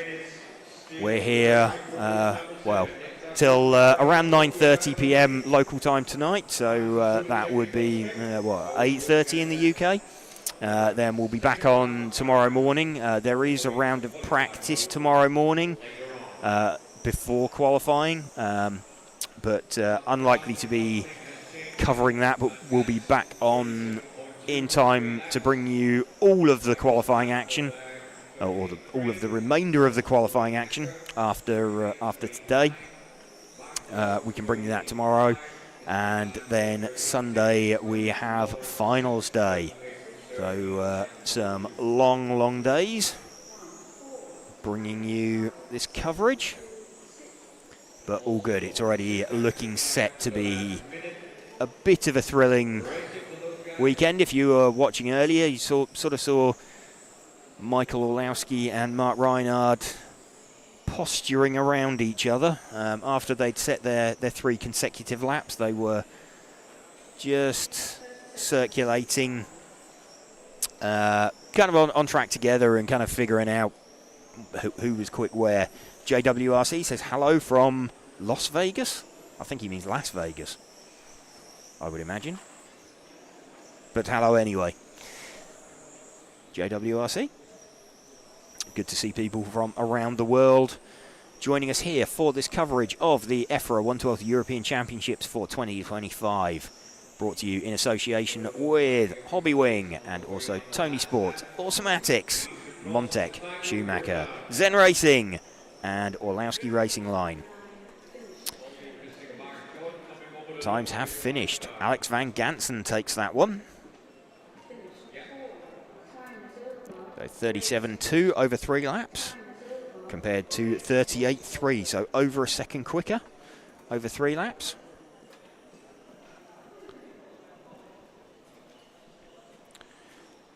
Ready for heat number 8.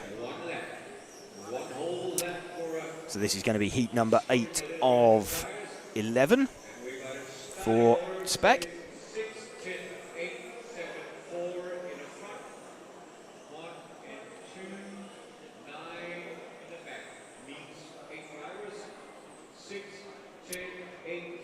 JWRC, do we know where you can find English videos on the Express cars? Not off the top of our heads. YouTube's going to be your best source for it, but yeah, I'm not sure. You know, if anybody out there does know and is screaming at their monitor or their TV, please feel free to put it in the chat. But yeah, not something that we're completely aware of. Any coverage covering that.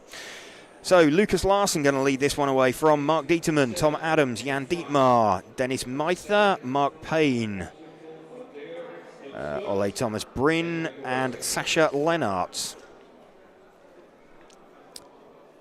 Lucas Larson with the 6 car going to lead off.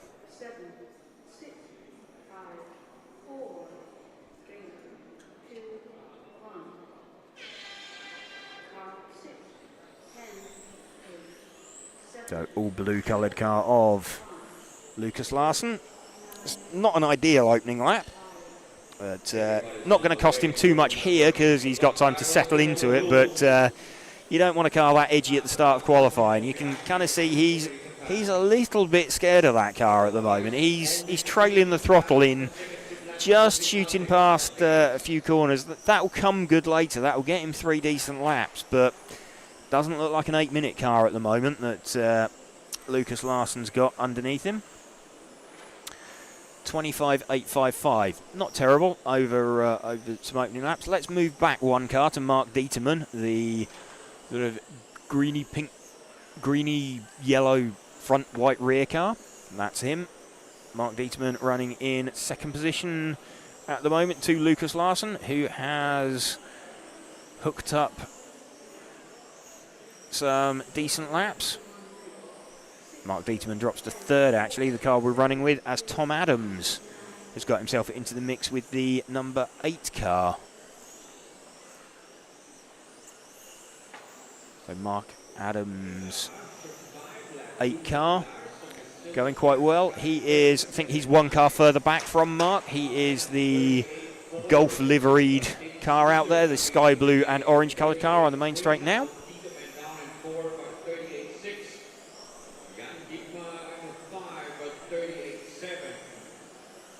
This is Tom Adams we are running with in 3rd position at the moment. Down the main straight. Just hooks in nicely off the end of it. Car looking quite good, quite composed. 38.4 over 3 laps.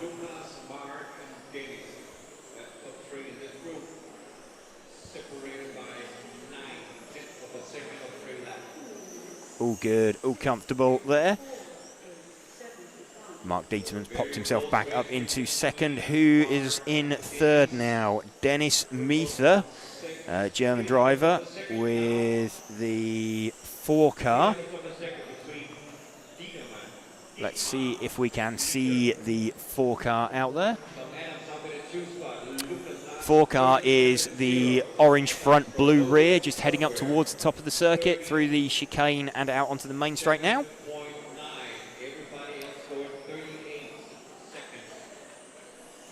So this is the 5th place car now. So jumping around a little bit at the top. So Lucas Larsson hooked up 30. He's hooked up 3 good laps. He's got a 37.0.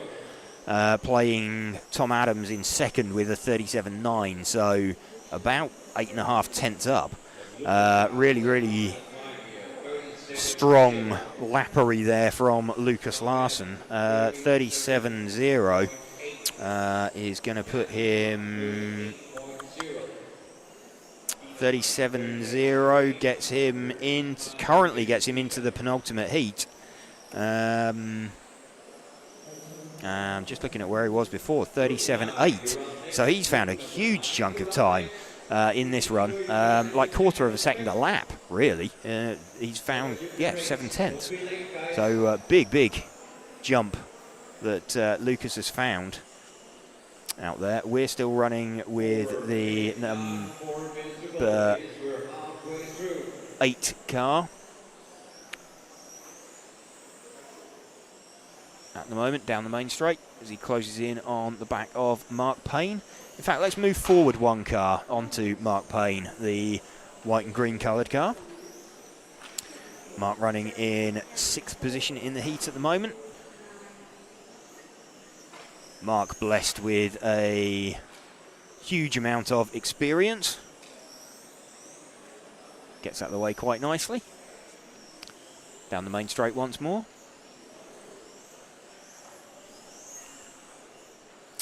Mark's car looking, it's looking quite front-endy, but actually when it arrives at the corner, it's not doing a lot. It's wanting to go straight on. So it will feel nice to drive, but not sure it will be particularly easy to extract a time from with that. Let's see if we can go back to Lucas Larsson, the number 6 car. Nice and rapid. He is the all blue coloured car, so he's effectively 1 car back from Mark, who we are following. There we go, that's Lucas, just appeared in the shot. Lucas Larsson, Swedish driver, 37.077. Remember, at the start of this run, his car looked quite pointy. Now it is looking pretty planted, to be honest. That's looking good. Front end goes in nicely. The car just hooks in the middle of the corner, doing everything you might want it to. Let's run with him as he closes in on the back of Mark. He's got 2.5 minutes left, so he should quite comfortably get there, especially if Mark's taking lines like that. And sure enough, bang, he's right with him. So off the end of the main straight. So Mark dives out the way, as you would expect with someone of his experience. Small mistake there on the exit for Lucas Larsson.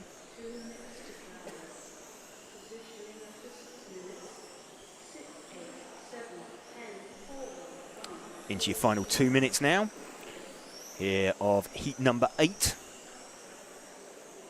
So we have got 3 heats remaining after this one. We've got 9, 10 and 11, oddly enough, of the Spec timed practice with seeding.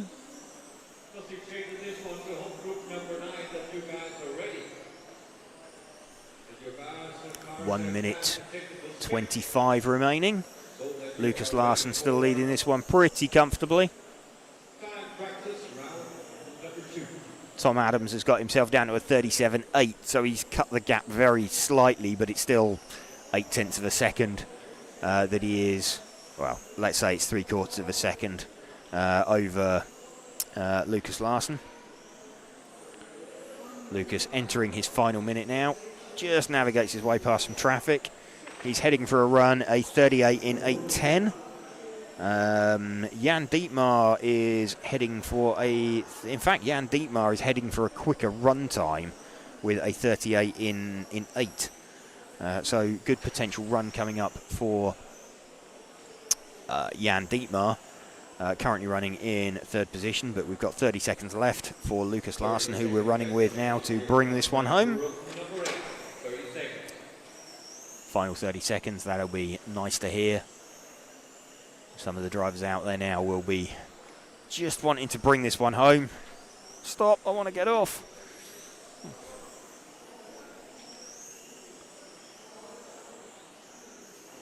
Down the main straight once more. Makes it through for the split. Started out first. Bit of an edgy car at the start, but he's been pumping in some consistent laps. Not the greatest lap there from him, a 13.0.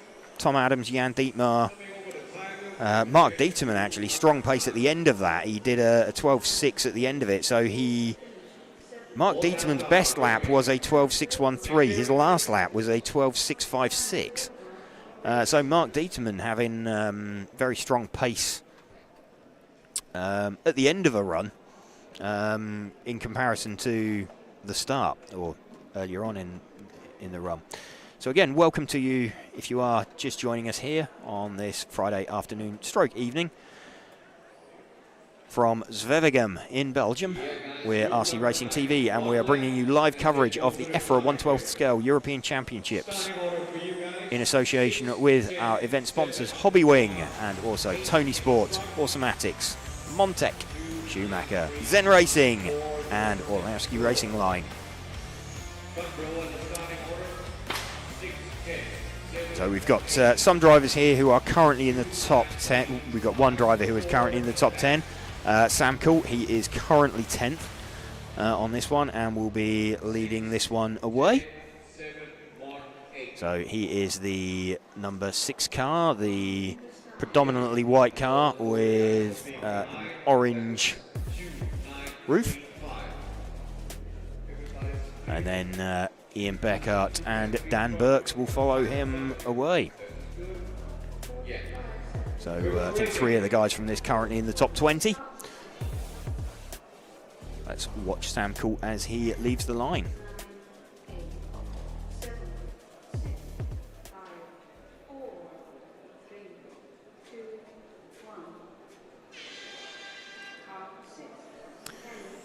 Sam launches it off the line.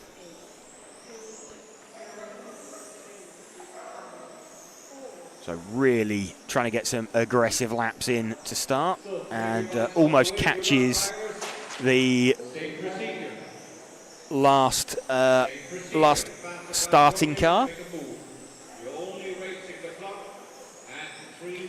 So Sam wanting to get himself up into the top heat if he can. 24.1 over 2 laps. So 3rd lap's just coming up, 36.1 for Sam.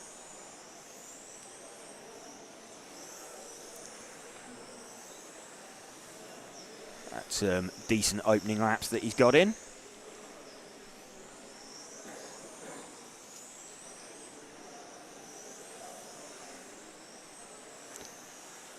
Car looking very aggressive. I mean, it's fast over a lap, but he's ragging that to get that round. It's a decent 3-lap car, but not entirely sure that's where you want to be for 8 minutes. But Sam, very, very talented.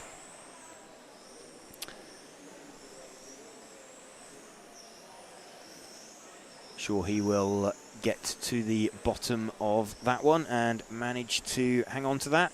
Let's see if we can find Ian Beckhardt. He's only 3/10 down. He is the number 10 car. Let's see if we can spot the 10 out there. 2 minutes down, 6 minutes to go. And we're looking at the top 3, close racing, very close racing. The 10 car is the pink front, white rear, top end of the circuit, out on the main straight now.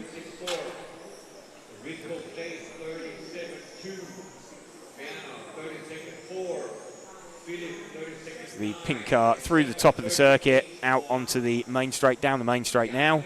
Pink front, white rear on the car. Sorry, just understand we're having a little bit of getting the camera sorted. So the pink front, white rear car just come past us. He's heading through the sweep out into the top end of the circuit.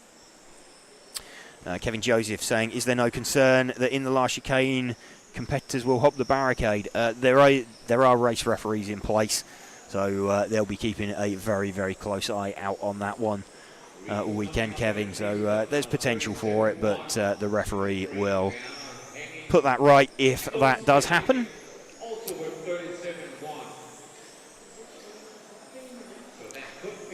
So if we can move back one car, that is Ian Beckhardt, the running in second position to Sam Coult.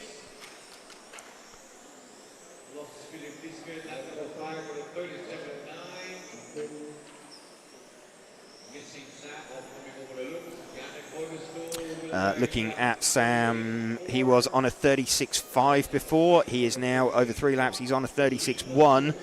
36.1 gets him to...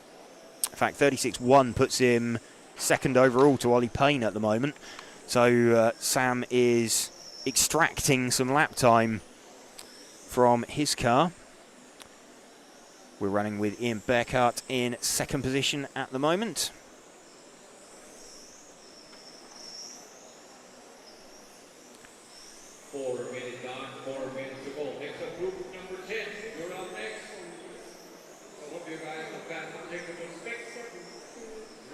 Let's move our focus back one car onto Sam. See how he is doing. 36.1. Ian Beckhardt's 36.4 will be quite useful as well. A 36.419 would put him... where's that going to put him? Between Adam Isay and Adam Mackman at the moment, currently. Obviously, those guys have still got to go out, but Sam doing what he needs to. I think that time should put him somewhere in the top heat with what he's already done. Though having said that, I mean, he was catching Ian Beckhardt fairly quickly, but Ian seems to have pegged him. They're still heading round, but Sam's pace, what was he last time? 12.2 with Ian 12.3, so they're pretty similar on pace now. It was just at the start that Sam managed to extend that gap. He's got past him now. So let's see if he drops the hammer and starts going away.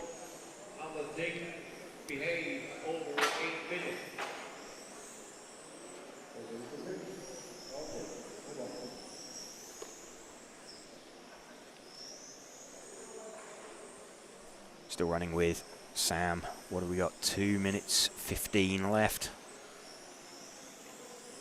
So lead two cars in this heat, both in shot. Sam Coult leading, Ian Beckhardt in second position.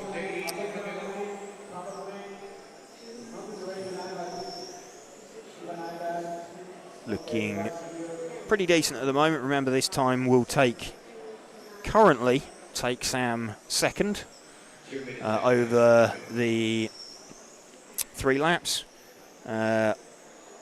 He is predicted for a 39.805 with Ian Beckhardt predicted 39.806.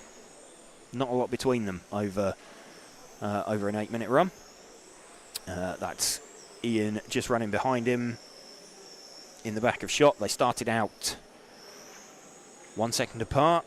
And in fact, Sam's just dropped off slightly because Ian is now showing as being quicker than him over a run currently.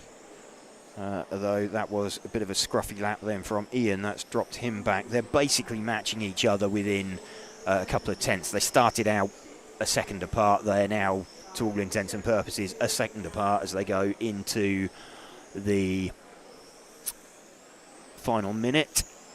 I think, though, we're probably going to see out of this, although they're quite similar in 8-minute pace, I think we're possibly going to see Sam in the top heat with Ian in the penultimate heat. So he's going to end up moving himself up. Got a few retirements. Werner Spanbrucker, Dan Burks and Philip Lischke, all retiring from this run. So coming in.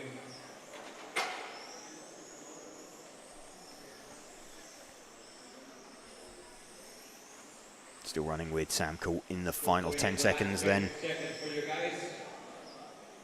He is going to take this by around 3/4 of a second, I think, over Ian Beckhardt. Just at the end. All guards are down. Bring them in. You're down. Everybody finishing that one then. Peeling into the pits.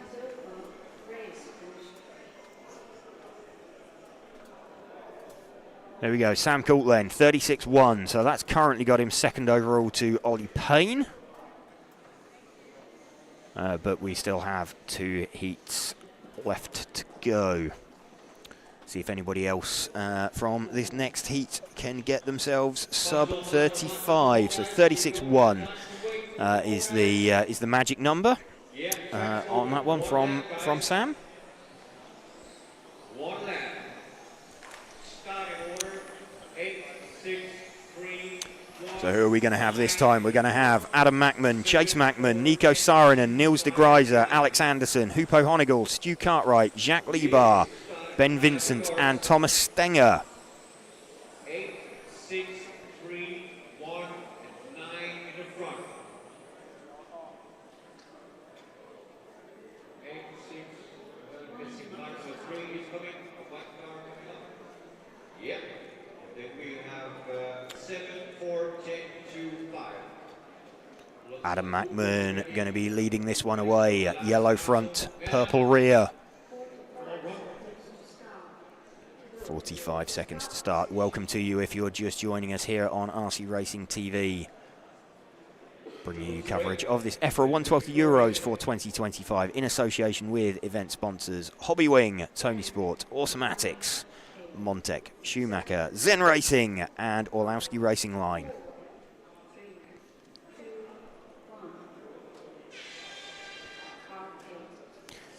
Adam Mackman leads off from Chase.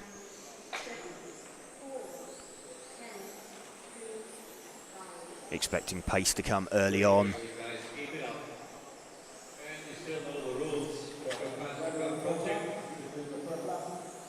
So Adam with the opening lap of a 12.088. Bit of a mistake from him. That's not going to help. Can someone explain the reseeding process, please? So essentially everybody will do their runs. They'll be sorted by 3 consecutive laps, and the top 10 will go into the top heat. The second 10 will be in this heat effectively, and that will run all the way down the field. Nico Saarinen with, in fact, Hupo Honigel with the 7 car hits the front. Let's see if we can spot Hupo. He is an all-white coloured car. I think he is the car. He's just come past us now. There's 2 all-white coloured cars out there. So Hupo is the one just going through the chicane at the top of the circuit now and out onto the main straight. That's Hupo.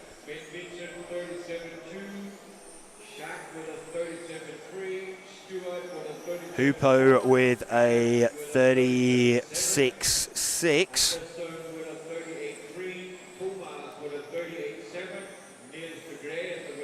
for that 36.6. They haven't yet got near Sam's 36.1.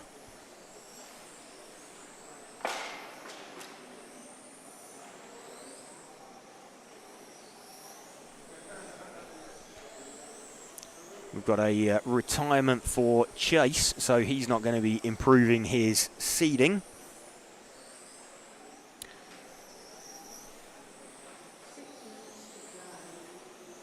Only the best 3 consecutive laps are taken into account for qualifying. No, that's this is seeding for qualifying, so this is just sorting them into the right order. Once we get into qualifying, which will start in around about an hour's time, then it's timed over how many laps you can do in 8 minutes. So, yeah, we'll be looking to start qualifying. It's around 7 p.m, I believe, qualifying starts. The timetable is available on my RCM if anybody wants to check that out. Adam Mackman now back to the front then with a 36.6 over Hupo, also on a 36.6, but Adam's at the other end of the 36.6. We're running with Hupo at the moment. Let's see if we can find the 3 car of Nico Saarinen.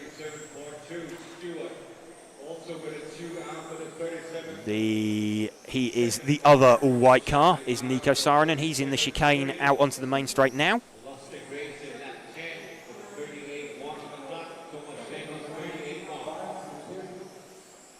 So this is our 3rd place man.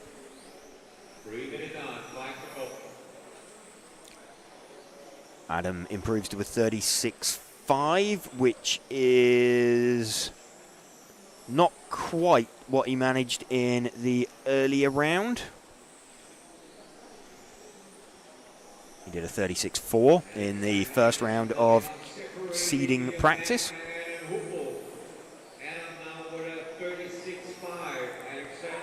Best lap for Adam, though, is an 11.9. So he's got some serious pace in the car if he can string that one together. Niels de Grijs has dropped out as well.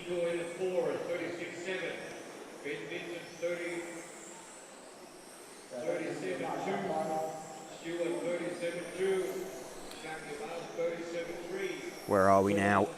3 minutes 55 in. Let's see if we can go back to Adam's car. Yellow front, purple rear.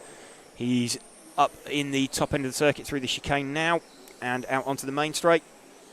1 car back. There we go. That's Adam's car. Where can I see live timing and results? You can find that on myrcm.ch. You will see all the live timing and the overall results. Obviously, live timing is available on the side of the stream at the moment. We're running with Adam Mackman, 36.5 over 3 laps. Not going quite as quick as he managed earlier. But, we'll be hoping he's done enough to get himself into the top heat. We'll have an idea in about 15 minutes' time what the top heat is going to look like, or what the qualifying order is going to look like. So we'll bring you that as soon as we have that information. Adam Mackman, though, leading this one. Don't think he's going to do anything any quicker. He's still circulating in 12.3s. Alex Anderson, 12.2s. Hupo's dropped off to 12.4s. So he's struggling now a little bit with pace later on in the run. Let's see if we can find Alex Anderson, actually, with the 9 car. He is the pink and white coloured car. So pink top, white skirt around the bottom, just on the main straight now. Just off the end of the main straight, there we go. That's the car of Alexander Anderson that we're running with in 2nd position in the heat. Just navigates his way past the 5 car of Thomas Stenger. Running with Alex Anderson.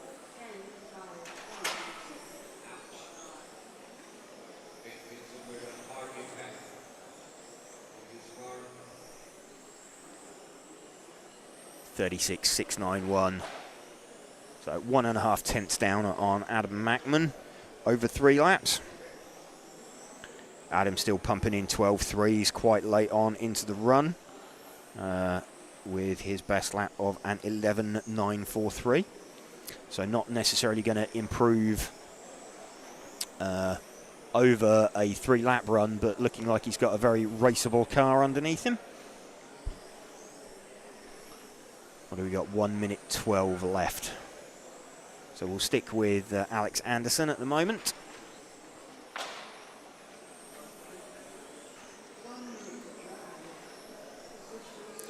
Into the final minute now.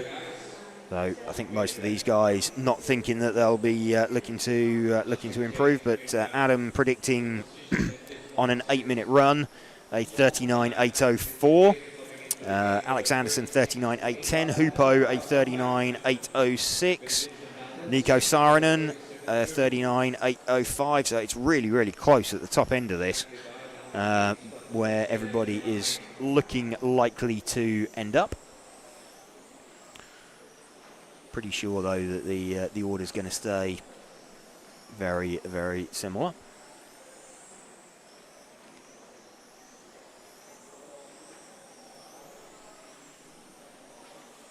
On the clock. 15, well, last few seconds now for Alex Anderson. He has crossed the line, so everybody coming in there. So no improvement for Adam Mackman. Or did Alex Anderson improve? 36.685, 36. No, Alex Anderson didn't improve. Yeah, okay. Right, top heat. Top heat set to go. After this, we will have the seeding for qualifying, so we'll know where everybody is, where everybody sits overall. Starting order, 1, 10, 3, 9, 2 in the front, 5, 4, 7, 6, and 8 behind the second row. Front row, 1, 10, 3, 9, 2. Cars just set to be placed down. So Ollie Payne is going to lead away from Ollie Bultink, Michael Bolt, Adam Isay, Max Mackler, Morgan Williams, Finley Whitelock, Andreas Bryn, Christian Gear, and Marcus Andreasen. Ollie Payne running race paint. Ollie Bultink is running a white body shell.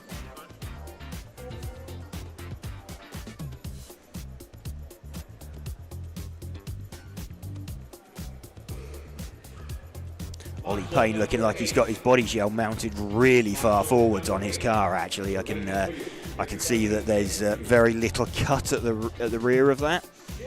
So that body shell looks like it's mounted like 5 mil forwards of centre line.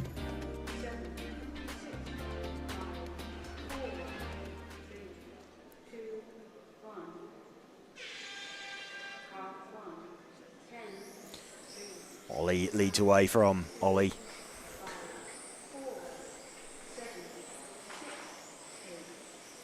Hot opening laps. Small mistake from Ollie Payne. So Ollie Bultink's going to have a quicker lap for the opening lap from Michael Bolt. So a bit of a scruffy one there from Ollie Payne. Not going to matter too much. He's not lost any position on the track. We're running with Ollie Payne. You can see Ollie Bultink just in the back of shot behind him. Michael Bolt to the front after 2 laps from Ollie Bultink. Ollie Payne, a couple of tenths down, but Ollie had some serious pace earlier on. Ollie Bultink 36.1. That's got him sort of somewhere up in the Sam Colt region, but they're going to want to go faster than that. And Ollie Payne now 35.8, 35.9 for Ollie Bultink, so that's got him second. 36.1 for Michael Bolt. Max Mackler back with a 36.5. Still 36.1 for Michael Bolt. We're running with Ollie Payne at the moment. Let's see if we can move one car back to the white car of Ollie Bultink. 36.1 for Michael Bolt, which is going to put him, let's have a look at the practice. 36.131 was what Sam Court had managed. In fact, Max Mackler's launched himself up with a 35.787 up to the front. Let's just have a look. Where were we? 35.5 was Ollie Payne's opening gambit from the last time. Let's see if we can find Max's car then. He is the white front, orange rear.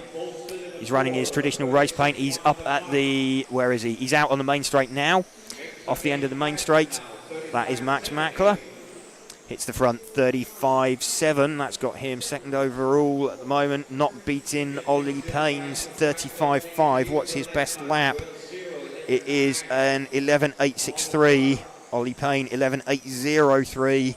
11.8 also for Ollie Boltink. And Michael Bolt has also done an 11.8. So a bunch of drivers going sub 11 on this one. We're running with the lead car of Max Mackler, still with a 35.7. I think this is going to seed him second to Ollie Payne. He's not going to get Ollie Payne's 35.5. What's his lap time? He went sub 11 again last time out, so he just needs to do like 3 consecutive laps like that. Top 3, still 35.787. So Max starting a little bit down the field, but managing to pop up pretty well later on. Coming up on the car of, looks like Christian Gear, who gets out of his way. Let's pick up Ollie Payne again. He is the white, black, and yes, Gav, red car, who is just sweeping through the chicane at the top end of the circuit and out onto the main straight. This is Ollie Payne running in second position.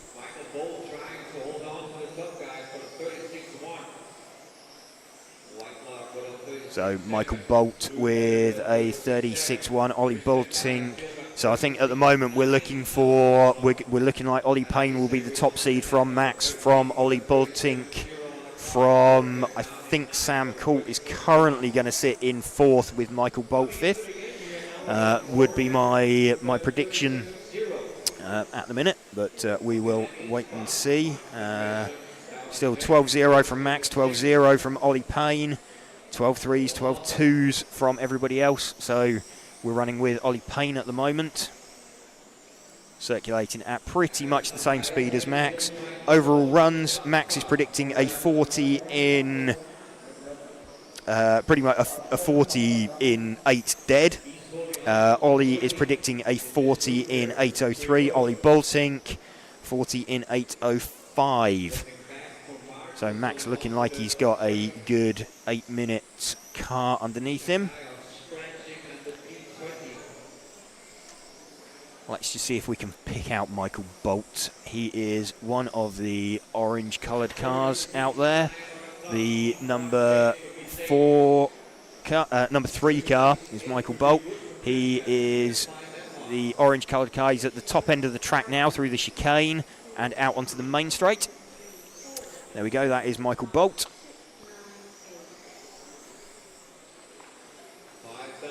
Currently running in 4th position in the heat. 36.1. It's a good run as well from Finley Whitelock. He's on a 36.7.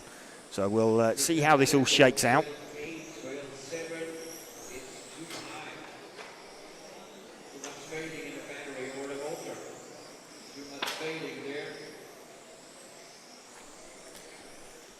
What do we got? 2 minutes left, just over 2 minutes. We will know the outcome of the timed practice, which will govern the seeding for qualifying. So we'll have a pretty good idea of what heat everybody is going to end up in.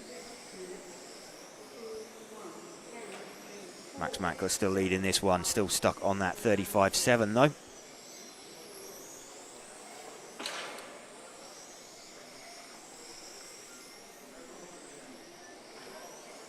Max still predicting a 40 in 8:02. Ollie predicting a 40 in 8:03. 1.5 minutes left.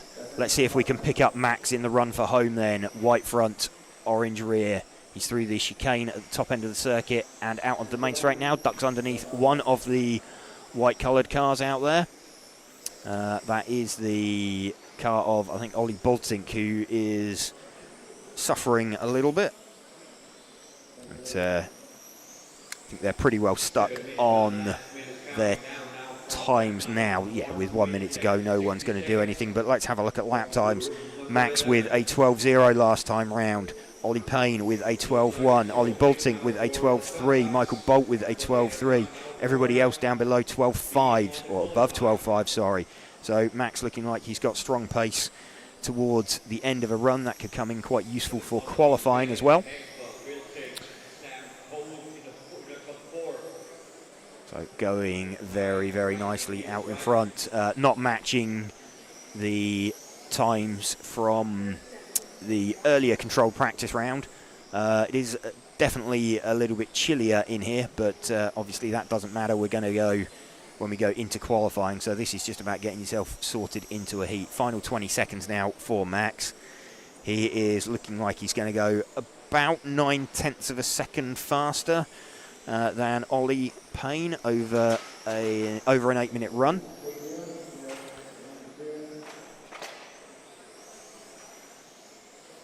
And Ollie actually just getting a little bit balked as he goes through some traffic. So 12.2 last time round for Ollie. But there we go. So it is, as they finish, 40 in 8:02 for Max, 40 in 3.5 for Ollie Payne. So about a second between them. Right at the end of that one.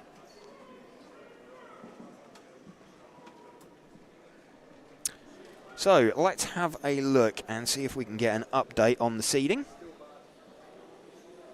after practice. So there we go. Ollie Payne is going to be the top seed. So he will start off number 1 in qualifying. Max Mackler will be second. Ollie Boltink third. As we predicted, Sam Colt is fourth.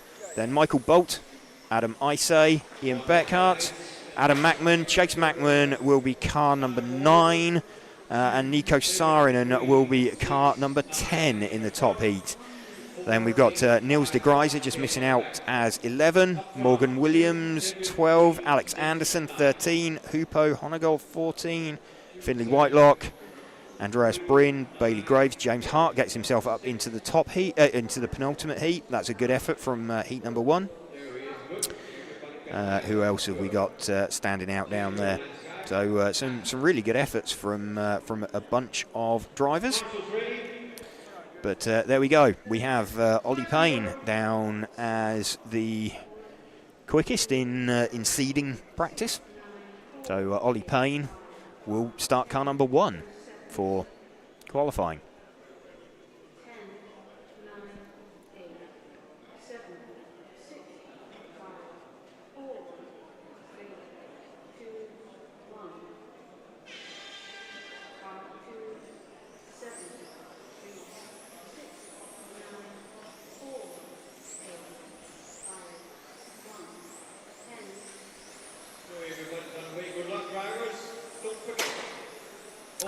Bit of an early mistake there from Tobias Sutrick. Gave the barrier a bit of an inspection. But this is the modified class. 6.5 turn motors. So welcome to you if you are just joining us here on this Friday afternoon stroke evening from Zwevegem in Belgium. We're RC Racing TV and we'll be bringing you live coverage all weekend of the EFRA 112th European Championships in association with our event sponsors Hobbywing, Tony Sport, Automatics, Montec, Schumacher, Zen Racing and Orlowski Racing Line. And if you are watching us on YouTube, feel free to say hi in the chat if you've got any questions. feel free to drop us a message. We'll do our best to answer them for you. 35, 5-foot, Tobias. Running with Tobias Sutrick at the moment out in front. Oscar Fjeld's got himself up into second position with the 7 car. Let's see if we can spot the 7 car. He is one of the yellow coloured cars. He's up at the top end of the circuit now through the chicane and out onto the main straight.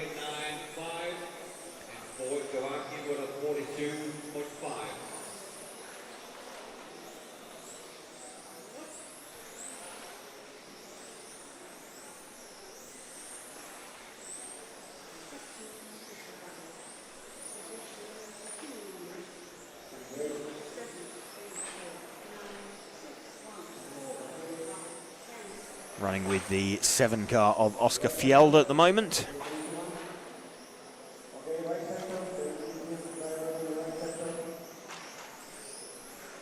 Managed to navigate his way past some traffic. They're all gradually getting out of his way.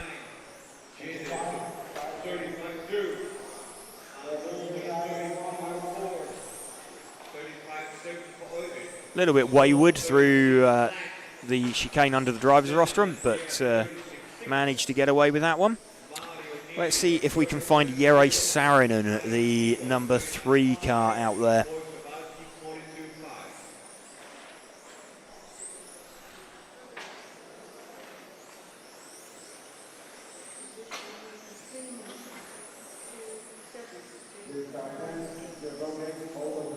Jere Saarinen, I think, is the orange coloured car. It is. That is the 3 car. There we go. That's the orange coloured car of Jere Saarinen, running in 3rd position currently.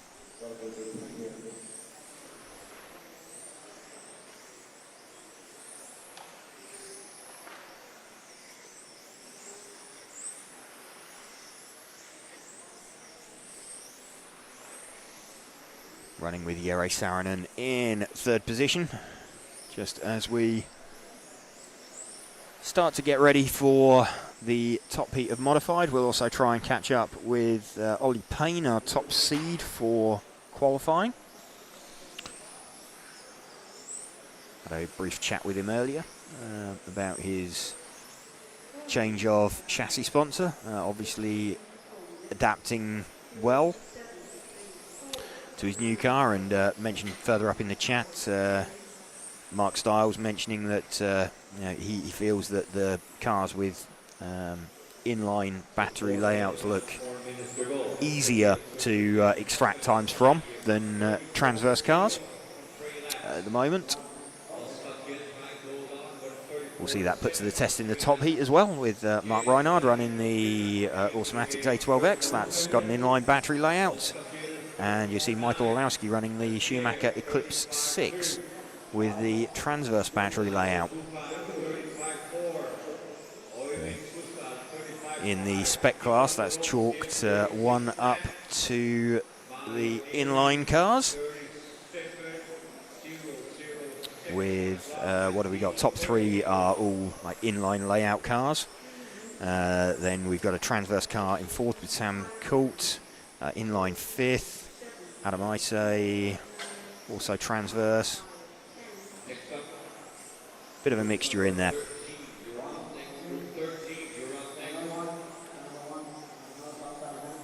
Let's see if we can pick up the leader again, car number 2.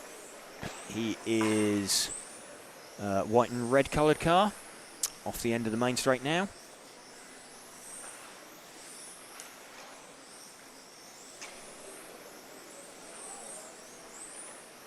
This, our lead car, Tobias Sutrick.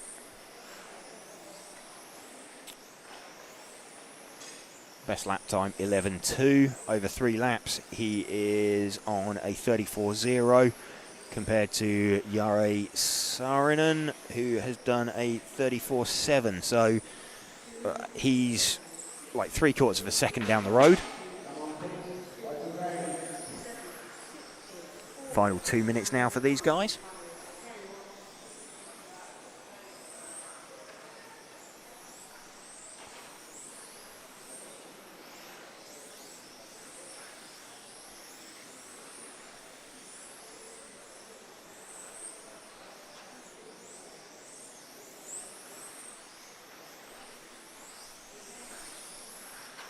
1 minute 30 to go. A little bit of understeer there for Tobias. Just up at the top of the circuit. Obviously easier to do with more power, but when we say understeer, it just means that you turn either the wheel or move the stick on the transmitter, and the car just wants to plough straight on.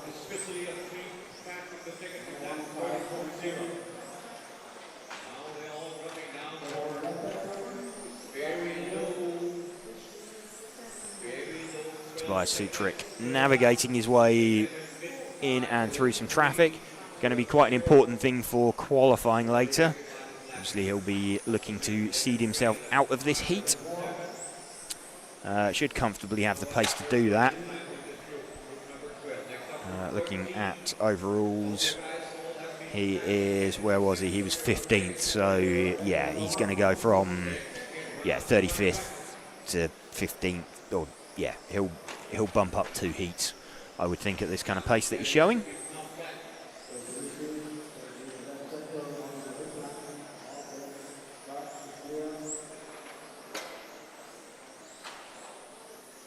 Final 10 seconds now for these drivers.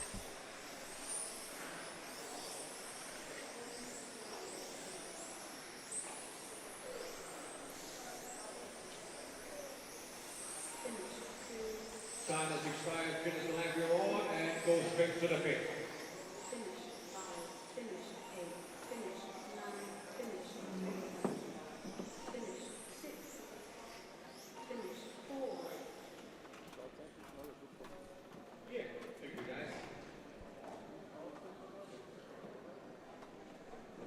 Tobias Sutrick taking that one then. Time is over. Race finished.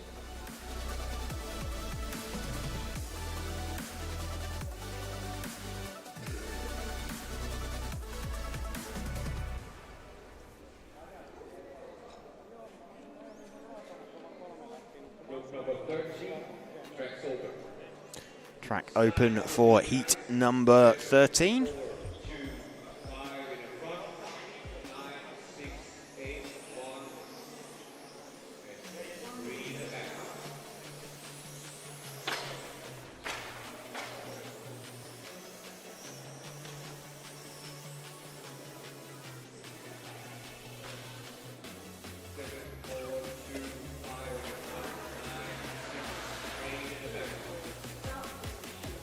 Andreas Bryn going to lead us away for this one from Teemu Saarinen.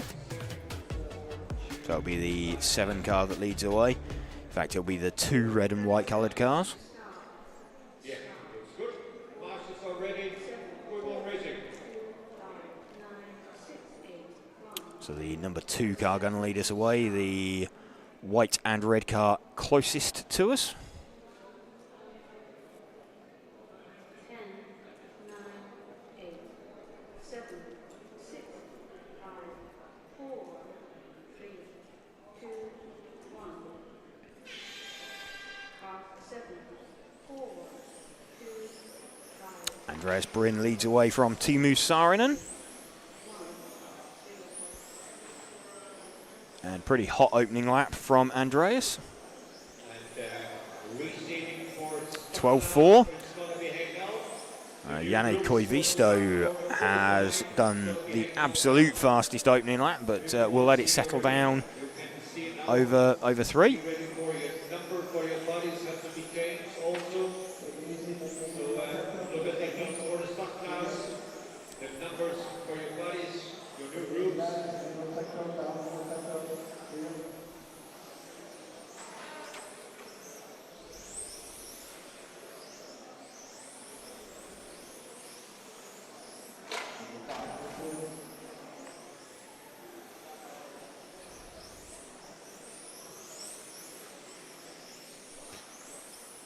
Andreas Bryn still leading this one out in front there after the first minute. 34.8, so he's 1.1 seconds faster than anybody else over 3 laps.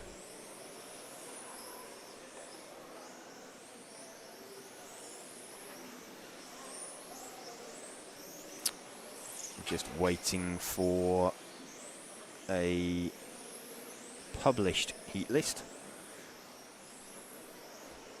for the Spec class. Got a request, can we follow Jano Koivisto? So he is the number 2 car. Let's see if we can spot him out there.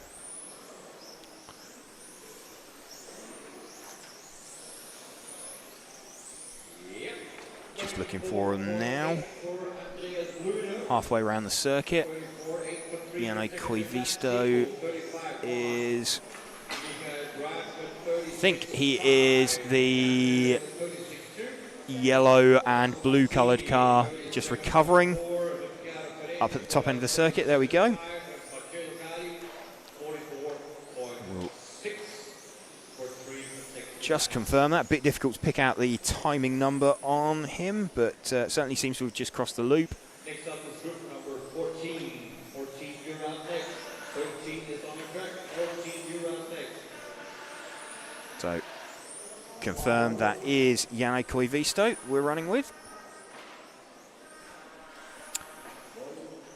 Finnish driver.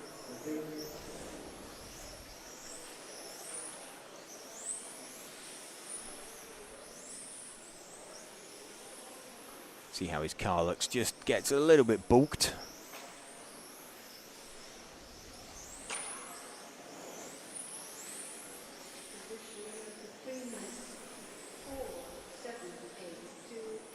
Aiden RC, what heat number are the pros? Well, they've already been out in the Spec class, so that was heat number 11, and it will be heat number 15 for the modified class. That you'll see the super recognisable names.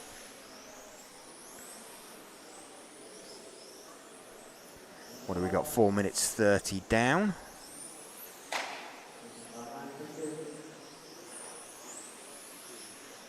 Let's see if we can find the 8 car of Mikael Brandt. He is, I think he's 1 car back. Let's run with him as he fires it down the main straight.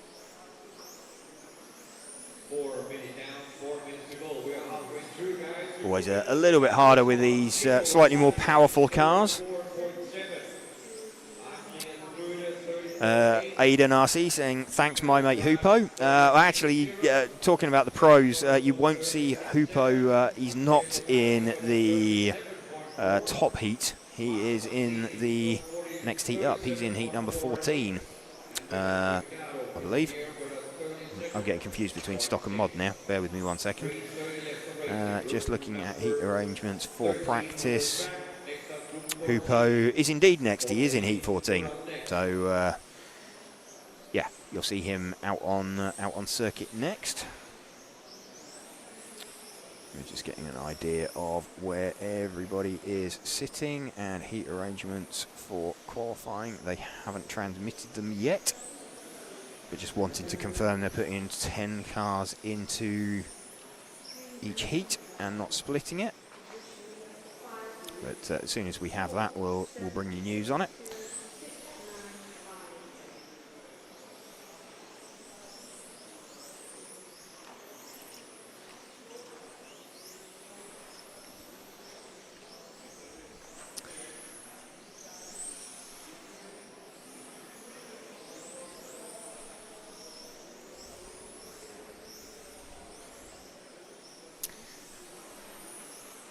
Got a request, see if we can follow car number 2. That's just gone on to the main straight now, just off the end of the main straight. Yellow front, blue centre.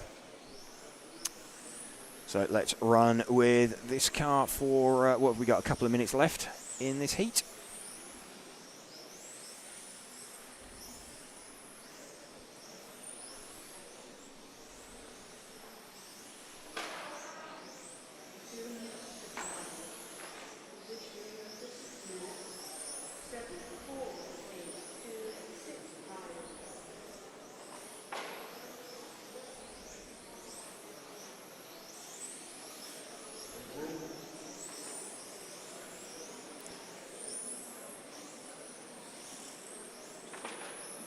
Heading nicely round the top of the circuit, out down the main straight.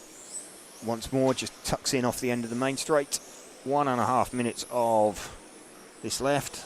What have we got? Fastest lap, Andreas Bryn, 34.2 over 3 laps. We've got Timo Saarinen with 34.5. Those two a bit of a step ahead of everybody else in the heat.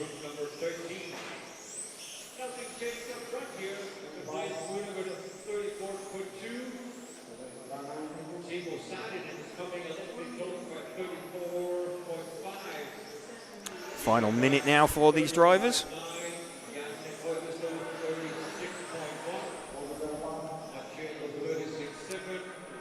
Let's pick up our lead car of Andreas Bryn again. He is the white with red. I think he's the only one left circulating. White front, red rear. He is up at the top end of the circuit now, through the chicane and out onto the main straight.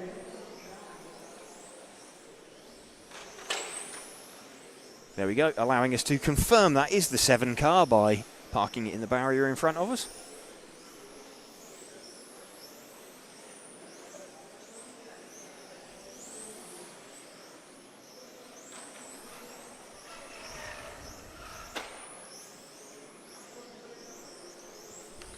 What do we got? Final 5 seconds now for these drivers, just coming up for finishing times.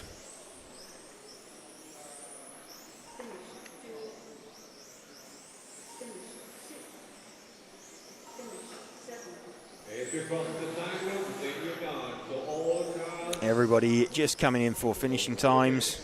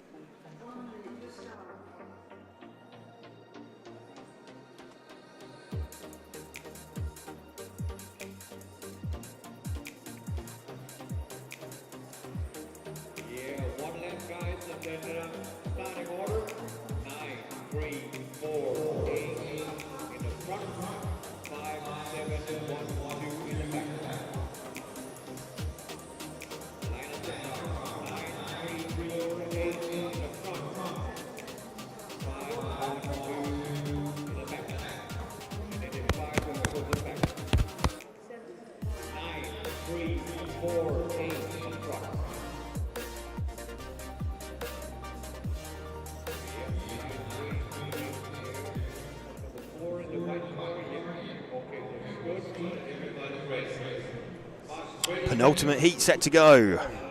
So we're looking to see who can seed themselves into the top heat. I think Matthias Nedberow's got a very good chance with the 9 car.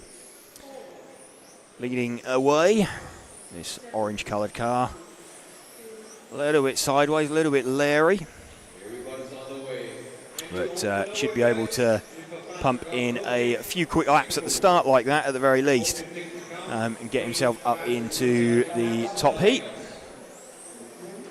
Just had to check himself a little bit there. That's not necessarily going to help over 3 laps. Apologies, we seem to have lost the timing at the side of the main screen at the moment, but working to get that back.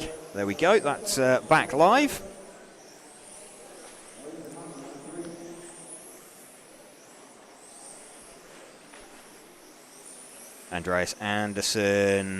Alexander Anderson with the 8 car running in 3rd position at the moment. Hupo has got himself up to the front. And in fact, Matthias Nedberow, who we are running with, has just jumped himself back up there. With Nico Saarinen in 2nd place with the 3 car. Let's see if we can find Nico Saarinen. I think he is the white coloured car off the end of the main straight now. He is the white coloured car just going through the chicane out onto the main straight now. Off the end of the main straight, just coming past. We are following the number 3 car of Nico Saarinen.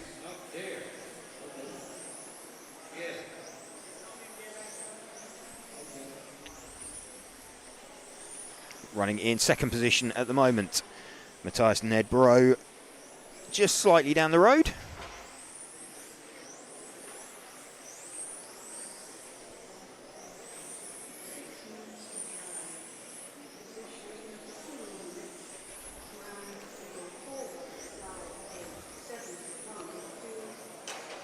Looking fairly comfortable as he fires himself past some traffic. A little bit of a slide at the rear of the car there for Nico Saarinen. 33.6 on the clock. Nico Saarinen 33.67. Very close.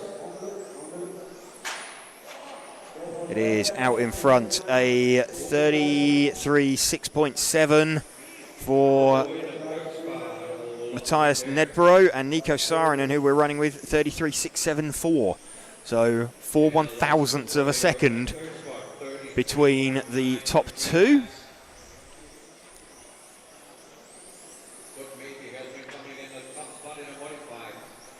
And small coming together actually there between the top two on the times. 34.2. Anderson 34.28. They continue circulating. 34.56. Rennie Doctor in the 7. 34.9. So a few cars dropping out of this one and retiring. We've got a body tuck up at the top end of the circuit. We just passed him. So just finding our way out and through traffic.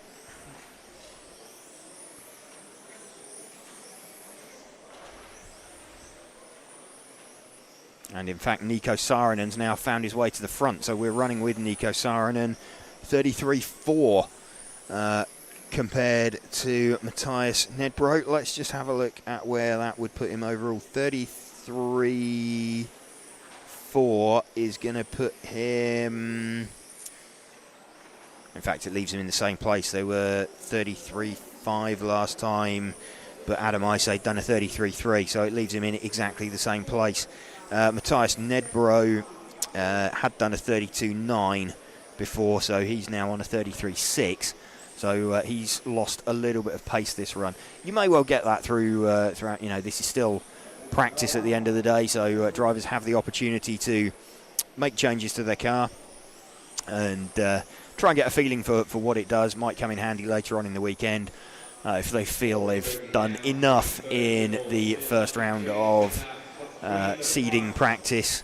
There's also a suggestion that maybe the track slowed up a little bit this time. You've had some people improve, but not necessarily the same rate that or the same amount that you would think everybody else might improve by.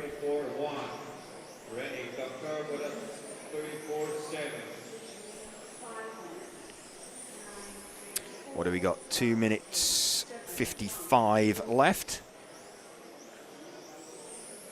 And Nedrebo has got himself back to the front again with the number 9 car. So Hupo has retired from the run. Let's see if we can pick up the 9 car again. He was one of the orange coloured cars. Let's just see if we can identify it. I believe he is the one that is, I think he's the orange car on the main straight now. He was.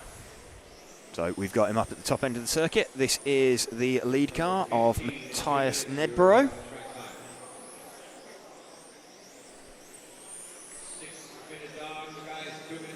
2 minutes left. 33.1 now. Matthias' car seeming to get better towards the end of the run.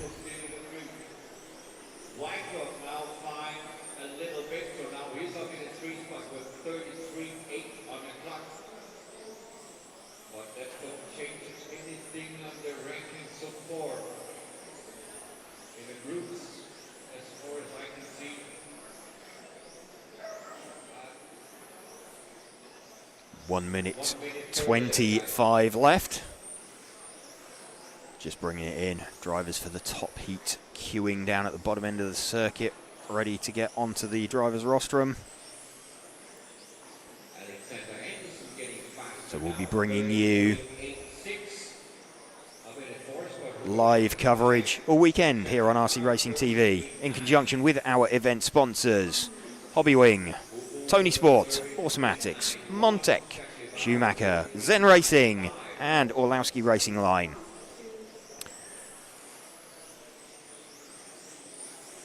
Nearly at the end of time practice now.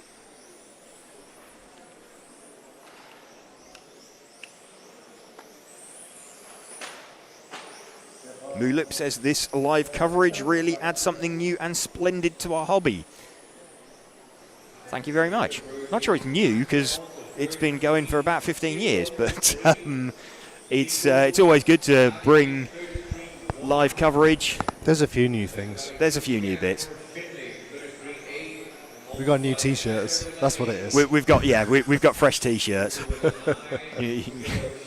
It's the same old stuff, but yeah, same old stuff, but new T-shirts. There you go. They're very comfortable T-shirts. You can, in fact, if you become an RCTV hero, you can get T-shirts at a discount. You can, and stickers for free. Yes. And hugs. James will give you a hug. I'll give you a hug. Yep. Okay. I'm being pimped out here by. Handed something tiny lettering. Early access to videos, but oh, hang on. Early access videos, merch discounts, priority follow requests. There you go. Oh, they're notes for James. So we're going to attempt to talk to some drivers after the next heat. Before qualifying starts. So we could try and speak to the top two of each. If I can, the top two from Mod will have just come off the track, so we can drag them over and try and talk to them, and then run and try and get Ollie Payne and Max Mack. Yes. Well, I mean, Ollie might be one of the top two. Oh, there you go. Potentially. Two birds, one stone. Currently. I mean, currently it's Michael Orlowski and Mark Reinhard. Yeah. So, but Michael Orlowski's going to lead away with this one from Mark Reinhard. Look, Mark's parked his car right behind Michael, right in his wheel tracks.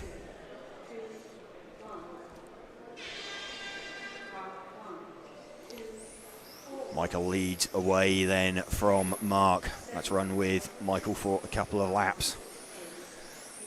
See what he manages to put in. Ollie Payne with the hot opening lap of an 11.1. These three have looked a bit of a step ahead of everybody else.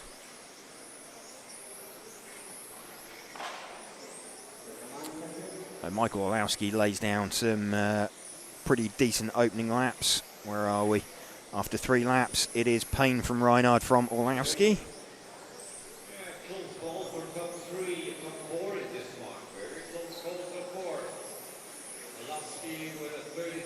Orlowski from Payne from Reinhard now. 33.1 from Orlowski, 33.3, 33.0, 33.0 from Mark. B-Main Champs joins us as an RCTV hero. Welcome to you. Michael Orlowski, Mark Reinhard, Alex Hagberg now has got himself up to a 33.2, but out in front we've got a 32.9 for Orlowski. What did we have before? Michael, well, it was a 32.5 for Orlowski before with a 32.6 from Reinhard. So 32.6 now from Reinhard. Suspicion that the track may have slowed up slightly. Let's move our focus back to Mark Reinhard's car. Mark running his race paint, the white, pink and blue coloured car. There we go. We've got him live on the stream.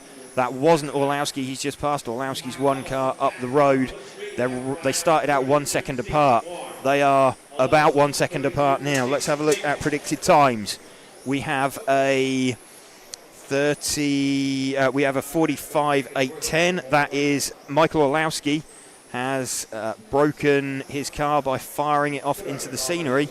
So that's a big big off there for Michael Olowski. We're running with Mark Reinhard at the moment. So Michael not necessarily going to have the opportunity to improve. Ollie Payne now with a 32.609. Still not got the 5.25, but he's jumped himself in front of 32.6. He's jumped himself in front of Reinhard's time. So Ollie Payne now leading this one. Let's move back one car from Mark Reinhard to pick up Ollie Payne. The white, black and red car. Running with Ollie Payne. Currently looking to go second overall, 32.4. So Ollie Payne now looking like he may well be top seed for both Spec and Modified. At this rate, 32.4, he's got it in his pocket at the minute. So running with Ollie as he tries to chase down Mark. Let's have a look at their overall run times. Ollie predicting a 44 flat. Mark predicting a 45 in 10. So Mark just making the split. Ollie not on the split.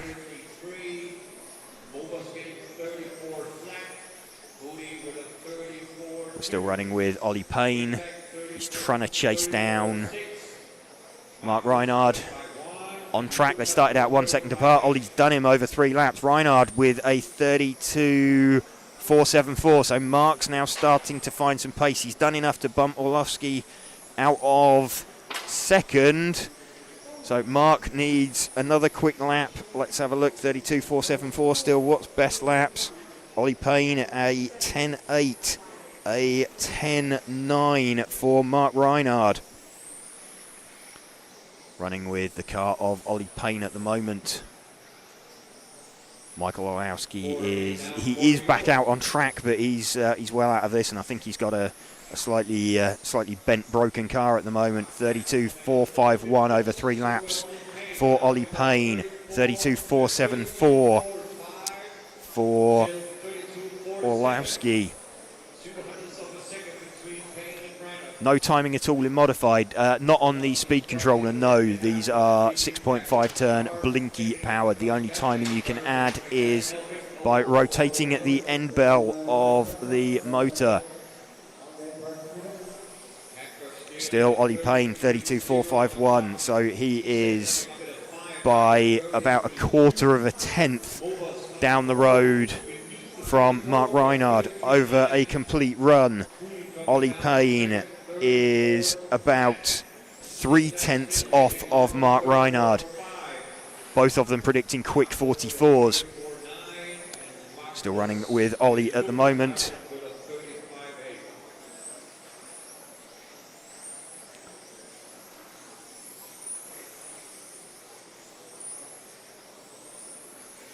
Still very, very similar.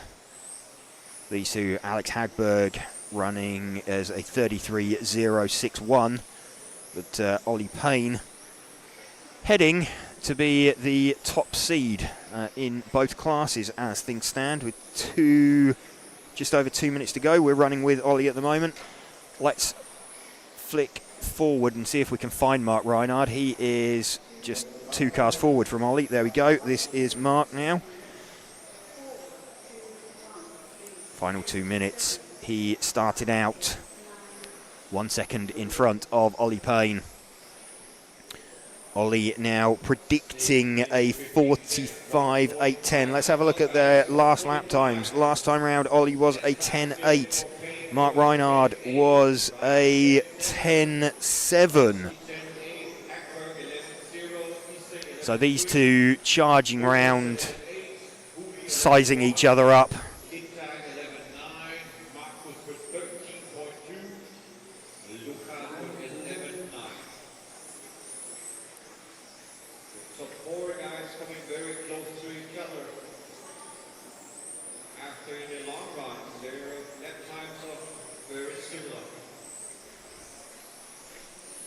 What do we got? Ollie Payne still leading this one. He's gone to a 32.3 as he tries to chase down Mark. So that is Ollie just in the back of shot from Mark as we enter the last minute. So Ollie looking like he is going to be the top seed for both classes.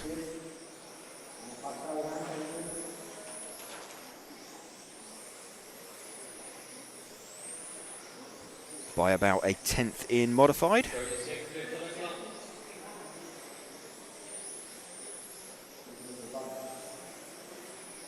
Still there, last 25 seconds. We're watching, well, Ollie Payne and Mark Reinhard circulating together.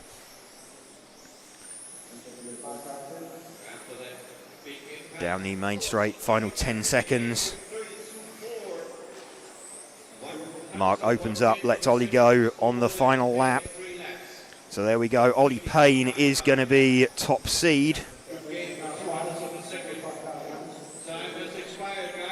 So Ollie Payne has taken that, and Michael Orlowski, right at the death, jumps up with a 32.455. So we're going to have Michael Orlowski second seed right at the end.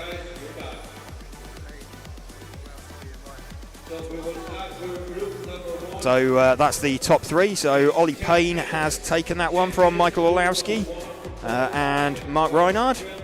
And Ollie Payne then top seed for both classes.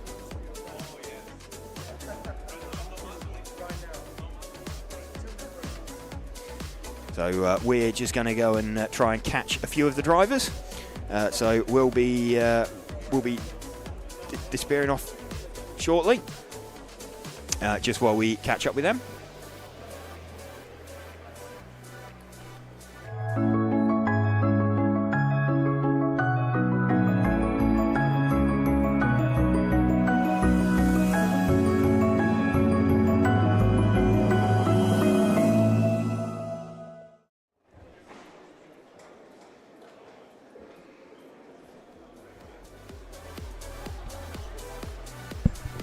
Well, there you go. You can see. Ooh, sorry, that was a bit loud. You can see on your screen how they finished in that final round of practice.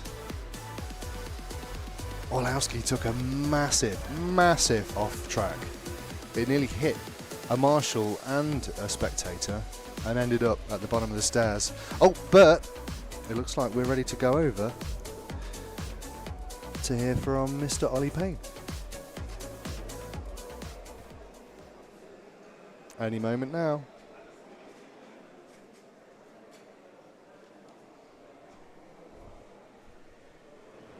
Okay, so with Ollie Payne, top seed in both Spec and Mod. Yeah, I think if you asked me that this morning, I don't think I would have ever have dreamed of that, to be honest. It's the first time I've ever ran this car in modified, so I'll take it. Yeah, I mean, that all of a sudden you just found a chunk of pace in that last run. Yeah, I've been trying to find a little bit more aggression from the car all day, but it didn't really seem like it was the right way to go. It came hard and unpredictable, so I kind of just took a step back and sort of thought about it and went back to what I was running, and it was a lot more consistent and easier to get a run out of it. So. And kind of saw you there as well. I know it's only over 3 laps, but you seem to be kind of trying to size up where you were over 8 minutes as well to the others. Yeah, I wasn't really thinking about the 3 laps so much. I was more comfortable over 8 minutes than the 3 laps for sure. Okay, cool. So just leave it the same for qualifying. Looks like the track might have slowed up a little bit. Yeah, I think the track slowed down a little bit, so no point chasing lap time. But I'll probably make a couple changes to my stock car, but modified I'll leave alone. No, okay, cool. Well done, and we look forward to seeing how you do in qualifying. Thank you.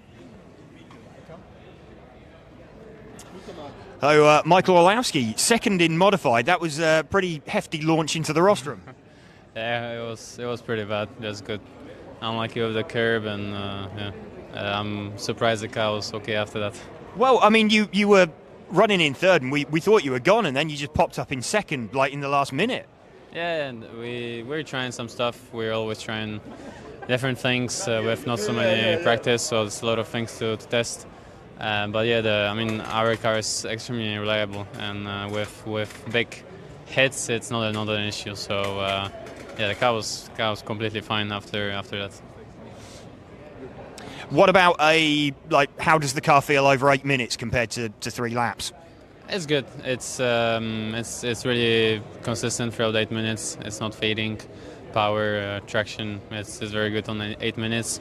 We need to talk with the team to see which option we will go for Q1, because the previous practice was very good and now we tried some stuff, so we need to decide what to do with for Q1.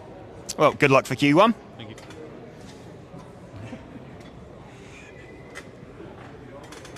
Bye, Michael. Oh. And Mark Reinhard. Mark Reinhard, third in the end, but sort of you've been up there all day. You've had good, consistent pace. Yeah, I'm pretty confident actually. I mean, the 8-minute pace was not bad this time. It was better the run before, but I think I saw not enough in the front. It was too short. That's why I like some steering to the end of the run, and Ollie just catch me. But yeah, no big mistakes so far. So. It looks good. It looks consistent. You've been kind of the one that's been there all day. Others have been had pace, not had pace. So looks consistent. Yeah, it is. I mean, we just do small changes, and let's see if it stays the same, and try to make no mistakes. I think it's pretty difficult now, because I think the top 3, or let's say 4, in this heat now, we are a lot faster than the rest of the field in this ground. So it's really hard to don't get out of the rhythm by passing the others. So I don't know. The regroup now might help a bit for all of us, and yeah, let's hope it's going to be better. Yeah, I mean the top 3, you look like you've got about half a second over 3 laps over everybody else. Yeah, I think Alex was fast in the previous run, but the last one I think he didn't have the pace what we had. But I'm sure you're going to be right there in the mix as well. But there also one guy I saw in the heat before from Norway. He was doing really good lap times. So. Matthias Nedbro. Yeah, I think that's him. And yeah, he looks like he's fast as well. So let's see how it goes. Okay, well, well done, and hope it goes well in qualifying. Thank you.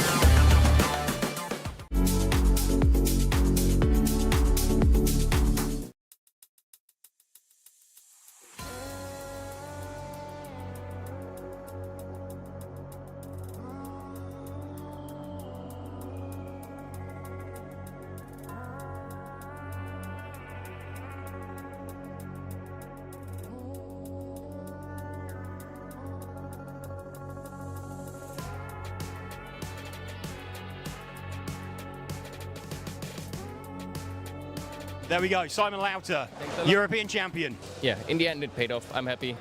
Cuts back through, so change for third position there, Mark Reinhard. Michael Olowski then comes across the line to win the European Championship. Yeah, it's good to have it back after last year.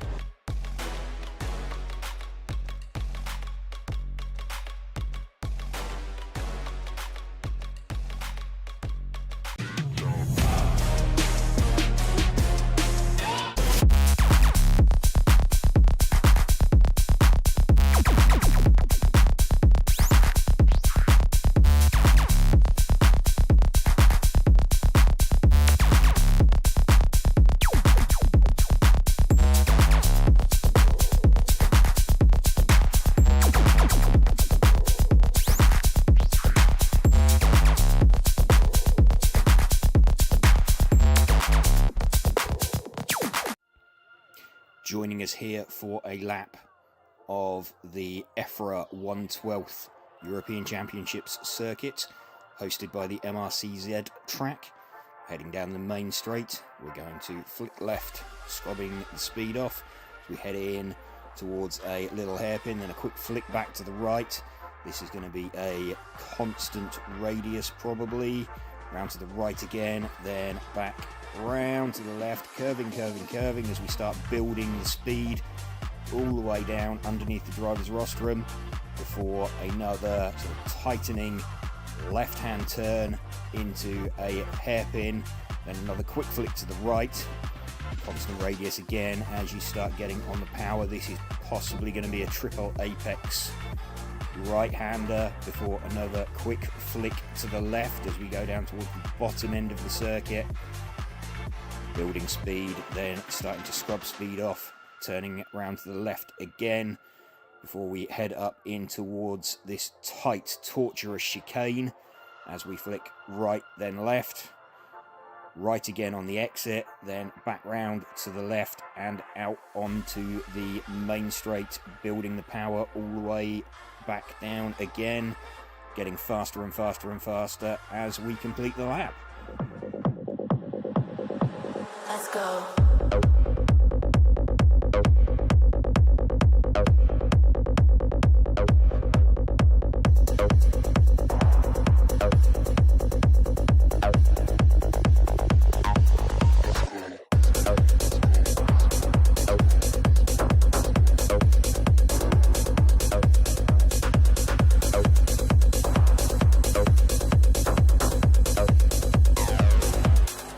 Let's go.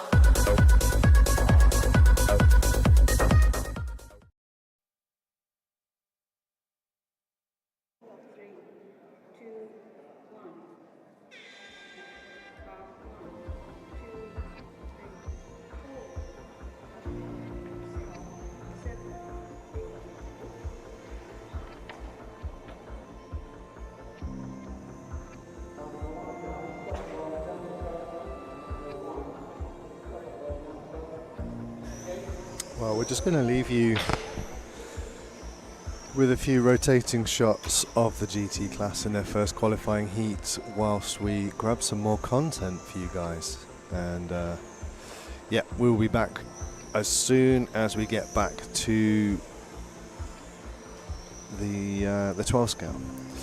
So yeah, after the GT, 2 heats of GT, then we'll be back with you. So we'll see you shortly.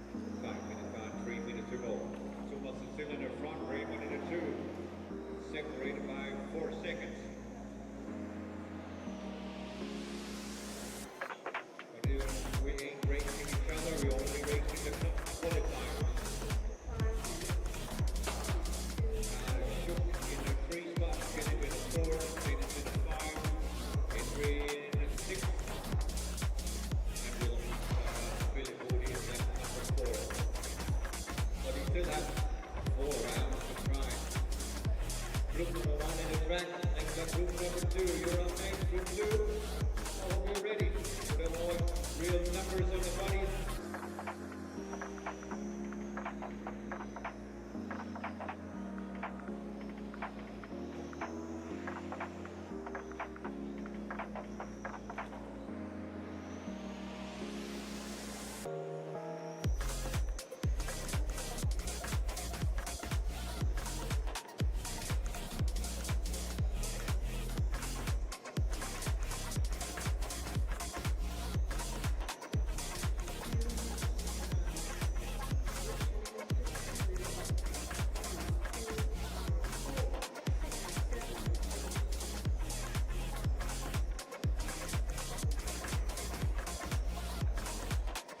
Minutes on, 2 minutes to go.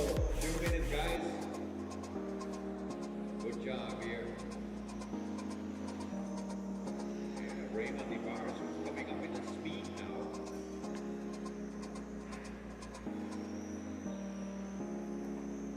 Speed and X-ray shirt. Doing it.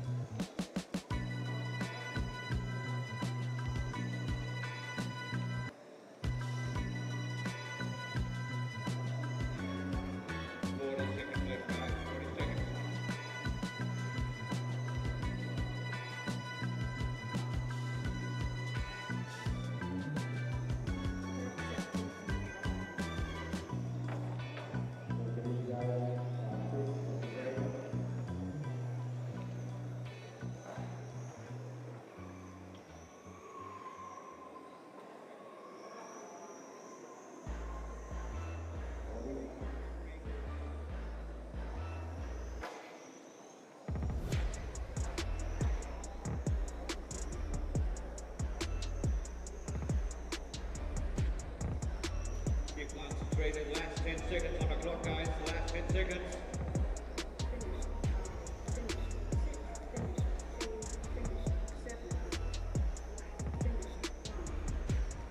All guys down. Bring them to the pits. All guys down.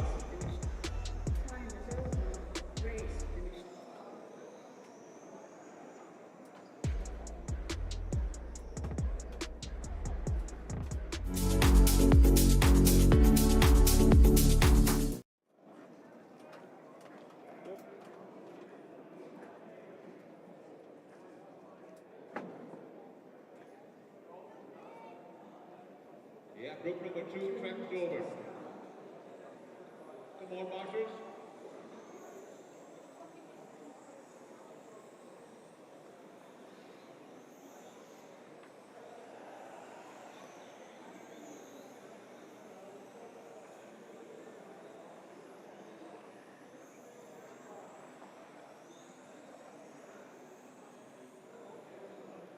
One, 2, 3, 4 in the front. 5, 6, 7, 8, 9 behind. 1, 2, 3, 4 in the front row. That's good. 5, 6, you have to come back further forward. That's good. Now, go over. There, that's good. Thank you, guys. Marshal number 3 from last race. Philip Woody, leader marshal number 3 on the Woody. Take it easy, Suska. Take it easy.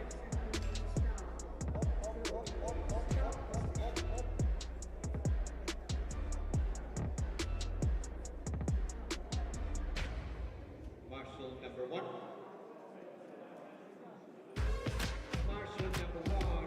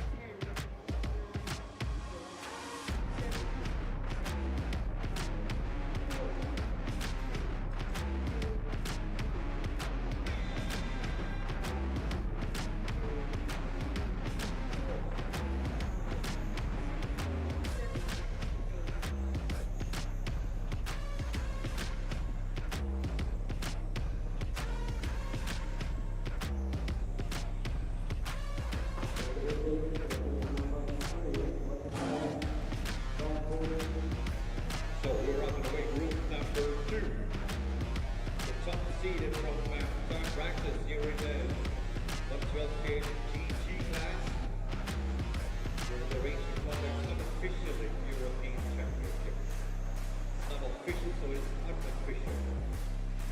But still, racing for the honor to be the fastest in this group.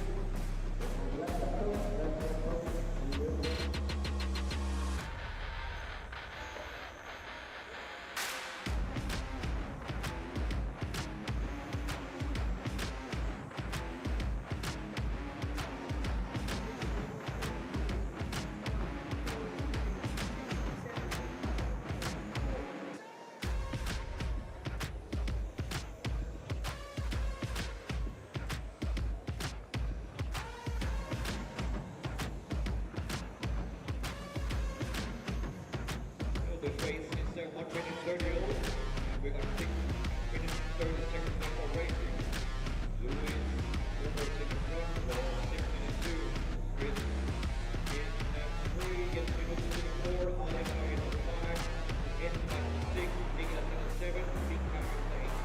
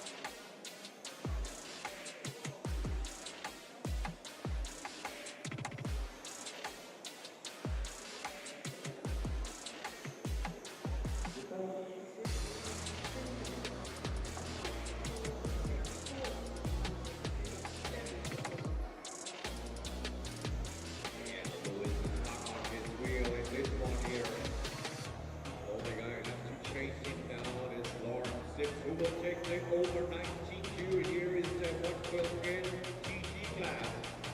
Will it be Lewis or will it be Lawrence Sims? Yes, Pinot is coming into the game. Coming from way behind, trying to come up and catch some of the guys in front.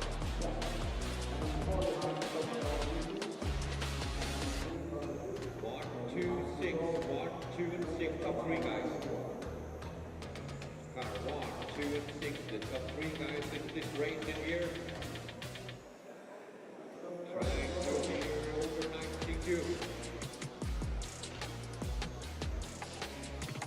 Mika coming from nowhere to somewhere up in the 4th car. All of a sudden thinking, oh, he started thinking, man, I can maybe come on the rostrum in this one.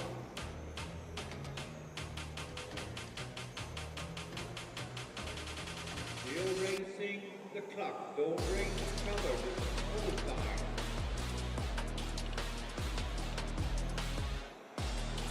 Lewis coming in 1. Coming up in the back marker, now in the entrance.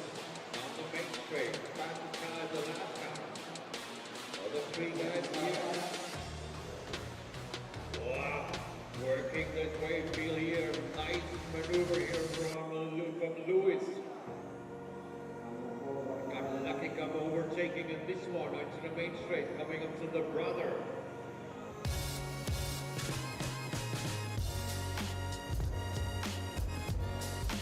There is Mika just in front of him, the 2 brothers coming together after the main straight.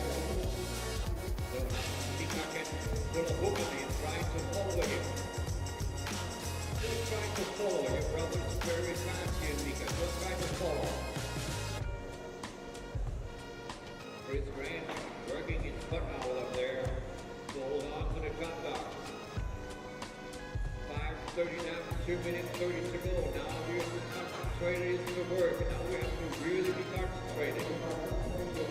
Because now the mistake is coming from some guys.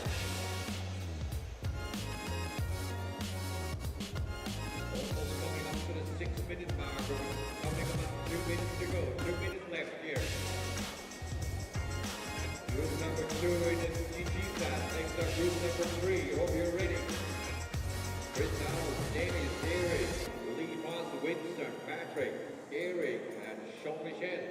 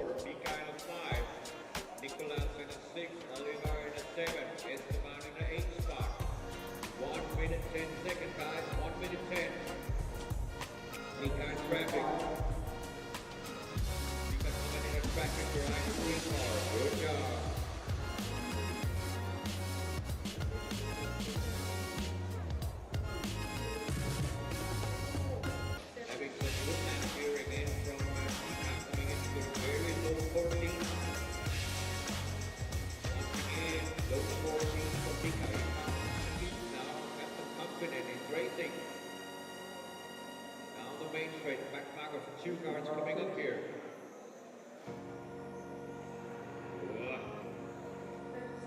30 seconds left on the clock, plus overtime. 3 more laps.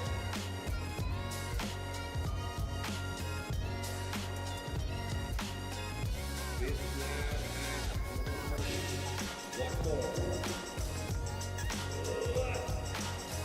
What are you doing back there?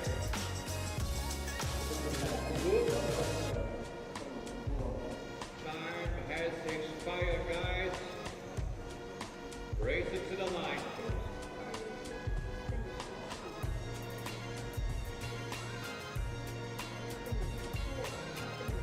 Lewis takes the win in this one over 90Q in the GT class. Lawrence Simpson at 2. Mika coming up with a 3 spot on the last lap. Good job, guys.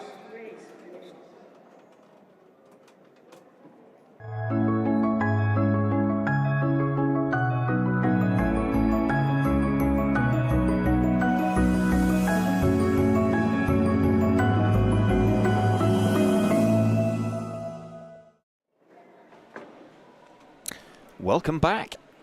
So we've just seen the end of the GT class. That's last of the track action for the GTs today. Looking in the chat, Racerlog says, whose blinky rules is EFRA using? There's one set of blinky rules for speed controllers that are used worldwide, and in terms of motors, it's the 6.5 turn motors that they're using. B-Main Champs, RCTV Hero says, hello everyone. Just joining us here then for round number 1 of qualifying from the EFRA 112 European Championships in Zwevegem in Belgium. So just set for the first heat of Spec for the European Championship. So Chris House is going to lead us away, or as he is known when racing abroad, Christophe Maison. The orange fronted car with white rear.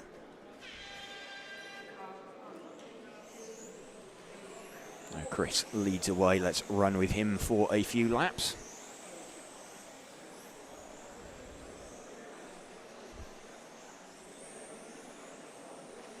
Nice steady start for Chris. 13.4 as an opening lap. So remember, this is the first time now over 8 minutes that they're being timed rather than 3 consecutive laps. This might paint a bit of a different picture later on, but running with Chris at the moment. And car looking quite safe. In fact, heading for Brussels at the end of the main straight, but manages to get round, just getting a little bit caught up through some traffic.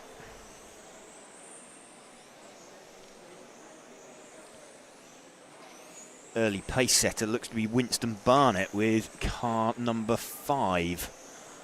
Let's see if we can spot him. Winston is the orange coloured car out on the main straight now.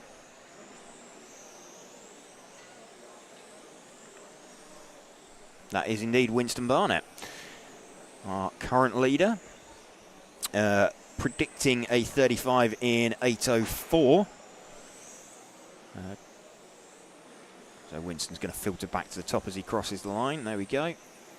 His time currently 6/10 up on Chris House, but is predicting a 35 lap run currently.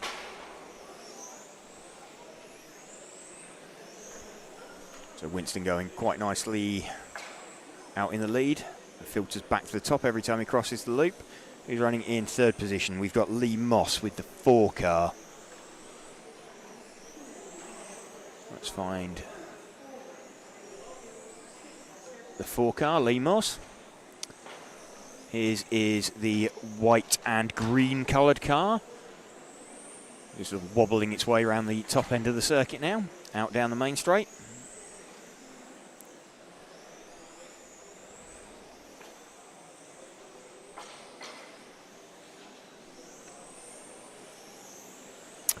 It's a bit of a strange look, like the rear of like the car. It kind of wants to snap straight all the time, just as he's attempting and initiating the turn. Doesn't look completely comfortable.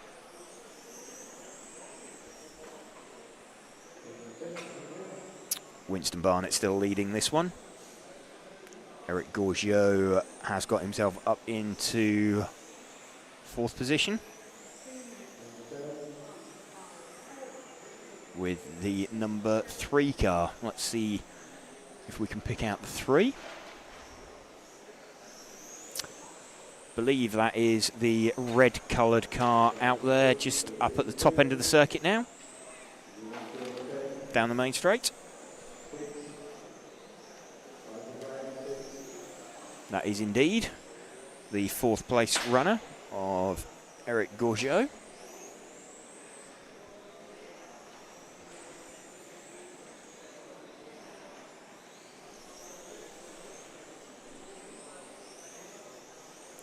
We've got Chris House, 1 car behind him, started to drop the hammer now and try and stretch away from Winston Barnett.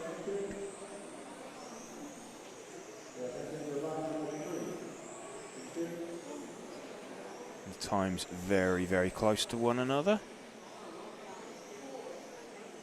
Winston with a better fastest lap of a 13.2, Chris with a 13.3 fastest lap.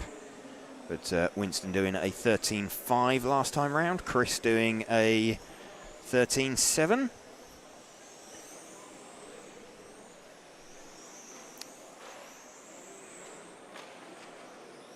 So we're running with Chris House now,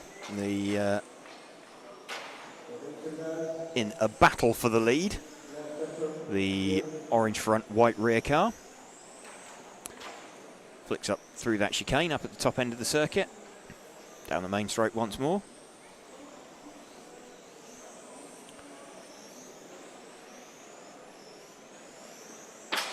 Winston starting out 4 cars behind him. So taking a little while to update, although have we lost Winston?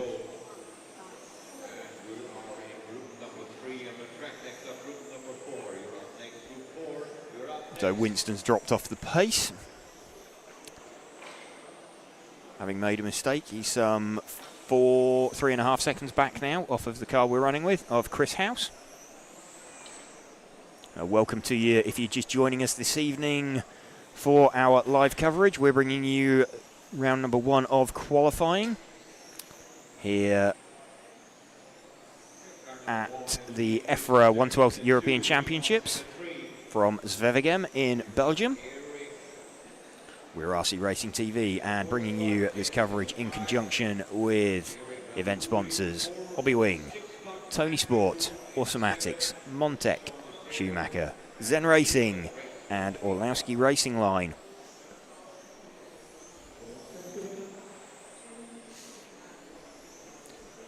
Two minutes left. This is timed over 8 minutes, or 8-minute runs become important for the first time. I think important, they've always been important. They're significant, let's say. I think a few of the drivers already, as they alluded to when we had a chat with them just after the modified seeding,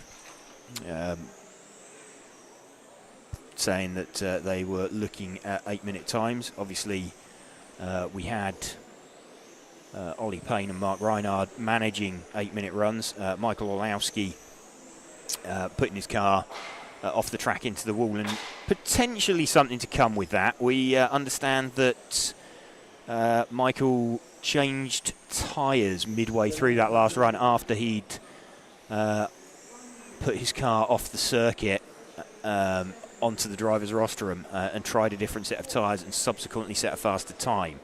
But there's some debate as to whether the car went back through scrutineering again after that happened, so we'll wait and see if that develops into anything and how that plays out with the rules. We're running with Chris House at the moment, though, at the front of the heat. He's kind of led almost from the start. Winston Barnett's kept him relatively close. They're both heading for 35 lap runs. 35.802 for Chris House, 35.807 for Winston Barnett.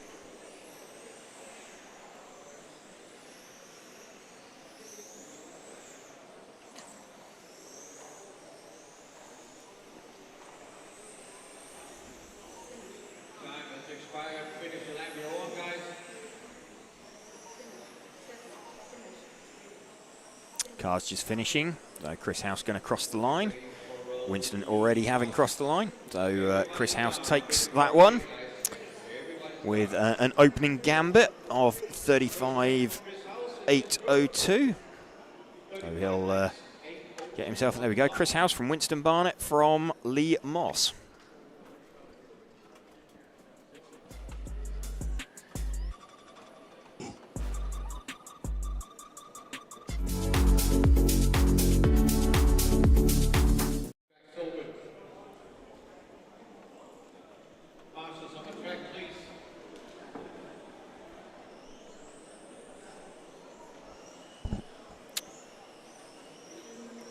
Second heat of the Spec class going out there. Mario Neri, Stefan Kalbrecht, Thomas Steinhager, Gunnar Blumendahl, Jukka Hakamies, Arta Hoffman, Jaakko Humarshalo, Matthias Heremans and Rob Jackson.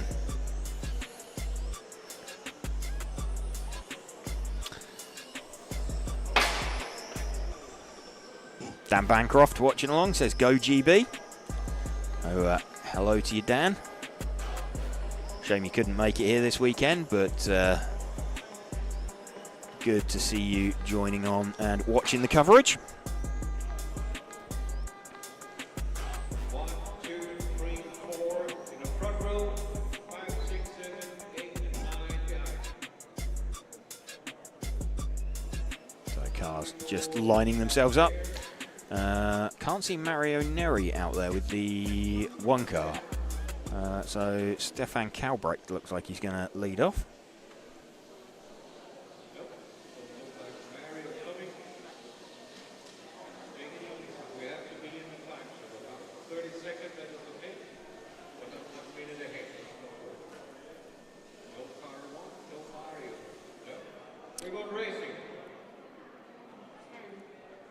So Stefan Kalbrecht's going to lead us away, the white number 2 car with the very pimp chrome decals.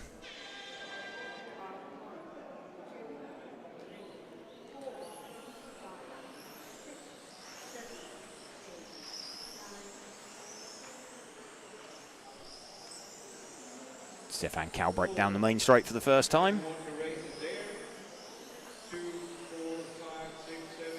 Let's give him a couple of laps to settle in. Group number 4 on the track, on the way for the first round of qualifying. In that 13.5 meters, racing model official. Stefan Kalbrecht to the top. Got a suspicion, though, that Rob Jackson has found some pretty strong pace with the number 9 car.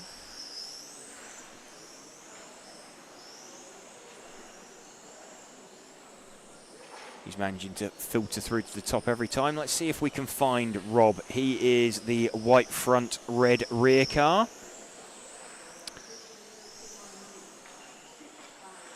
So he's found some pace over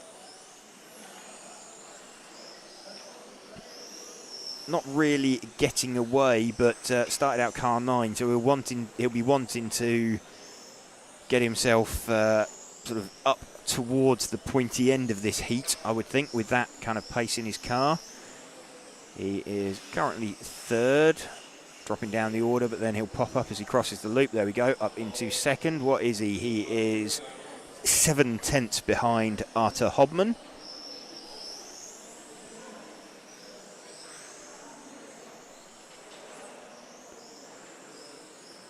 Gets that down to 1/10. So probably expecting Rob to take I was expecting Rob to take the lead, although just a little bit of a slide on the rear of the car. That's going to check his progress a little bit as he crosses the loop, but he still goes to the top despite that little slide. So Rob Jackson leading this one at the moment from Arthur Hoffman. You can see the heat orders a little bit jumbled up. Arthur Hoffman pumps in a quick lap. Let's see if we can find Arthur. He is the number 6 car.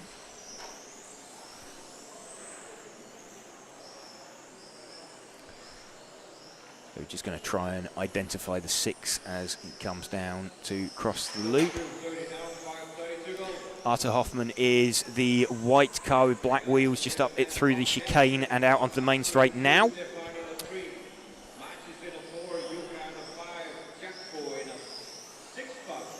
There we go, that is Arthur Hoffman. Rob Jackson pops to the front.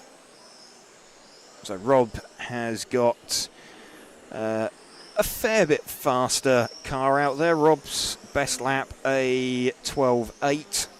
12.868, so 1.5 tenths slower is Arthur Hoffman with a 13.0.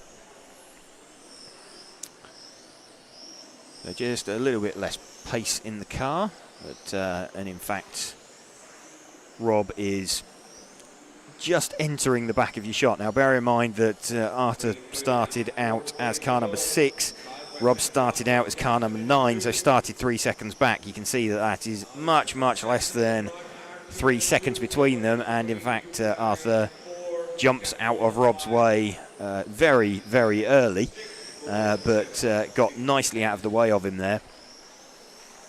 Definitely no holding him up.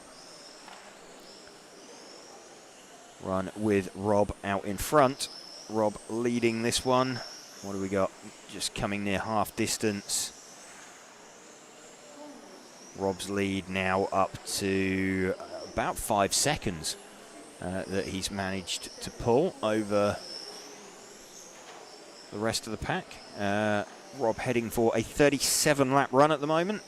Bear in mind Chris House had a 35. So this will be just what Rob needs to go and sleep on.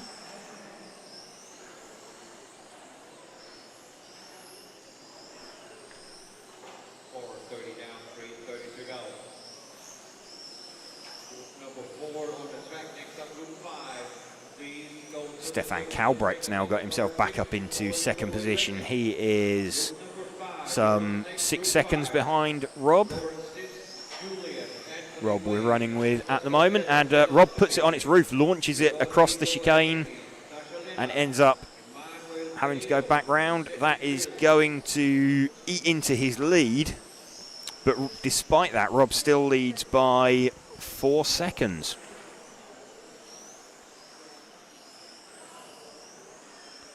So still pretty comprehensive.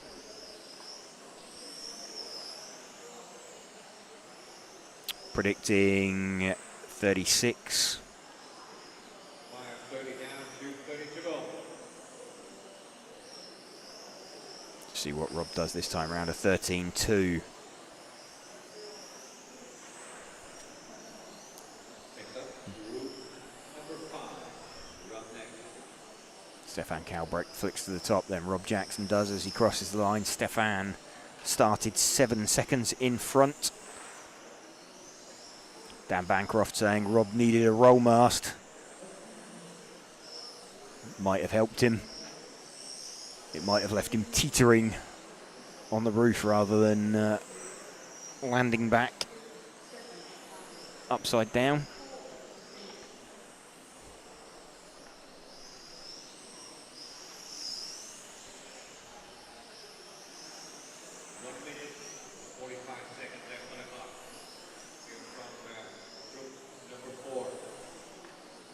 So still watching this qualifying heat number 4 of the Spec class of the EFRA 112th European Championships.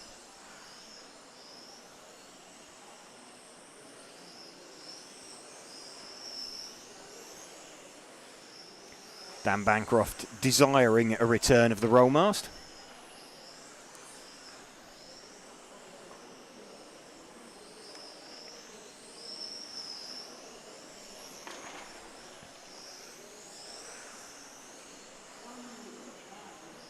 One minute remaining. Rob Jackson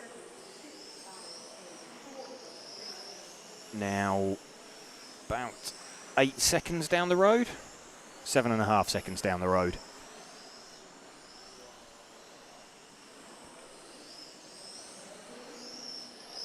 So that'll be a nice opener there for Rob.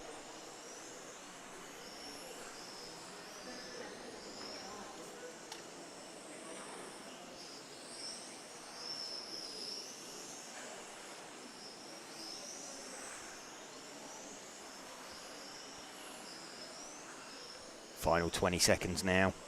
Decent opening run for Rob. That'll let him get... But that'll settle him down. Having had a bit of a disconcerting seeding. Matt Lack says, great coverage as always, guys. Kept me company all afternoon while at work. Surely you were actually working, Matt.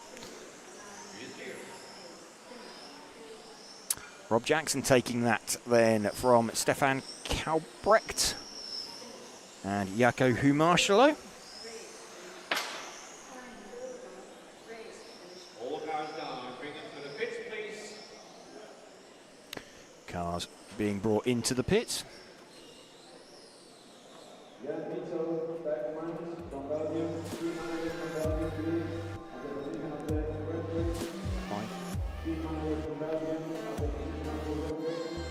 Team manager from Belgium, please come up to referee.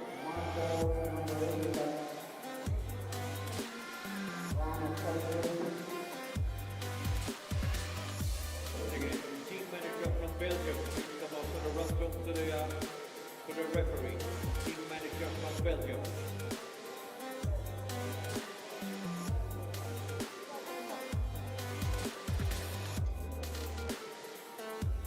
So group number 5. Group number 4, come on guys, group number 4, Marshall.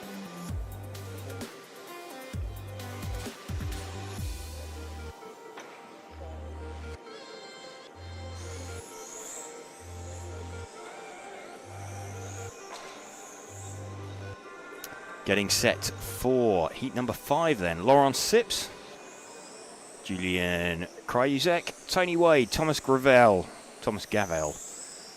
Senna Oppendiek, Eero Hakamies, Sasha Lennart, Manuel Ferrero, and Cedric Gills. 2, 3, 4, 5, 6, 7, 8, 9. Line up the cars, guys. 1, 2, 3, 4, We're on Sips.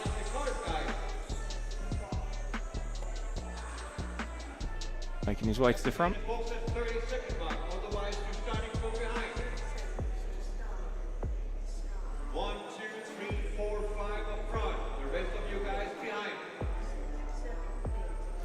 Looks like we're missing a car 1. Marshal number 3.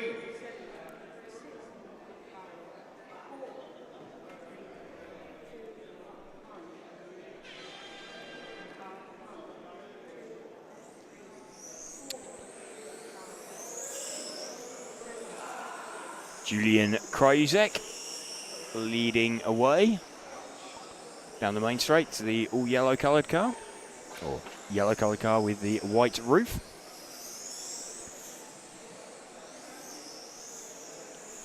Already got quite a big gap over, well, Tony Wade on track. It was Tony Wade on track who started out as car 3.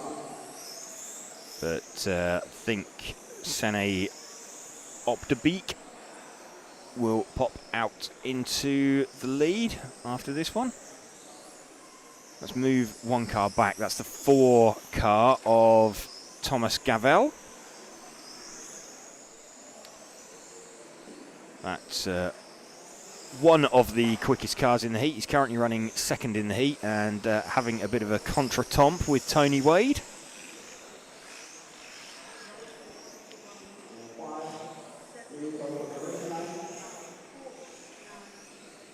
This is Tony Wade that we're running with at the moment, the number 3 car. Popped himself up into 4th place.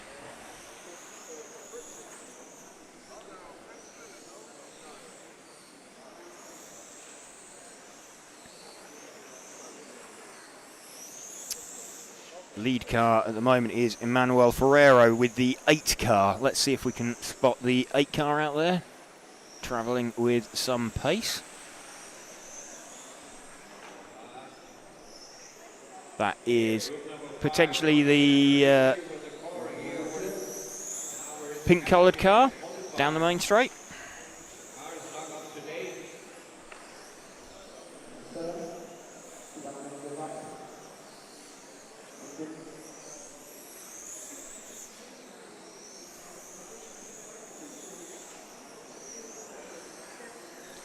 That's in fact the 6 car of Yuka Hakamis. Oh, sorry, Eero Hakamis.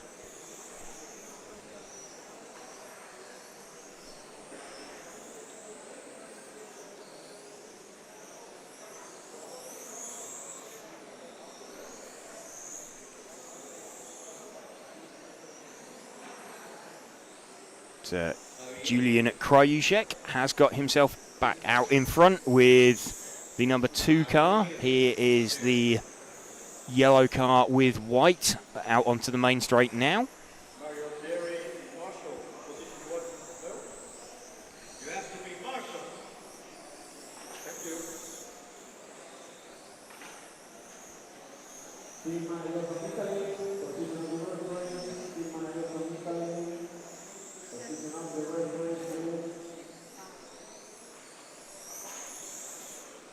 Lead car heading for 37.805 is Julian.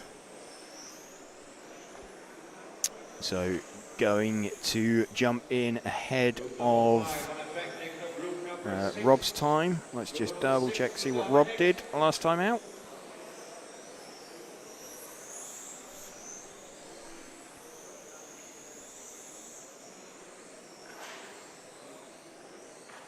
Julian, remember, heading for 37.805. And just try and get the ranking list up before qualifying. See exactly where he drops in. Rob Jackson was a 36.800, so obviously that will move him in front of him.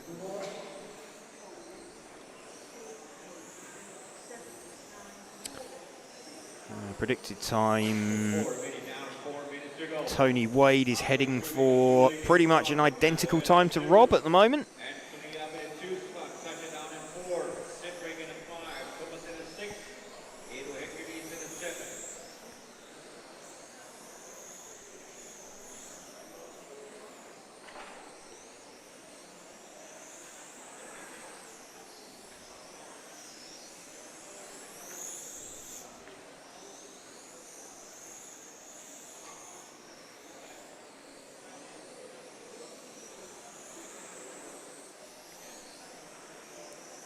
Coming up to 3 minutes remaining. We're running with Julian Kryusek. Just trying to carve his way through some traffic. 37.806 is his predicted time. Some of them crash out the way in front of him. 5 minutes down, 3 minutes to go. Next up, group number 6. You're up next. Group number 6. You're up next. Heading for group number 6 next. This is heat number 5 running. So all the way through heat 3 through to heat 11 is the Spec class. Then we've got 4 heats of the modified class. Germany in the front, Emmanuel in the 2, Ashley Wade in the 3, Sasha Leonard in the 4, Cedric in the 5, Thomas Gabriel in the 6, Hero in the 7. 2 minutes left, guys. 2 minutes.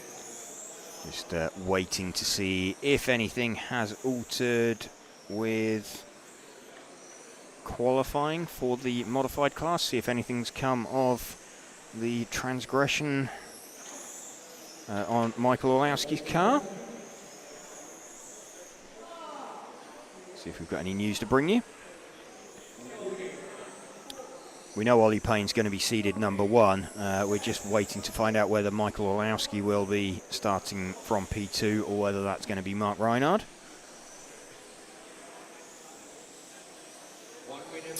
Still showing Michael Orlowski as starting P2 at the moment, but we'll wait and see if that changes by the time we get further on. Potentially got Mark Reinhard taking that place if Michael's time gets removed from the previous run. So as soon as we can find out something further on that, we'll let you know. 1 minute, 10 seconds left on the clock, guys. 1:10. Julian Kryusek still leading this one. Running with him at the moment, the yellow coloured car with the white roof. Just over 1 minute remaining. So we'll run with him for home. Currently heading for a time that will beat Julian is currently running for a time that will beat the current quickest time from Rob Jackson. Rob Jackson's time being, remember, a 36 in 8 dead. Julian heading for a 37 in 8:07. Rob's time, though, will put him second currently over these guys.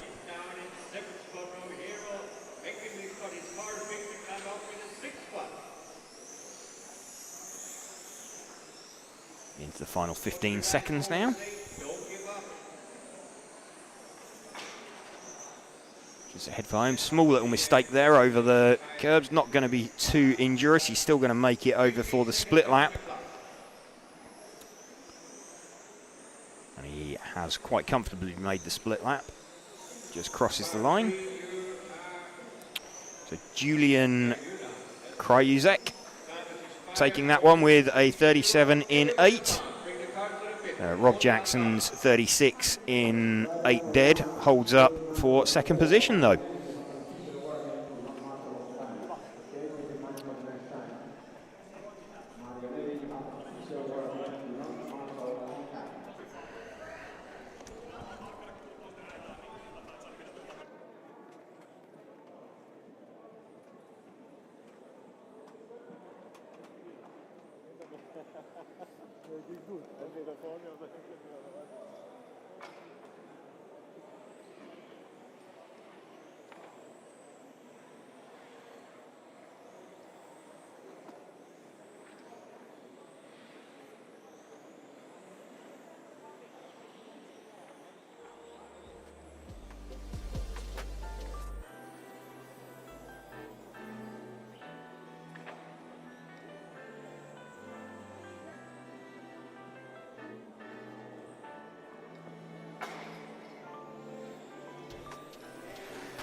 Hello everybody, slightly different voice here. This is Frank.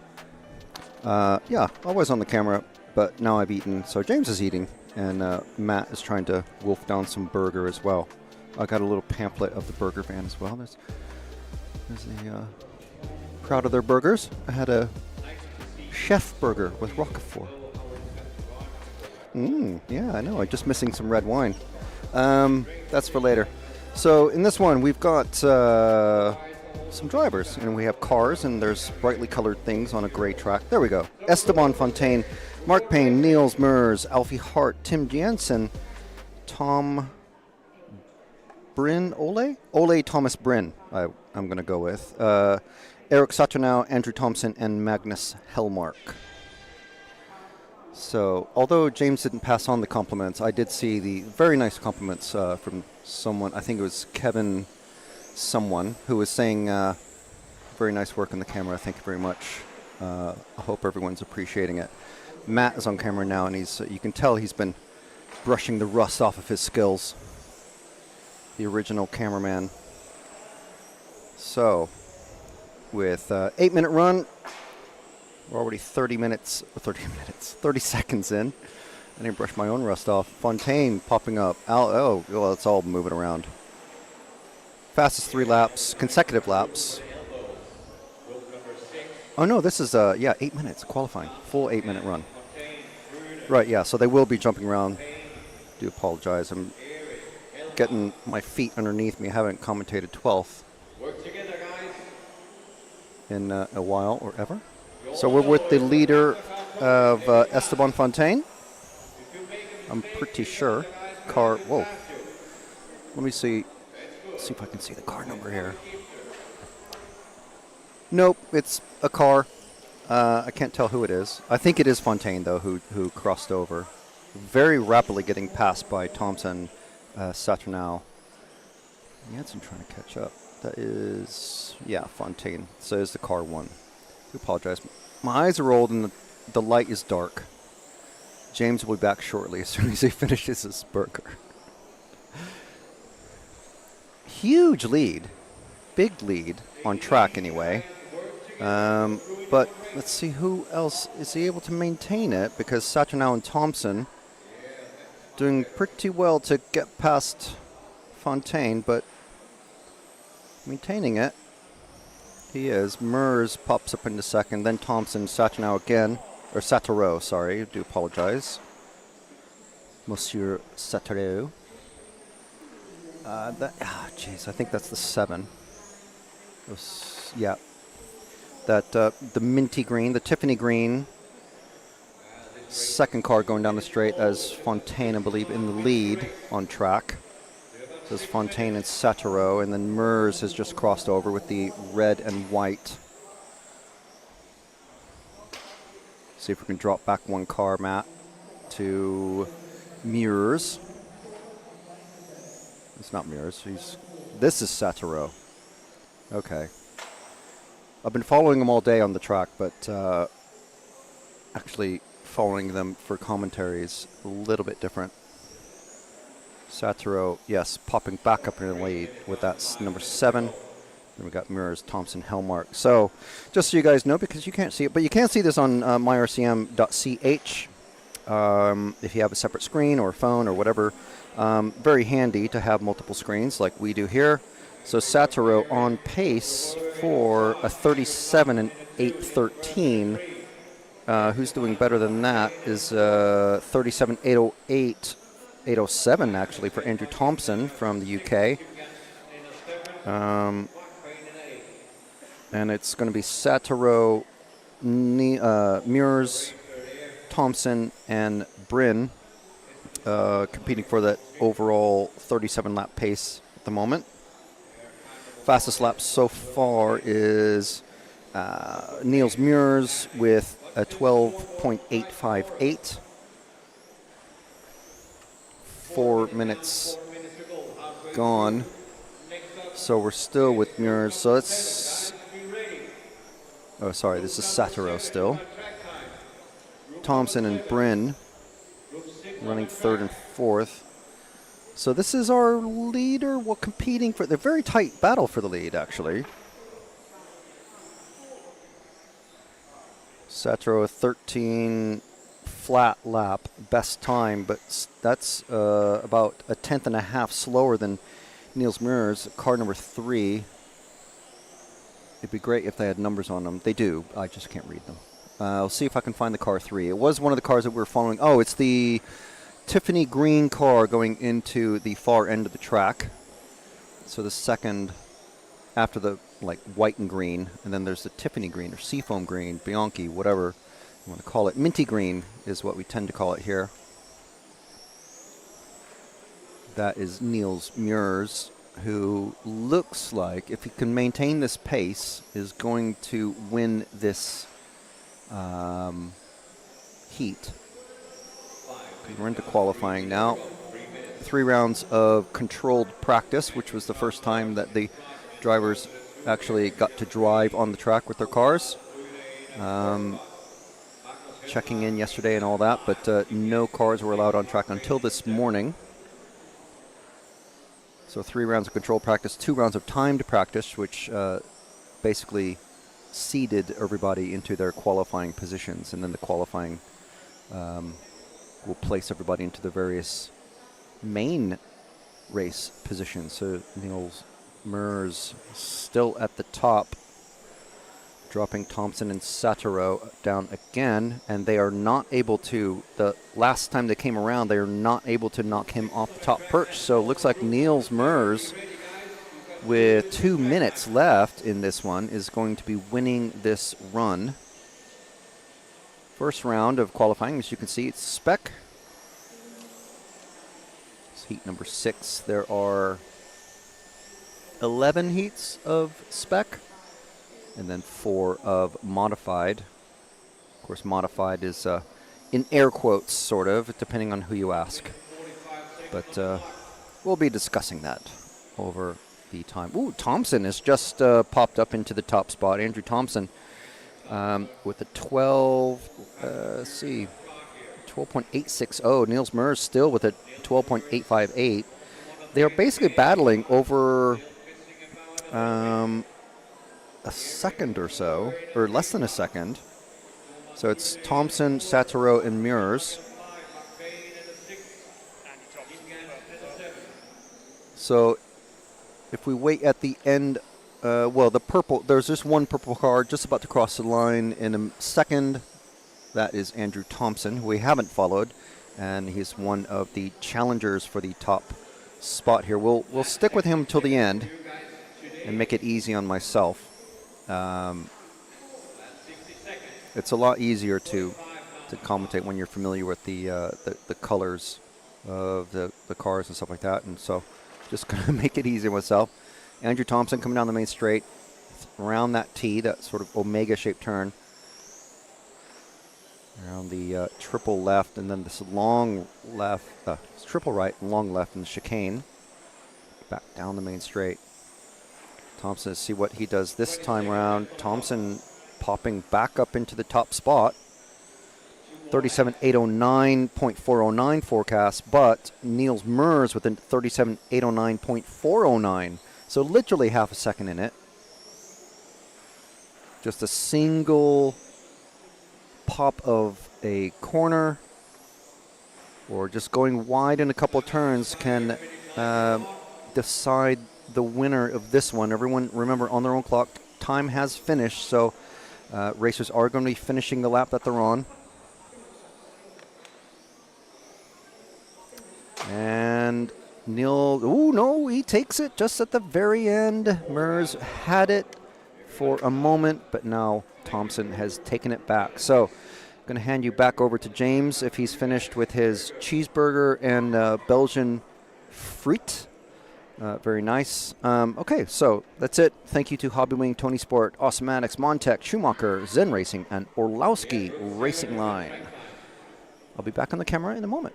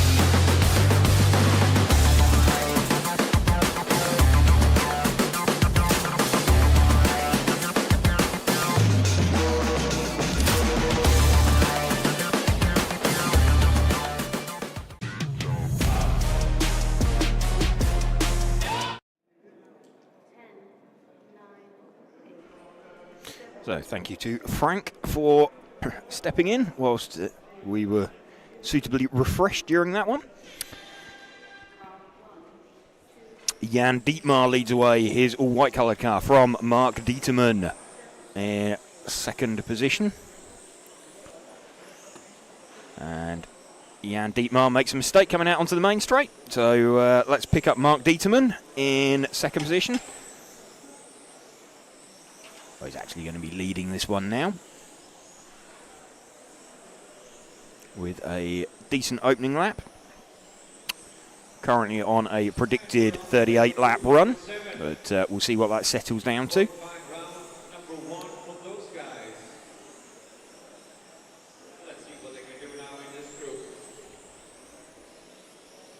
Mark Dieterman leading this one from a bit of a mistake early on from Jan Dietmar's, dropped him down the order, but front two have made a bit of a break for it. Jan Dietmar looks like he's got the pace to recover. He's the white car just out the back of shot. So Jan Dietmar and Mark Dieterman running down the straight. Dietmar goes through on Jan Dieterman. Jan Dietmar then down the main straight with the all-white coloured car. Let's run with him as he now tries to recover from that earlier mistake and stretch the gap. Mark Dieterman will be quite pleased, actually. They've made a bit of a break at the front, and he's got someone to tow him round. We've got a few quick cars down towards the tail end of the heat as well. So Mark Dieterman leading currently, but actual fastest car out there at the moment is Dennis Meether with the 9 car. So if we can pick up the 9 car, that's the orange front, blue rear coloured car. He's just through the chicane and out onto the main straight now.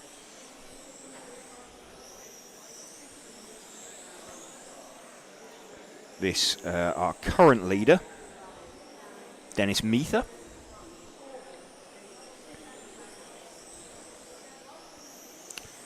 So he's just starting to run into a bit of traffic. First part of it gets out of the way for him okay. Just down the road from him, we're going to have Rick van der Akker with the number 8 car. It's not the car immediately in front of him you can see on stream. That car that you can see immediately in front of him is the 4 car of Olivier Pierrat. So he'll want to make his way through there quite nicely. Could do with Pierrat getting out of his way. Needs a bit of help from the referee, I would say. Oh, that wasn't helpful. That's going to drop him out of the lead, I think. That's going to put Rick van der Akker in front. Rick is the... Oh, he's just held on to it. So, still running with the lead car at the moment.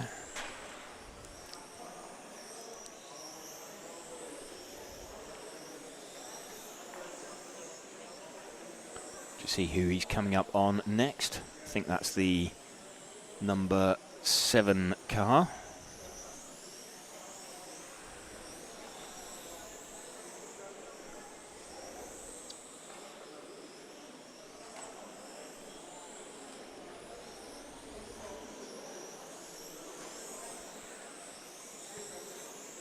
Dennis Meether still leading this one from Rick van der Akker. Started out 9th and 8th respectively. So started out 1 second apart. We're running with the lead car at the moment, Dennis Meether. Rick van der Akker is 1 car in front of us, so currently Dennis just in front on the split, meaning that he started out 1 second behind and he is currently less than 1 second down. So in these qualifying sessions, all the drivers running on individual clocks. So he's currently like 1.3 seconds up and actually makes his way past Rick now. Predicting a 38 in 8.02. Let's compare that to other times that we've had earlier on. I think they're going to go quicker than everybody else.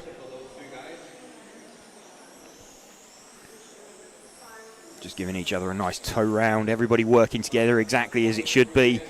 First time that all of these guys have run together. Obviously they've been reseeded. Some of them may be right, some of them will still be in the same heat, particularly as you get up towards the top end. But equally there's some new drivers in with people they haven't run with before. So a little bit of feeling each other out and finding who else is out there on circuit with you.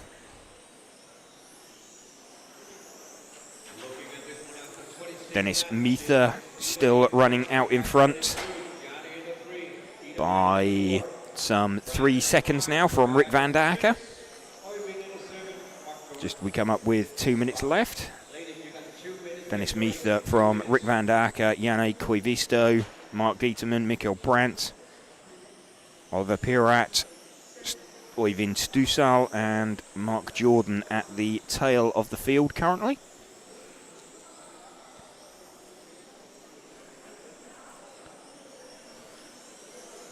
So lead car is car number 9. He is closing on the tail of car number 2, Mark Dieterman. So that will be 7 seconds that he's taken out of him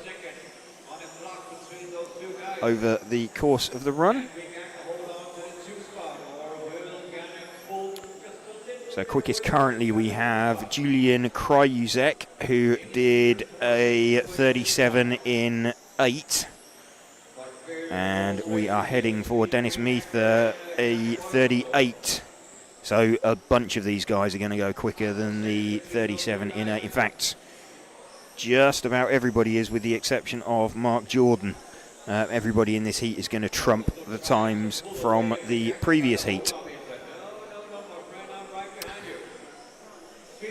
Round by round qualifying, so everybody gets an opportunity to put in a time. They'll sort that into a list, and the quickest driver will receive 151 points.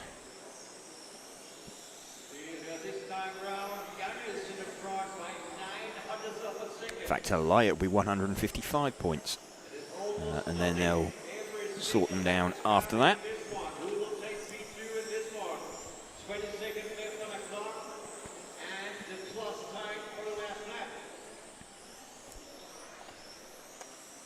Final 10 seconds of this run now.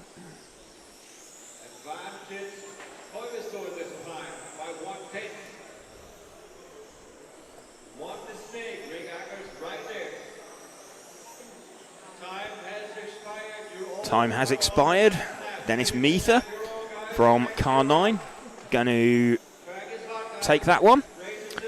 So that'll be good. That'll be a good feeling. Obviously not, had a bit of a struggle during seeding. And there we go, Dennis Meether, 38 in 5.4. He'll be happy with that.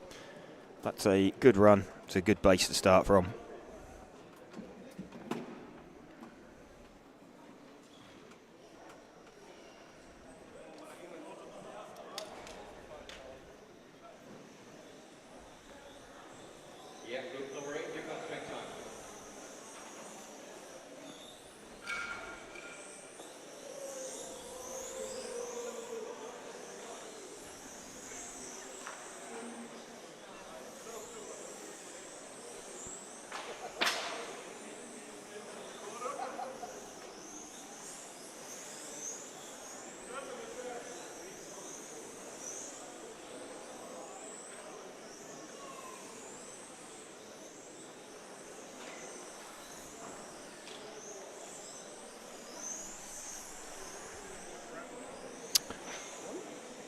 So where are we at now? We have got heat number 8.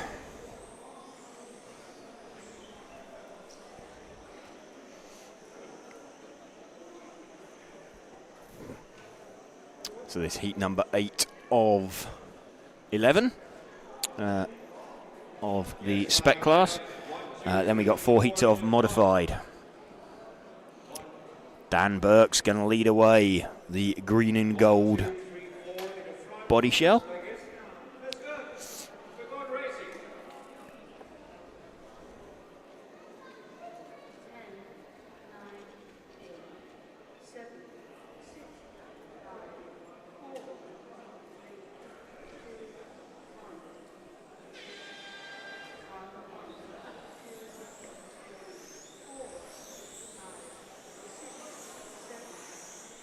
Dan leading away nicely at the front of this one, already pulling a bit of a gap over Alexander Zaita. 12.6, decent opening lap. Philip Lischke with a 12.5. Let's stick with Dan for at least the first few laps. Make sure he doesn't throw it off the track.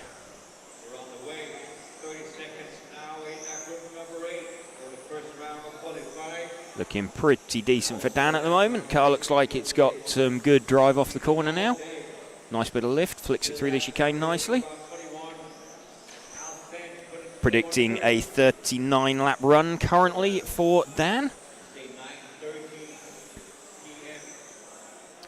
Let's see who else is fast. Marcus Andreasen with the number 3 car. I think he is the white and orange coloured car. Like 2 cars back. There we go. Let's run with Marcus Andreasen for a little bit. Just as we join him, he puts it on his roof. So curse to the commentator. Strikes again. Drops him a little bit down the order. Stefan Huyss. In fact, Freddie Parker now up into P2. Let's see if we can find Freddie then. He is the yellow front, white centre, red rear. Just past the, or just going up to the top end of the circuit now. Into the chicane, there we go. Got him in shot as he comes out onto the main straight.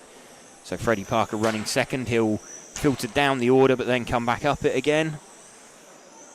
There we go, Freddie.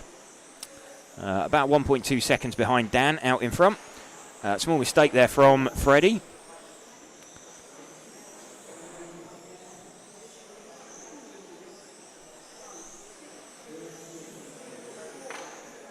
So that's dropped him a little bit away from the pace. Just see where he is, like super close further down the field.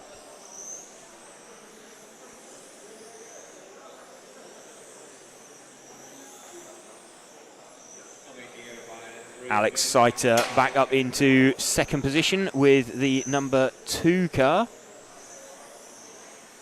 Alex Saiter is the white and green coloured car. He's through the chicane. He's just behind Freddie now, actually. So there we go.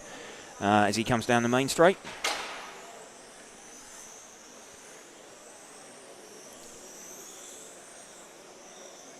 Alex Saiter running in second position. Started out 1 place behind Dan Burks.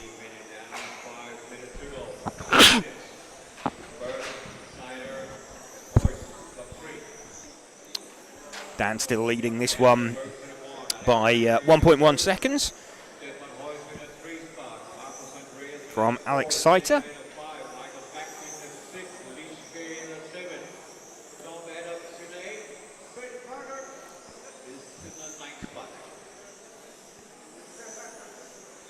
Still second place man Alex Saiter that we are running with. Closing in on some traffic. Let's see if we can spot who that is that he's closing on.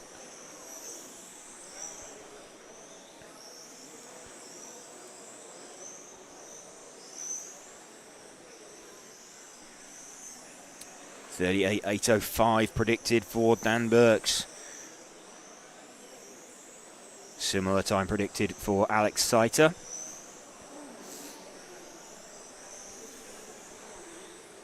Started out 1 second apart. Dan's gap is, well, there's no cars in between them. It's about the length of the straight between them.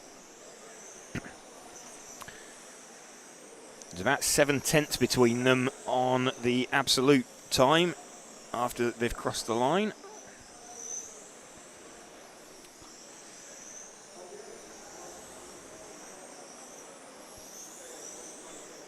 A sensible run coming up. Let's see if we can move forward one car back to the lead car of Dan Burks, the green and gold coloured car. He's just going through the chicane at the top end of the circuit now.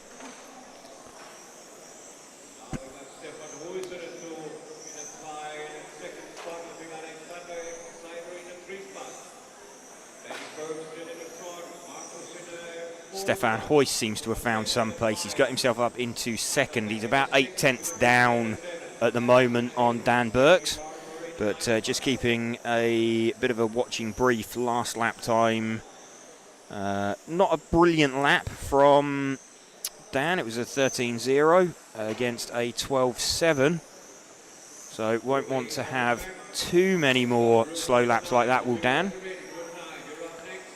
A little bit deep. It looks like he's realised he's on a sensible run and he's tightening up a bit. Just needs to chill out, relax a little bit. That's better. Little bit trailing, too much throttle off the end of the main straight for Dan. Still looking good.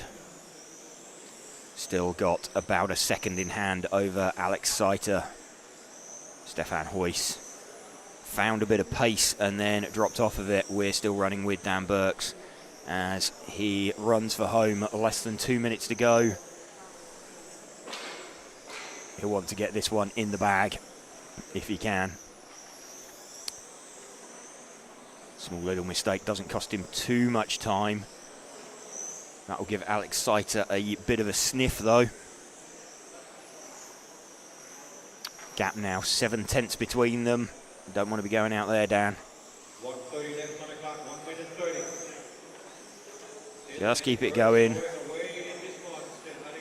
Alex Seiter smells blood. It's down to 3/10 now, the gap between Dan Burks and Alex Seiter. And Stefan Huyss has inserted himself in between the two of them.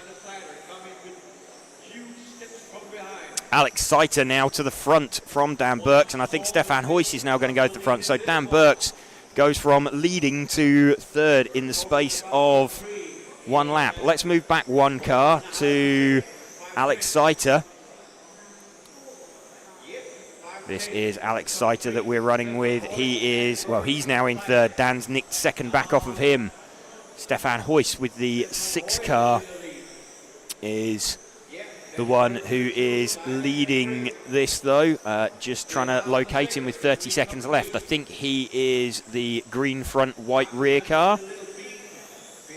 Indeed it is. So he is, there we go, this is our leader. So all 3 cars out in front featuring green. 2 seconds away from the top. Michael back in the 6, Stefan Huyss now 2/10 up on Dan Burks. The pair of them seem to have dropped Alex Seiter. Final 10 seconds. Stefan Huyss now falls behind Dan Burks. So slow lap there for Stefan. Dan has crossed the line. So we're just waiting to see Alex Seiter misses Dan's time. Stefan Huyss, as he crosses the line, misses Dan's time. So Dan does take it right at the end there on the last lap. So we thought that had gone for Dan with his 38.805, but then slow last laps for Alex Seiter, and that let Dan in to take that one. So super close at the end there between Dan Burks, Stefan Huyss and Alex Seiter. Thomas Stenger wasn't a million miles off there either. So that got itself sorted and out of the way pretty quickly. Heat number 9 coming next.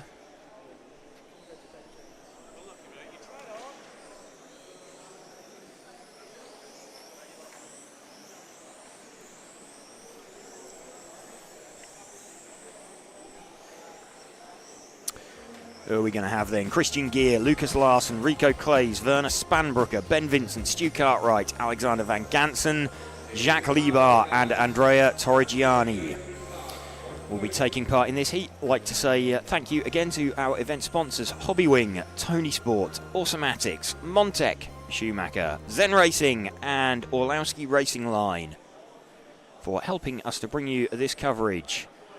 You're joining us for heat number 9 of Spec. We'll go up to heat 11.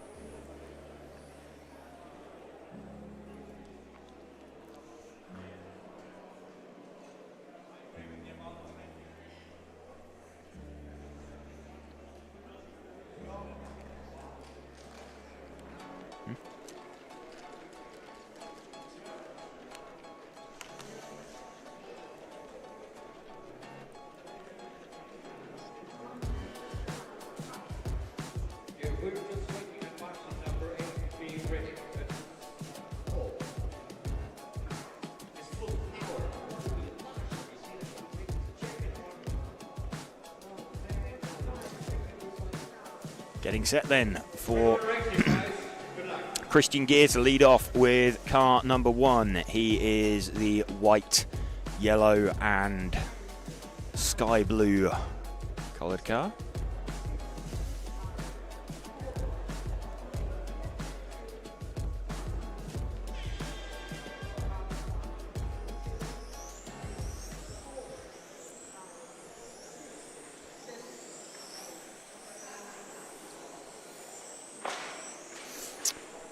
Bit of a launch at the back of the shot there for, I think that was Rico Clays with the 3 car. Meanwhile, we are running with Christian Gear. We'll let this settle in for a couple of laps and then see who looks fast that we might want to switch to. So Christian obviously cycles to the top, and once everybody else completes their laps, that Christian is currently the quickest car after 2 laps. Remember, this is now an 8-minute run that counts, so super important to bring it home after 8 minutes. We've got Dan Burks currently having done the fastest time over 8 minutes. Unfortunately for Dan, I don't think that's going to hold. I think other people are going to nick that off of him.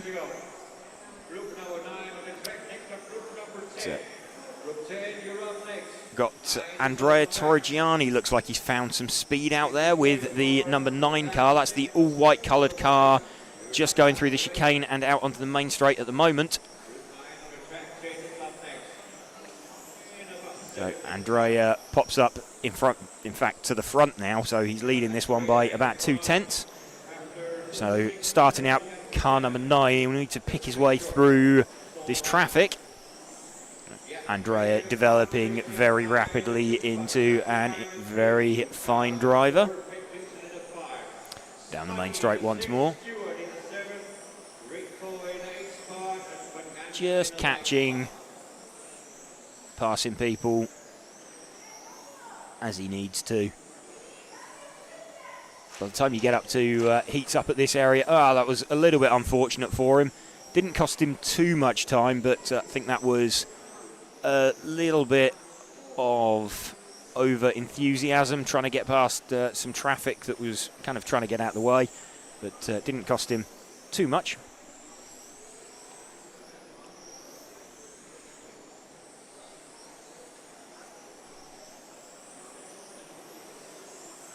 Andrea dropping down the order, then pops back up, so he's currently running in 4th position. It's a little bit difficult to get a handle on exactly where he is because Christian Gear is almost 1 lap ahead. Andrea is 3rd currently. So Jacques Libar is running in 2nd position. Jacques is in front of Andrea. He is the pink coloured car, just through the chicane now onto the main straight now. So this is Jacques Libar. He's made good progress, and Jacques will pop up into 3rd position. Super, super close between Lucas Larsen and Jacques Libar. Lucas Larsen starting out car 2, Jacques Libar starting out car number 8. So they're not necessarily going to be aware of one another. They're best part of half a lap apart from one another. looking at the times, but we're running with Jacques Liebert at the moment. Back up into second position. He's got that by about 2/10 at the moment from Lucas Larsson. I think Christian Gear may have had a bit of a problem because Jacques Liebert now goes to the front. So this car that we're running with of Jacques Liebert, that was not particularly polite from the, who was that? That was the 4 car of Werner Spanbrucker. I would imagine that Jacques Liebert is going to be pretty upset by that. That's got Lucas Larsson back to the front with the number 2 car. Let's see if we can spot Lucas. He is the all blue coloured car through the chicane and onto Main Straight now.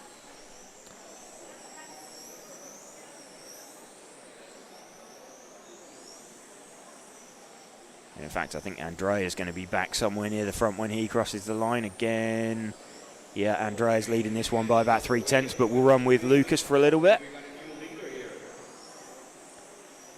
Lucas Larsson shown as leading, and then Andrea will filter back to the front. What's the gap now? Gap now about 6/10. So Andrea is starting to pick up the pace. 12.4 last time round from Andrea. We've got Christian Gear.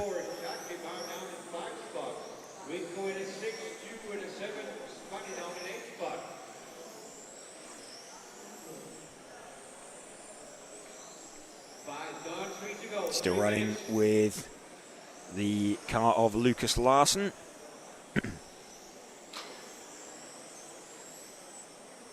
Andrea leading this one by about 6/10 from Christian Gear.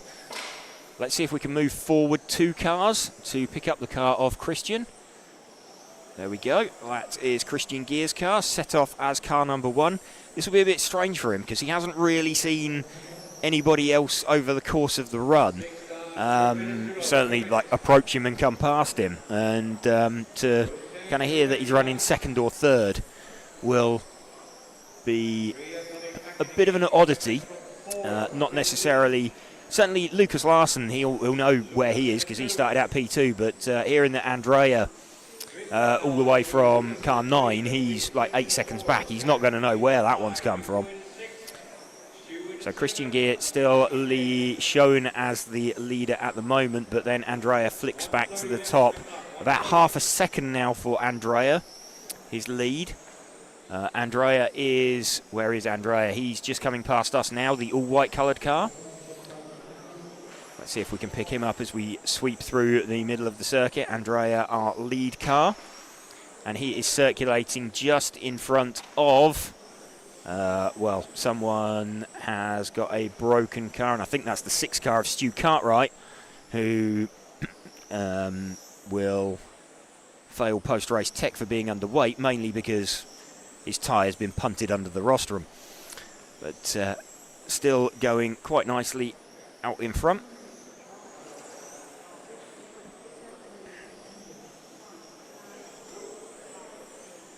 Andrea, less than a minute to go now for Andrea.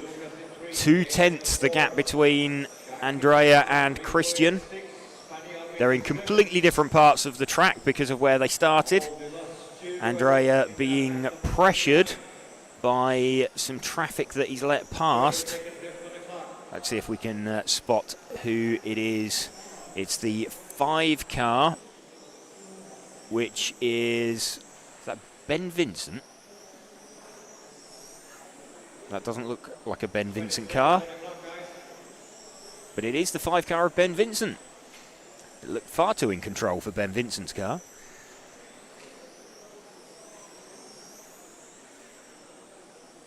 Andrea, though, seems to have gapped him now. Andrea's lead now over 1 second, so good, strong pace to the end.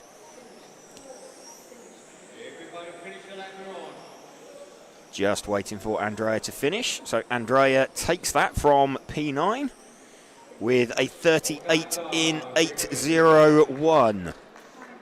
So sorry, Dan, but your time's been trumped.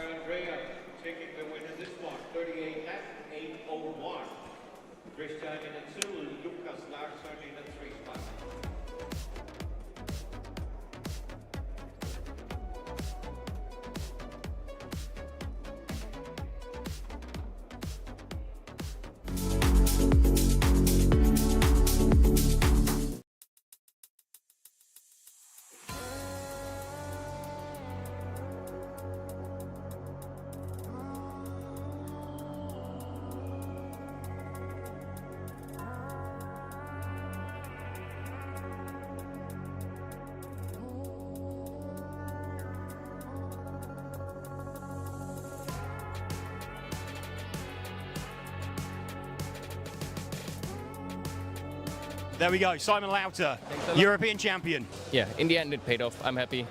Cuts back through, so change for third position there, Mark Reinhard. Michael Olowski then comes across the line to win the European Championship. Yeah, it's good to have it back after last year.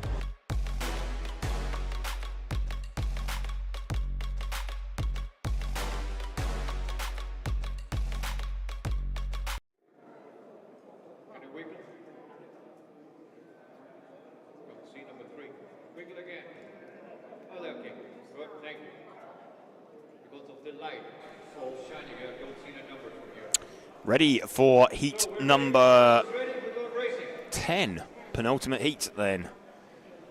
Nico Saarinen, Niels de Gruyter, Morgan Williams. Plenty of these guys will be looking to get themselves into the top 10. So feeling they've got a good shout of making the A final from here. We've led away with Nico Saarinen.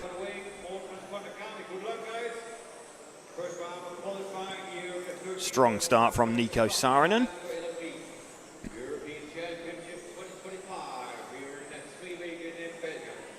Threading it through off the end of the main straight. Looked quick all day, has Nico.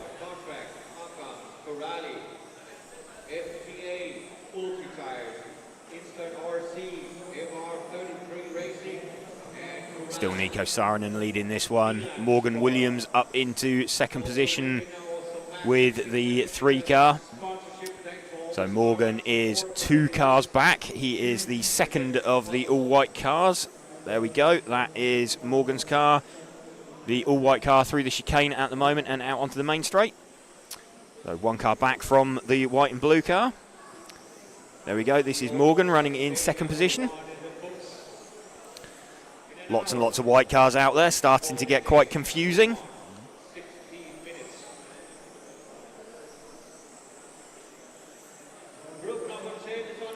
Morgan still running in third position. And James Hart now hitting the front with car number 9. Let's see if we can pick out James. I think there's 2 orange coloured cars out there because one is Finley Whitelock and the other one is James Hart. I believe this is James now. That was James that's just crossed the loop. Apologies, we've just lost the camera. Oh, we're back. We have the camera back. So Niels de Gruyter, Hupo, orders swapping around all over the place. James Hart now leading, or still leading, with the 9 car. So that was the orange car of Finley Whitelock that dropped to the tail of the field. That's actually the car of Finley Whitelock that we picked up there, I believe. James Hart is the other orange car out on the main straight now.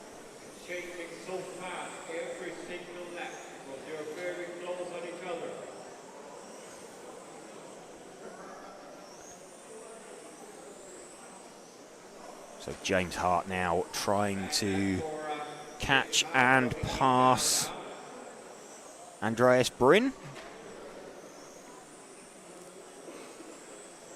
Andreas started out car number 7, James starting out car number 9. Looking to move his way forward. 40 lap runs predicted for all of the top guys. Niels de Gruyter currently showing as fastest. James Hart filters back to the top. Super close, but James got this by about 3/10. Problem is Niels, starting out P2, has got clear track in front of him. James has got to find his way through. Andreas gets out of his way. But you can see that that slight moment of hesitation coming past Andreas just knocked James off very, very slightly. So back to second now for James. He's about 1/10 and a half off. Let's stick with him for the moment. You'll see him drop down the order, and then as he crosses to trigger the loop, he'll launch back up the order, back up to second. He's about 3/10 off of Niels de Gruyter now. Just keeping an eye. It's now 6/10. So James doesn't look like he's got the pace of Nils. Nils de Gruyter we are looking for with the number 2 car. His is the white and blue coloured car. He's just going through the chicane at the top of the track now, out onto the main straight. Nils de Gruyter, this white and blue car, back 1 car. There we go, that's Nils de Gruyter, the lead car. René Miller, do we know Hupo is a 1/12 European champion? Yes, he has won the Spec class previously.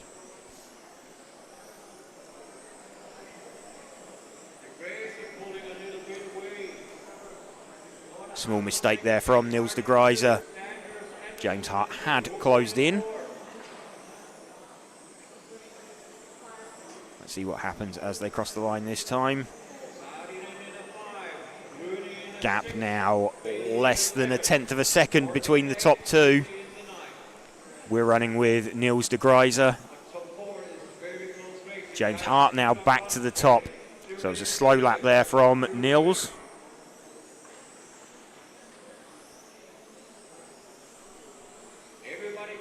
Still got nice clear track in front of him. 3/10 in favour of James at the moment. Just keeping an eye on where they are on the track. James got nice clear track in front of him. Nils has got lovely clear track in front of him as well with 2 minutes to go.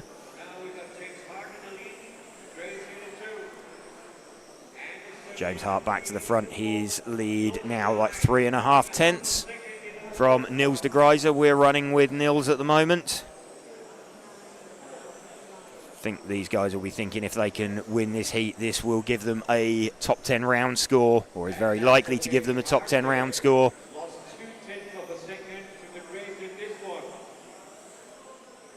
Let's have a look. James back to the front now. Less than 1/10.5 between them. Nils starting out car 2, James starting out car 9. 7 seconds between them when they started. So they're in completely different parts of the track. Nils crosses the line. Waiting for James to cross the line. See where he pops back up to. 5/100ths of a second, 1/2 tenth between them. This is just ebbing and flowing for this last minute. Unfortunately, they're not on the track together. Nils now takes the lead back from James by 1/2 tenth. Let's have a look at last lap time round. A 12.3 for Nils. James was also a 12.3, still running in second position. Nils has a decent run through the traffic, 45 seconds. See James run down, drop down the order again. Then he'll start filtering back up as he crosses the line.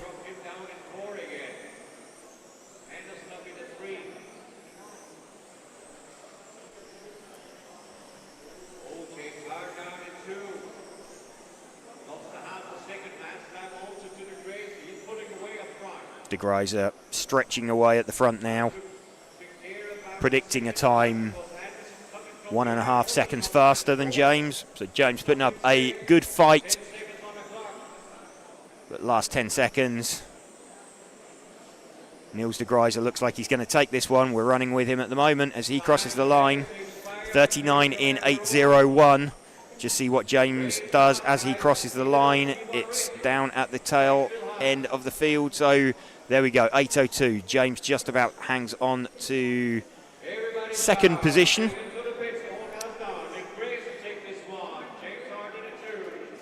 Nils de Gruyter taking that one then from James Hart. Very, very close on fastest lap, but decent runs there for the pair of them. And now for the top heat. Ollie Payne, Max Mackler, Ollie Bultink, Sam Coult, Michael Bolt, Adam Isay, Ian Beckert, Adam Mackman and Chase Mackman will be your drivers for the top heat.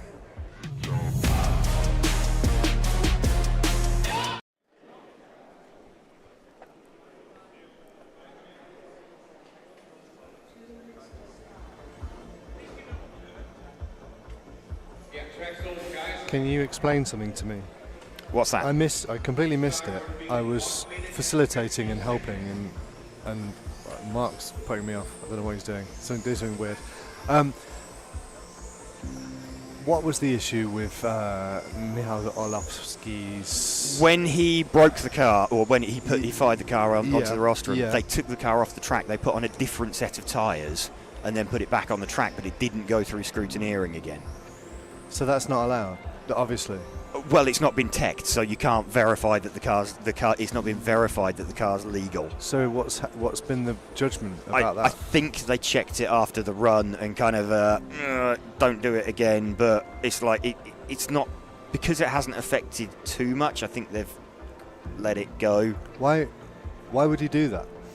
Well, to get a.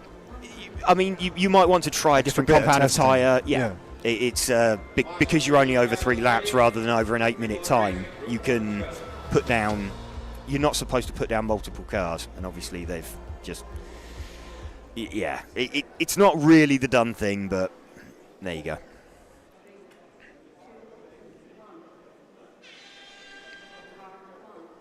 Ollie Payne leads away from Max Mackler.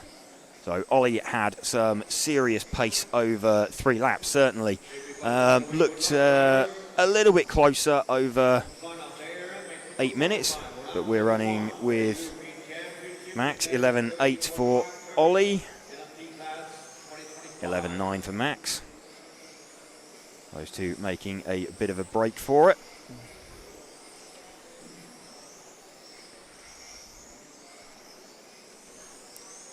And looks like Max may well be in front on the split. Yes, he is. By less than 1/100th. Now, Ollie looks like he's stretched the gap again.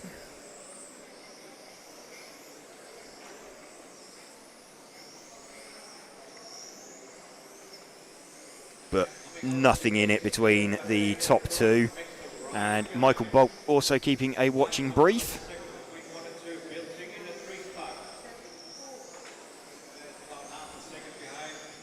So Ollie Payne closing in on Sam Coult. So he'll be wanting Sam out of the way when he gets there. Got a little bit of time.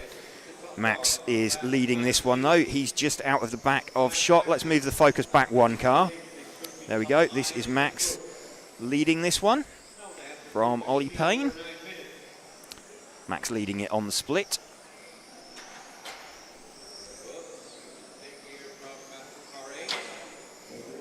So Sam parks it up well out of the way, not wanting to incur the wrath of Ollie or of Max. Ollie now looks like he has just got a gap on Max. The two of them now heading towards the Mackmans.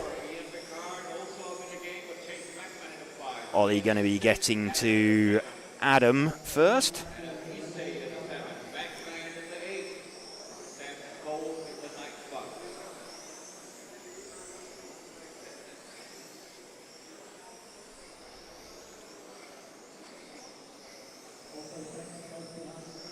Ollie having got his way past Adam.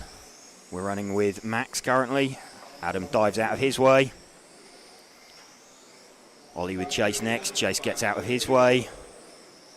Max coming at Chase Mackman next. Super close between the front two. Chase gets out of the way. So absolutely nothing in this out in front between Ollie and Adam. It's the 7 car now of Ian Beckhart. He's got out of Ollie's way. Ollie just stretching that by about 2/10 from Max. We're running with Max at the moment. We've got Ollie Baltink in third, but they're a couple of seconds back.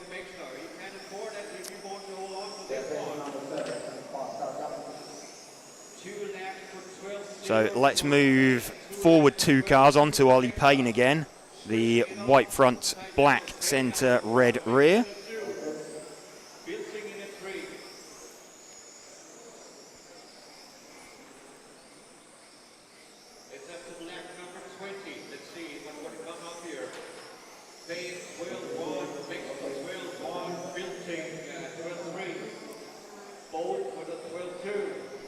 Ollie now trying to find his way past the 6 car of Adam Isay. Ollie's made that pass, so Ollie just starting to stretch away a little bit from Max. 6/10 the gap now. Quicker lap last time round from Max. It was a 12.0 from Max. It was a 12.1 from Ollie.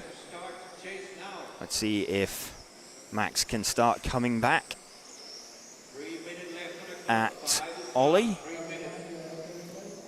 Get him very, very close. 12.0 for Ollie, 12.1 for Max. Gap now 6/10.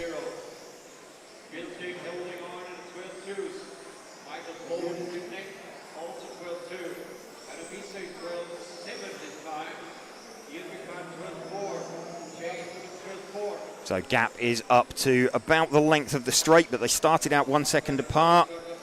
Gap is now, as they cross the line, 6/10. We're running with Ollie Payne at the moment. 2 minutes 30 to go. He's closing in on the Macmans again. Bit of an issue there for Chase. Let's let Max through. Ollie catching Adam Macman. Adam gets out of his way.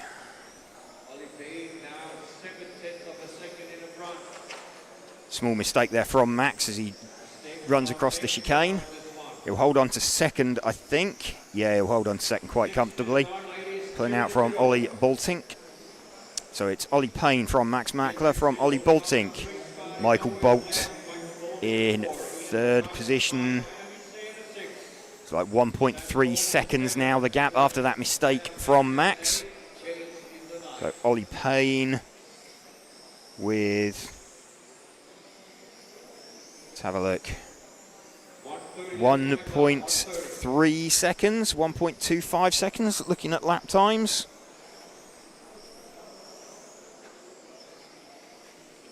Last time round it was a 12.2 from Ollie Payne, it was a 12.1 from Max. So is Max mounting a charge? 1 minute 20 to go. Is there enough time? It doesn't look it. 12.2 for Ollie last time. It was 12.3 for Max. 12.1 for the pair of them.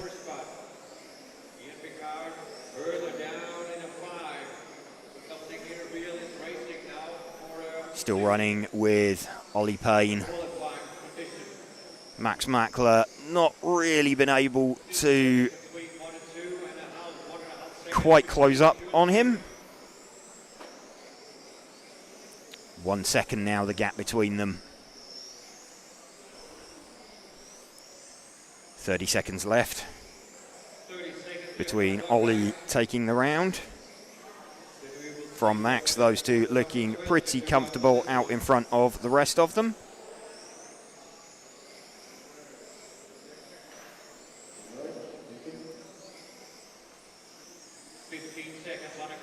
15 seconds left.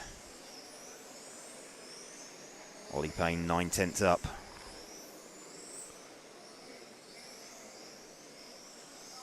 Eight tenths now.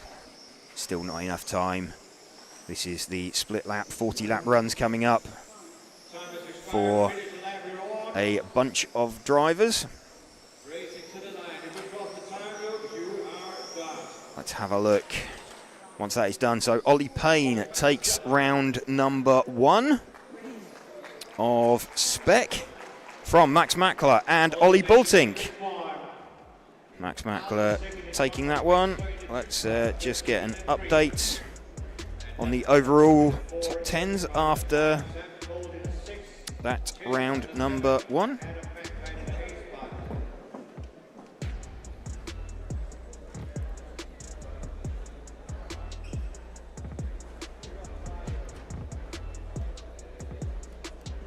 waiting for the timing to update on this and give us some answers.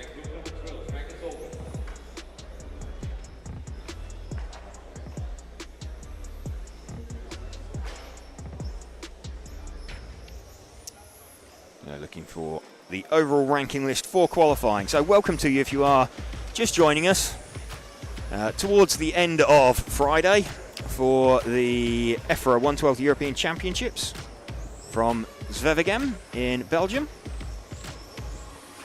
We're RC Racing TV and we're bringing you the live coverage of this EFRA 112 European Championships in conjunction with Hobbywing, Tony Sport, Automatics, Montec, Schumacher, Zen Racing and Orlowski Racing Line. 1, 2, 3, 4 in the front, 5, 6, 7, 8, 9 behind.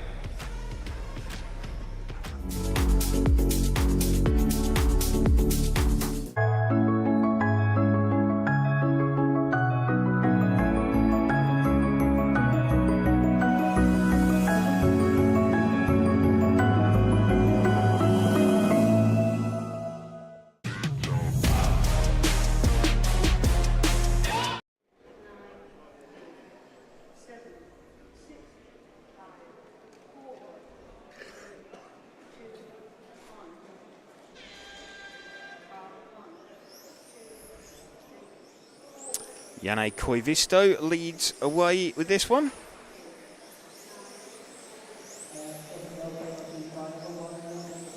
And already pulled a fairly decent lead, although being called for some kind of stop-go there for a bit of an early launch.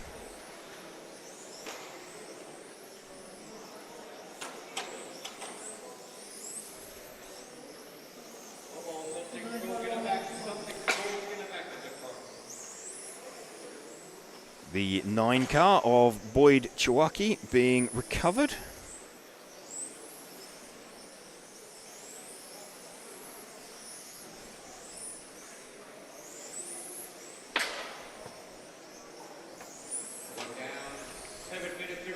Mario Neri has hit the front with the number 5 car. Let's see if we can spot the 5 car.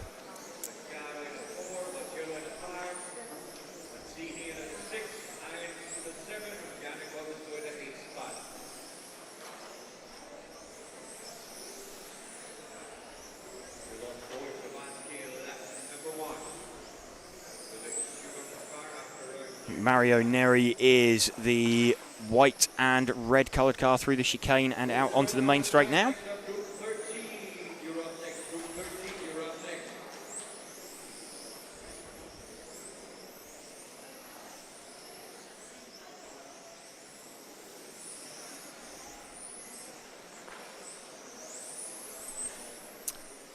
Just still waiting to get the updated top 10 from Spec.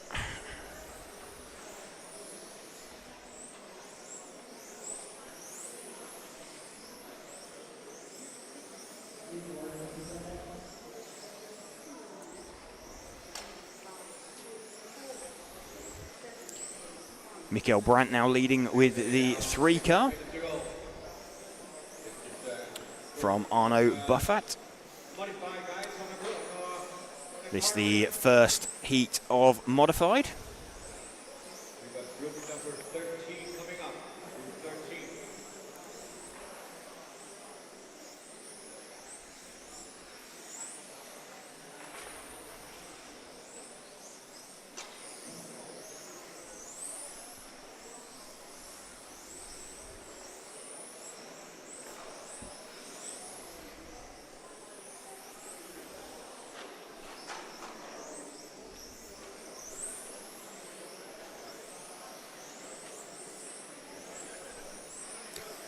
Mikael Brandt, see if we can pick him up. He is the white front, green centre, blue rear car on the main straight now.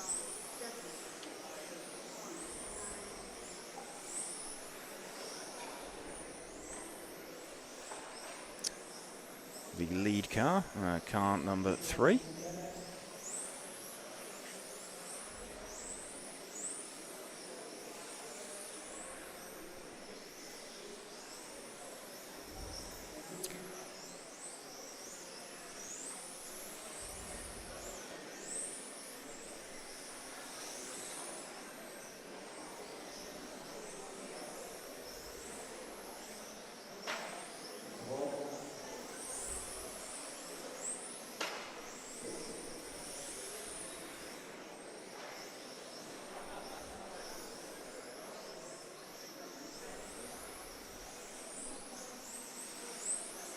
Mikael Brandt still leading this one, the number 3 car, just managing to pump in some consistent laps rather than outright speed.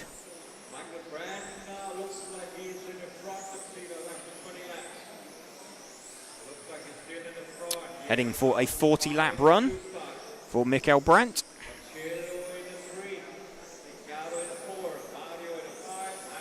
So just having had a bit of a scrappy day.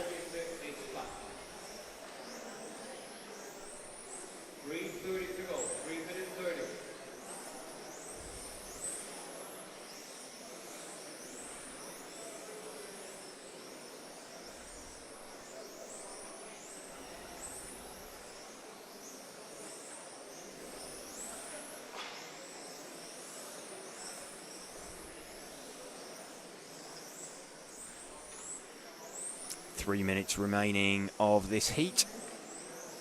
Coming in towards 9 p.m.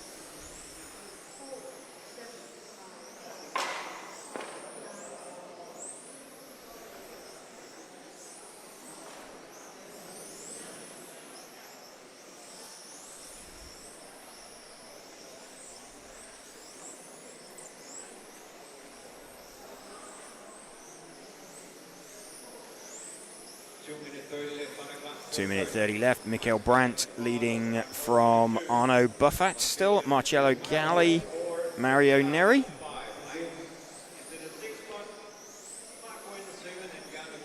Cars fairly evenly spaced out. Lead is not massive. It's only just over a second. So Arno Buffat is the green car, like one car back. Let's just move focus to him slightly. So started out 1 second in front of Mikael Brandt and let him go, and hasn't really lost a huge amount of time to him since.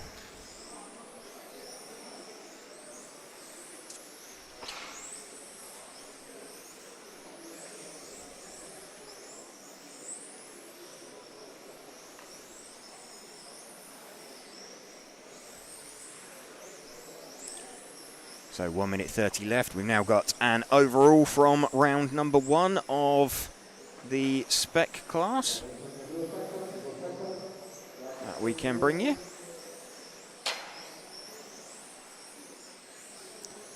When it loads.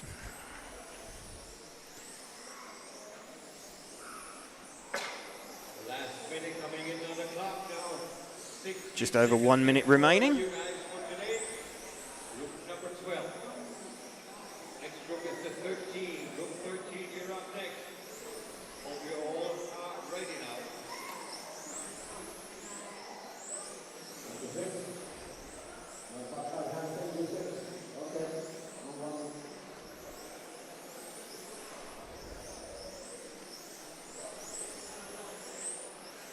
Arno Buffat now has hit the front from Mikael Brandt.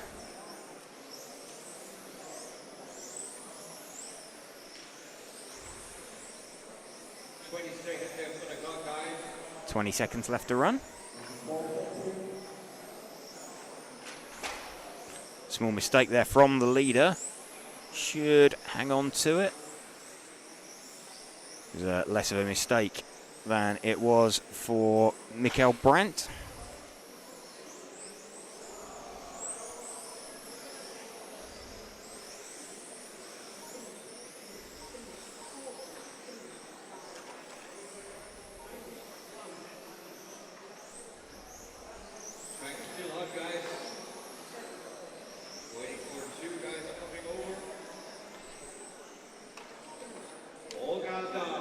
Just bringing all the cars across the line.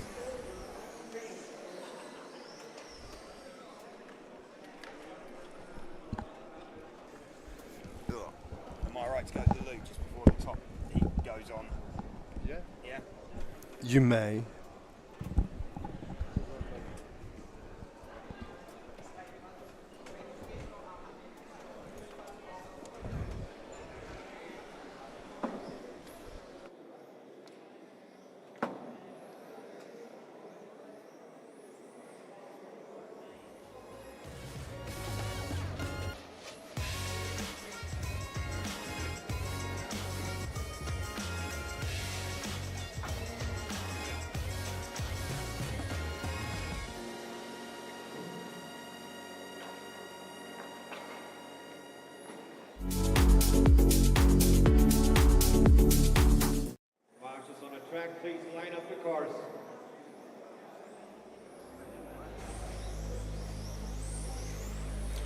All right, so we are back with heat 13 of modified first round of qualifying.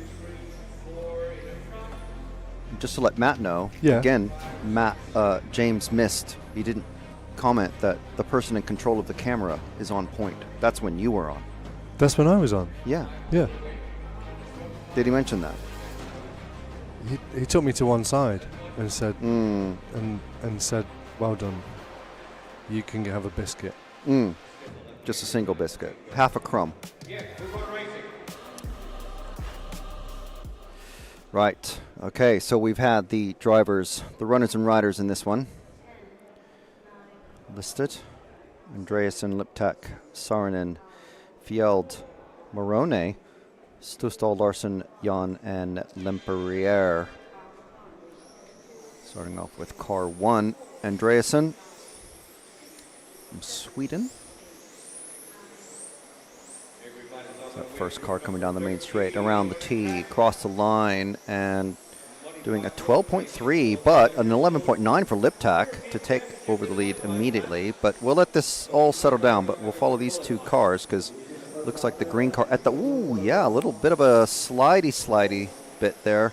Moment for Andreasen. Liptak taking the lead in that green car and then immediately giving it back somehow. Looks like Andreasen's having some issues and he's pulled aside to let a few cars go past. So we're with Liptak in that green car coming down the main straight again. Looks like he had to relinquish the lead briefly and then gonna let things take their course. When a car in front of you is a bit wild or just out of sorts, just either let him realize it or let him crash out of the way. It's a handy way to do it. So Fjeld, Liptak, Morone, Jan, Stusdal, that's your top 5. 9 drivers in this one.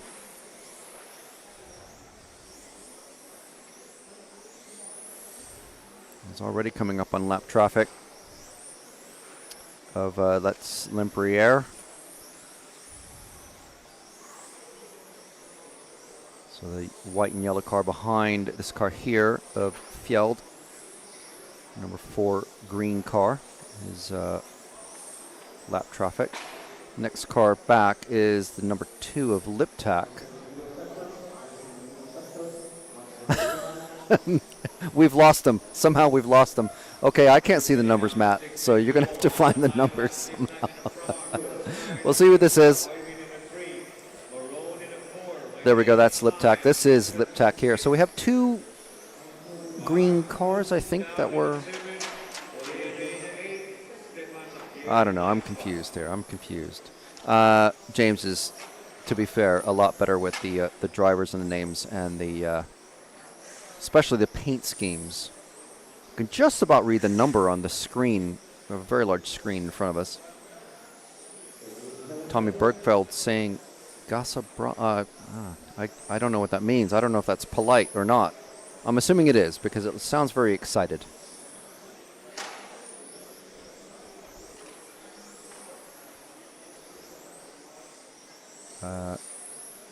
Lou Talk in the online chat.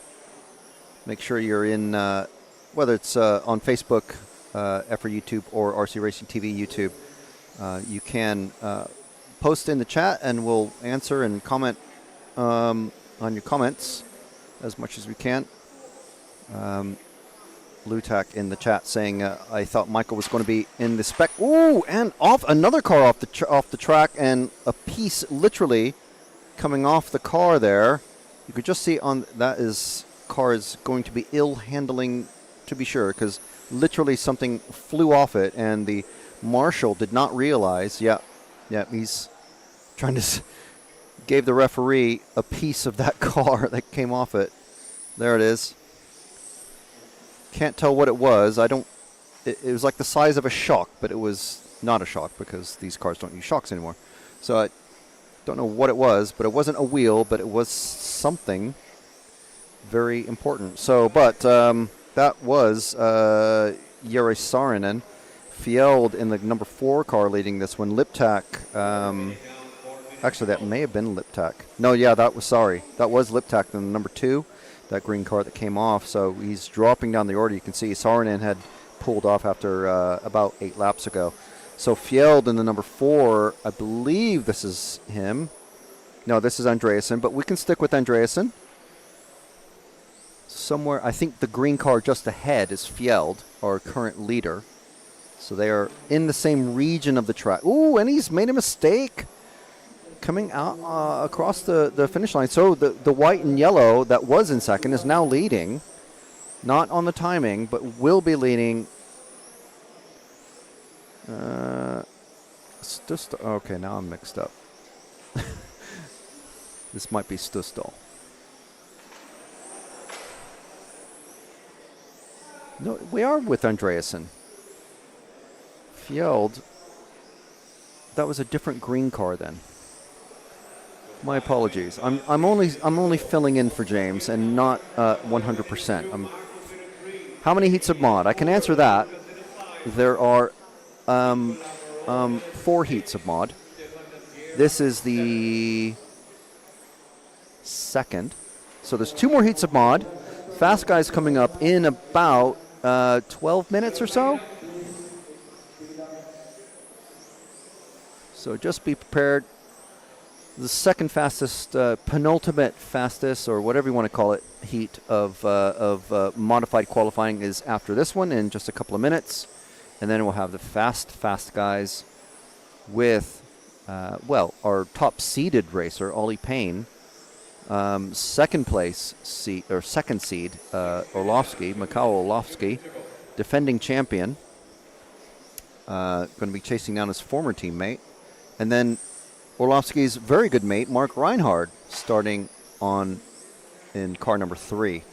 So we are with Andreasen, who has come off the track somehow there. I think that was a body tuck.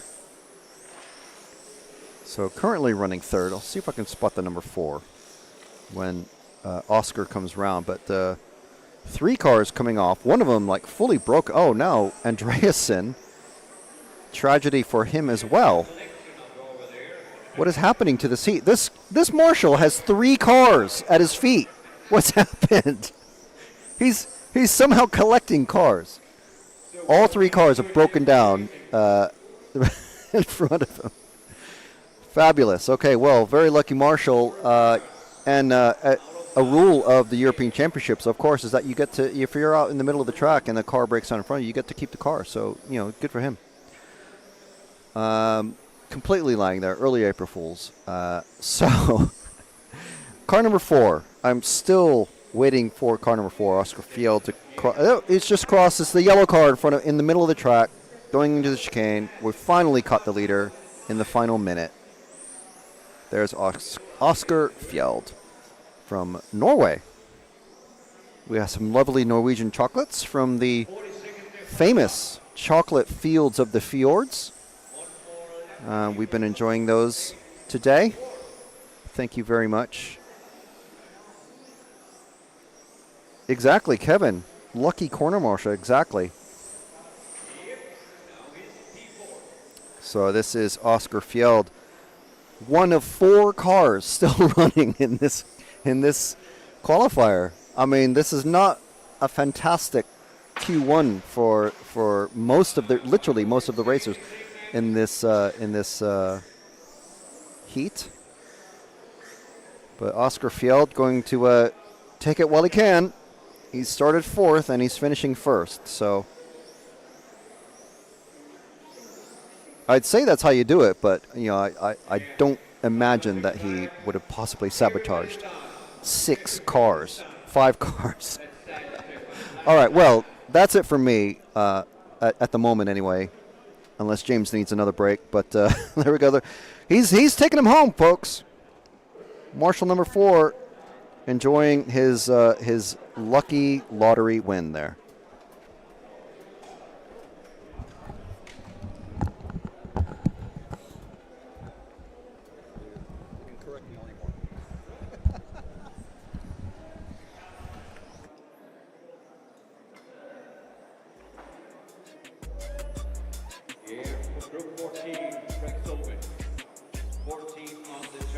Okay, thank you, Frank. Oscar Fjeld taking that one then from Øyvind Stusal.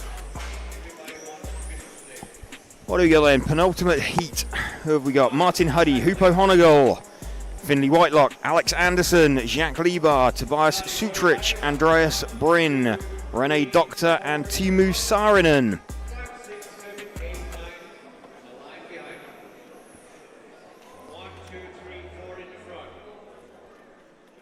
So joining us for the penultimate heat of the track action for today. Got a full day ahead of us tomorrow as well. So just joining us here on RC Racing TV. Once again, thank you to Hobbywing, Tony Sport, Automatics, Montec, Schumacher, Zen Racing, and Orlowski Racing Line for helping us to bring you this coverage. They're set to go racing on the sound of the tone.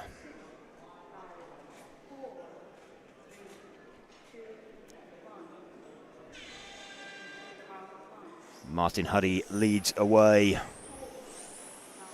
from Hupo Honegol. Hupo's running race paint. Martin Huddy is not running race paint. He is running Arctic Camo out there.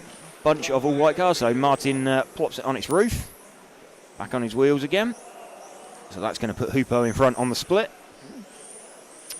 There we go, Hupo to the top, and looks like we've got Andreas Bryn has made his way to the front. Let's stick with Hupo though for a little bit. Running his very familiar race paint, former European champion in the Spec version of this class. So running both classes this weekend, running Spec and also the 6.5 turn Blinky modified. So Tobias Sutrich has got himself to the front. Let's just give it a little bit more time.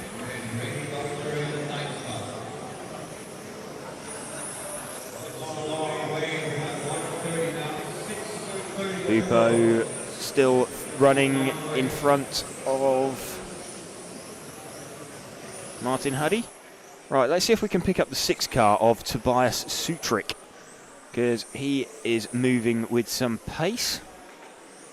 I believe he is the...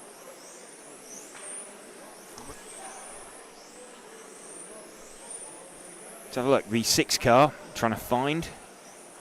His is the... Just trying to locate him. His is the pink and white coloured car. So we're running with him.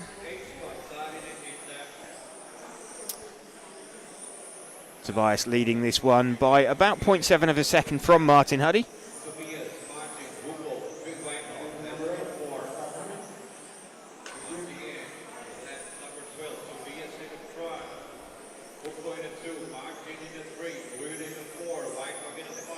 Still going nicely out the front.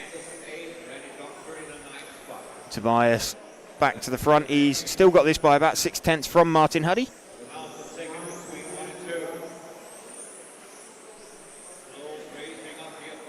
Flicks back to the front again. That's come down to about half a second now. The gap will continue to run with Tobias Sutrich. You can see him dropping down the order. Then as he crosses the loop, back to the front.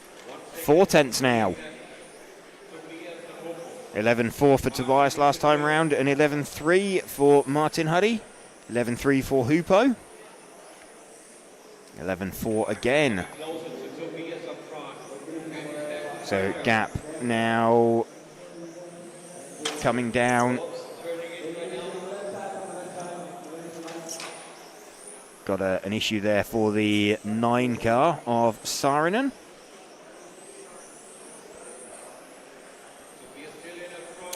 Tobias still leading this one, but it's now by less than 0.2 of a second. So one of these laps, I think before the end, if Martin Huddy continues at this pace, he is going to jump himself in front. It's now a 10th and a half. Martin back to the front. Let's have a look where Tobias pops through this time. Still back to the front. It's just over a 10th now, the difference between them. Tobias has got a clear track in front of him, so it's now just pure pace from Martin. They're kind of level with each other on lap times. Now Hupo hits the front from Tobias, so Martin Huddy's made a small mistake somewhere out on track. We're still running with Tobias Sutrick. Still through the middle of the circuit, out onto the top end, down the main straight. Back to the front again. What's his lead? It's 0.6 from Hupo.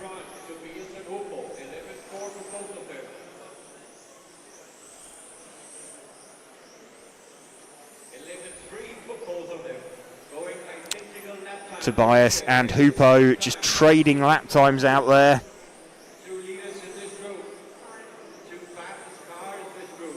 Gap 7/10.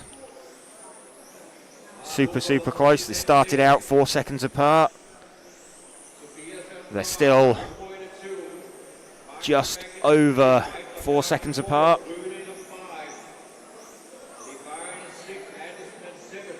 Keeping track of where Tobias is. Hupo probably won't know a lot about him, other than he's had a car called out in front of him somewhere further back down the pack that he's not seen.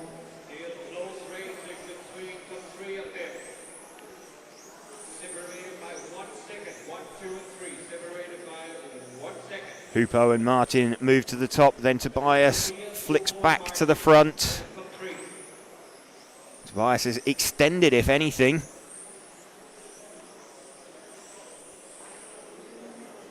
And Martin and Hupo having to go through some traffic.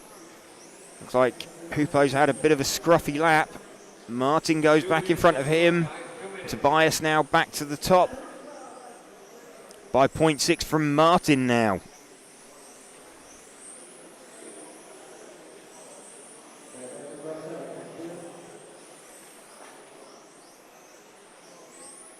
Tobias Sutrick we are running with at the moment, car number 6. Martin Huddy moves to the top. He's just got that from Hupo. Tobias back to the top. Martin's coming back. The gap now 4 tenths between them. See Martin back to the top of the timing screen. Then Tobias as he crosses. What's the gap now? 3 tenths. It's coming down. 1 minute left. So Tobias has managed to successfully. It's 1.5 tenths again. Martin Huddy is coming back at Tobias Sutrick. Let's have a look. Tobias crosses the line. So Martin Huddy's got him. Martin Huddy is now 0.5 tenth up. Martin Huddy mounting a bit of a comeback. Let's just see if Tobias now back to the top. 9 1/1000ths of a second, the difference between them. We're running with Tobias as he crosses the line back to second position. He's now a whole 3 tenths down.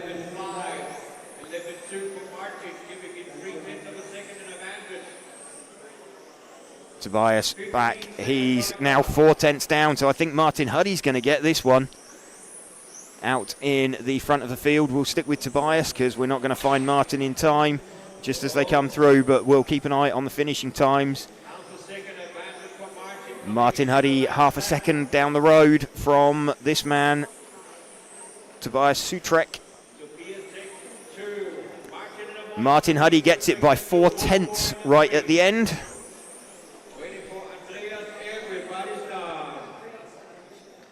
Everybody done.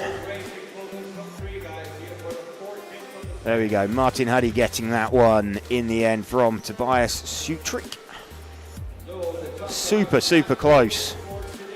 Martin Huddy having good lap pace. and just managing to mount a bit of a comeback from 4th. So what have we got then? This is now the last track action of the day. This is the top heat of Modified.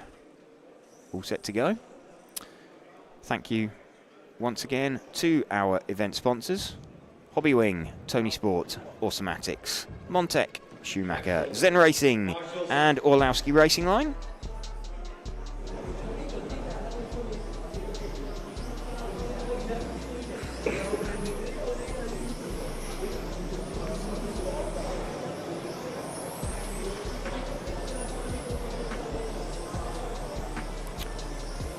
Ollie Payne will lead away from Michael Orlowski, Mark Reinhard, Alex Hagberg, Matthias Nedrabo, Nico Saarinen, Adam Isay, Marcus Mobers, and Rene Doctor. We've got some race paint on display out there. Should make life a little bit easier. We'll start out following Ollie Payne, but looks like Michael Orlowski has kept the number 2. Drivers ready, marshals ready, we're going racing. 7, 6, 5, 4, 3, 2, 1. Ollie Payne leads off from Michael Orlowski. Ollie taking round 1 of Spec earlier on. He'll be wanting to see if he can take 2 overnight TQs with him. Got defending champion Michael Orlowski trying to hunt him down. Let's have a look at the top 3. It was Mark Reinhard with the hot opening lap. And Alex Hagberg also in the mix. So we're running with Ollie Payne at the moment. And he is currently in 2nd position from Mark Reinhard. So Mark is trying to hunt down. Let's move back and focus on Mark. He's trying to hunt down the car of Orlowski. Started out 1 car in front on the split.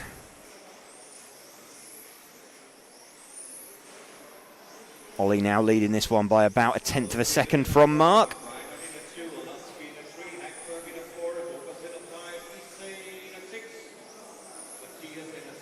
Mark trying to get onto the back of Michael.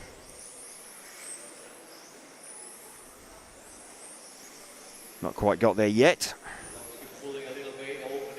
Ollie now 4/10 down the road from Mark. And between them on track, you got Michael Orlowski with a 4/10 gap. So this is the closest battle on track at the moment. Mark trying to catch and pass Michael Orlowski. He's certainly in front of him on the split. Ollie Payne's cut his way through traffic, so Michael opens up for Mark. So now time to see if Mark can get away from Michael and start eating into that 2-second split that Ollie had on him. Gap was 6/10. Let's see how that progresses. Ollie's crossed the line. Mark's crossed the line. It is still... In fact, if anything, Ollie's slightly extended that time around. It was a 10-9 from Ollie and 11-0. A 10-7 from Ollie, a 10-9 from Mark. Let's see if we can go back to Ollie. He is just coming under and through the sweep now. Out through the chicane and towards the main straight. So Ollie has already cut his way through the traffic. Mark is having to navigate his way through it. I think he's just had a bit of a coming together with someone out there, potentially Adam Isay. No, not Adam Isay. It could have been Marcus Mobers. So Marcus not quite knowing what way to look when Mark appeared behind him.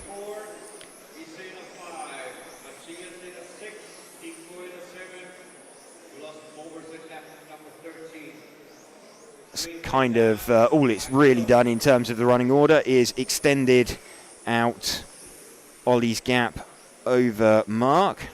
So gap is now 2.1 seconds.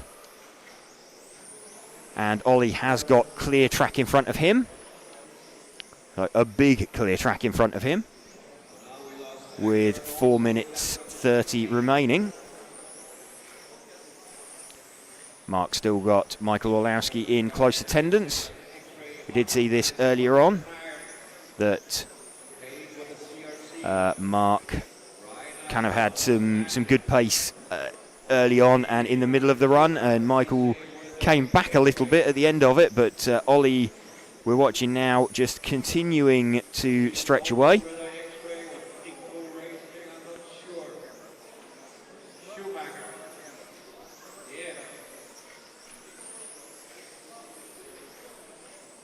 Ollie down the main straight once more, flicks it in super tight off the end of the main straight.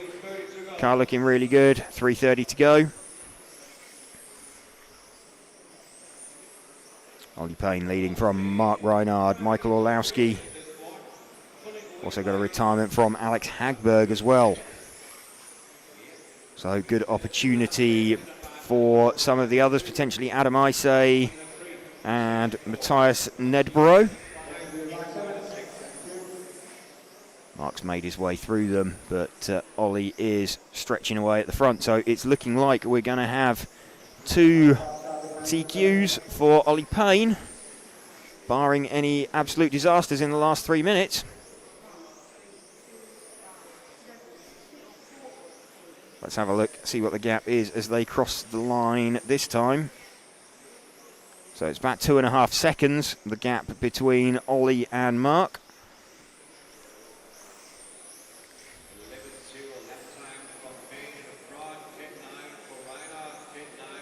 11.0 for Ollie, 10.9 for Mark.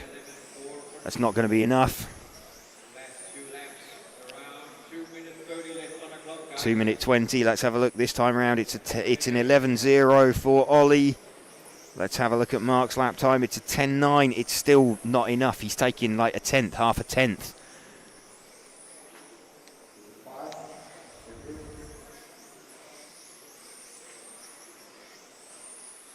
So Ollie has got away at the start of this one. 2 minutes left. Looking pretty comfortable. He's got one car in front of him, which is the car of, I think it's the 6th car of Nico Saarinen. Once he's clear of him, I don't think he's going to have any more traffic on the run for home.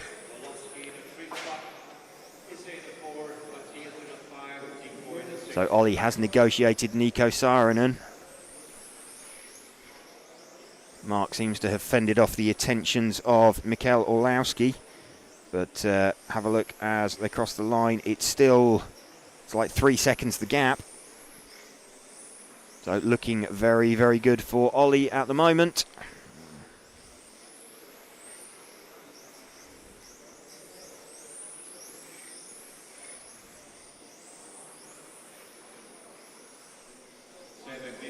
Just into the final minute now. And Ollie, life flash before his eyes there, I think, as that would have been the car of Matthias Nedrebo.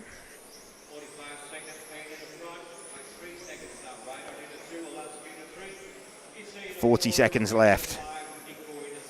Let's have a look as they cross the line. Gap it's still floating around that 3.5 second mark. So Ollie putting time in to Mark over the course of this run. Final 20 seconds now. Standing between Ollie and 2 overnight TQs.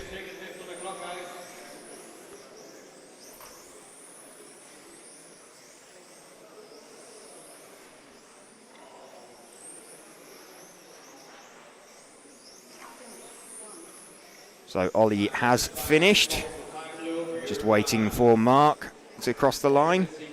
So Ollie gets that by 3.3 seconds.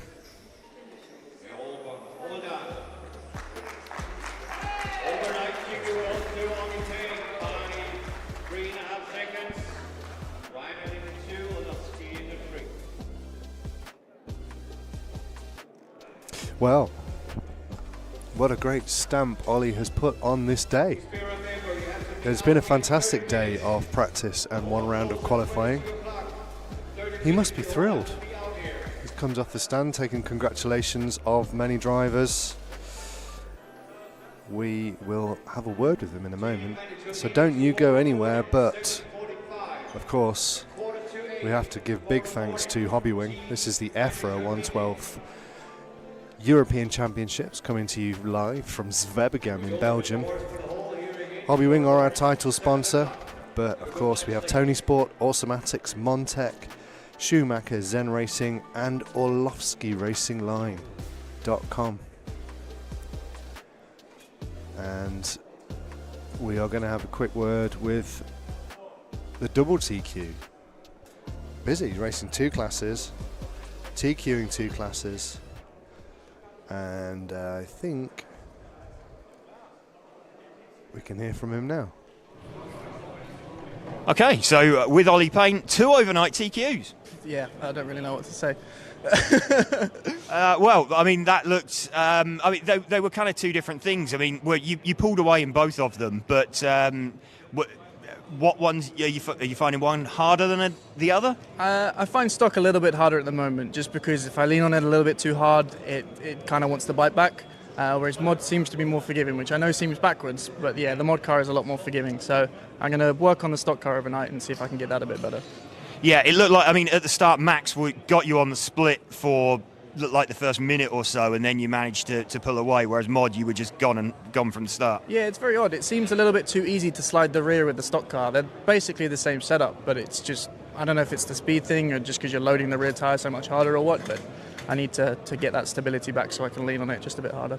Possibly a bit more sort of almost drag braking effect from the stronger rotor in the stock motor? Yeah, it's a similar thing. When you back off, it dumps all the weight on the nose, whereas the mod car, I know it seems stupid because you're going so much quicker, but it doesn't have that effect like the strong rotors do. Yeah, so it's just about manipulating the weight transfer to the front of the car. Exactly. But so any real changes you're planning for tomorrow? Modified, probably not. I think I'll leave it the same in the practice in the morning and see. In stock, I'm going to try I'm currently running a hard wheel. I'm going to try the softer wheel, try and get a bit more traction and make it a bit easier to drive. Maybe take out some front casters so I can just lean on it a bit harder. Okay, well, well done, and thanks for the insight, and have a good night. Thank you.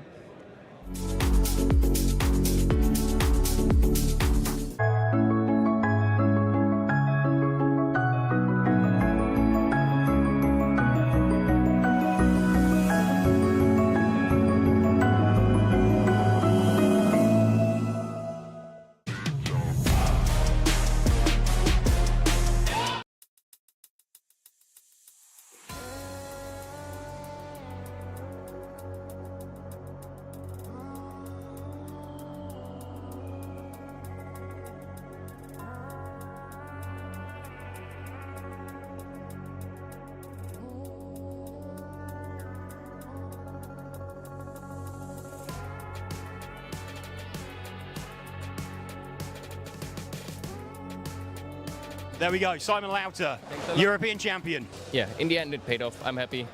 Cuts back through, so change for 3rd position there, Mark Reinhardt. Michael Orlowski then comes across the line to win the European Championship. Yeah, it's good to have it back after last year.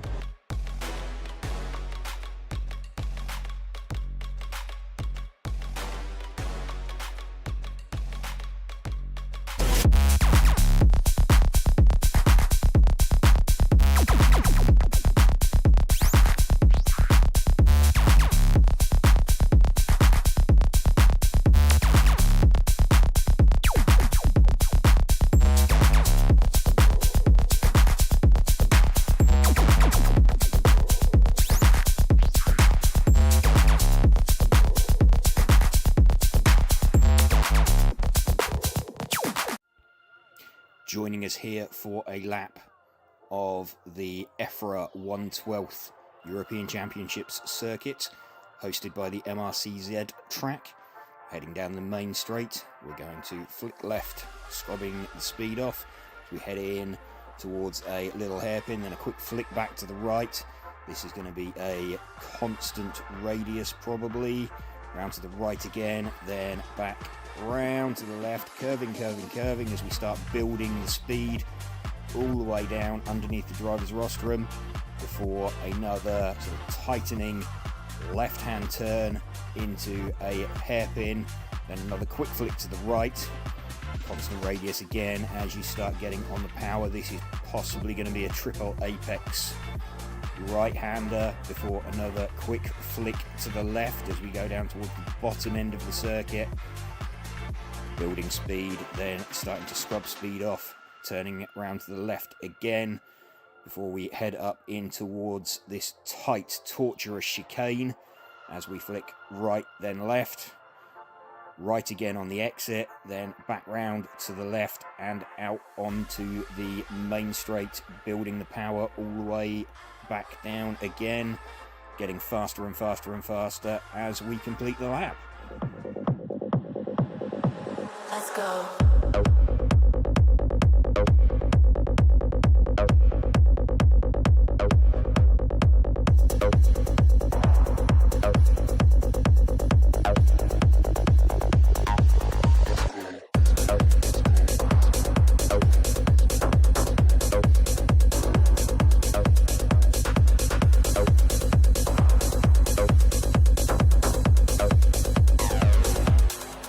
Let's go.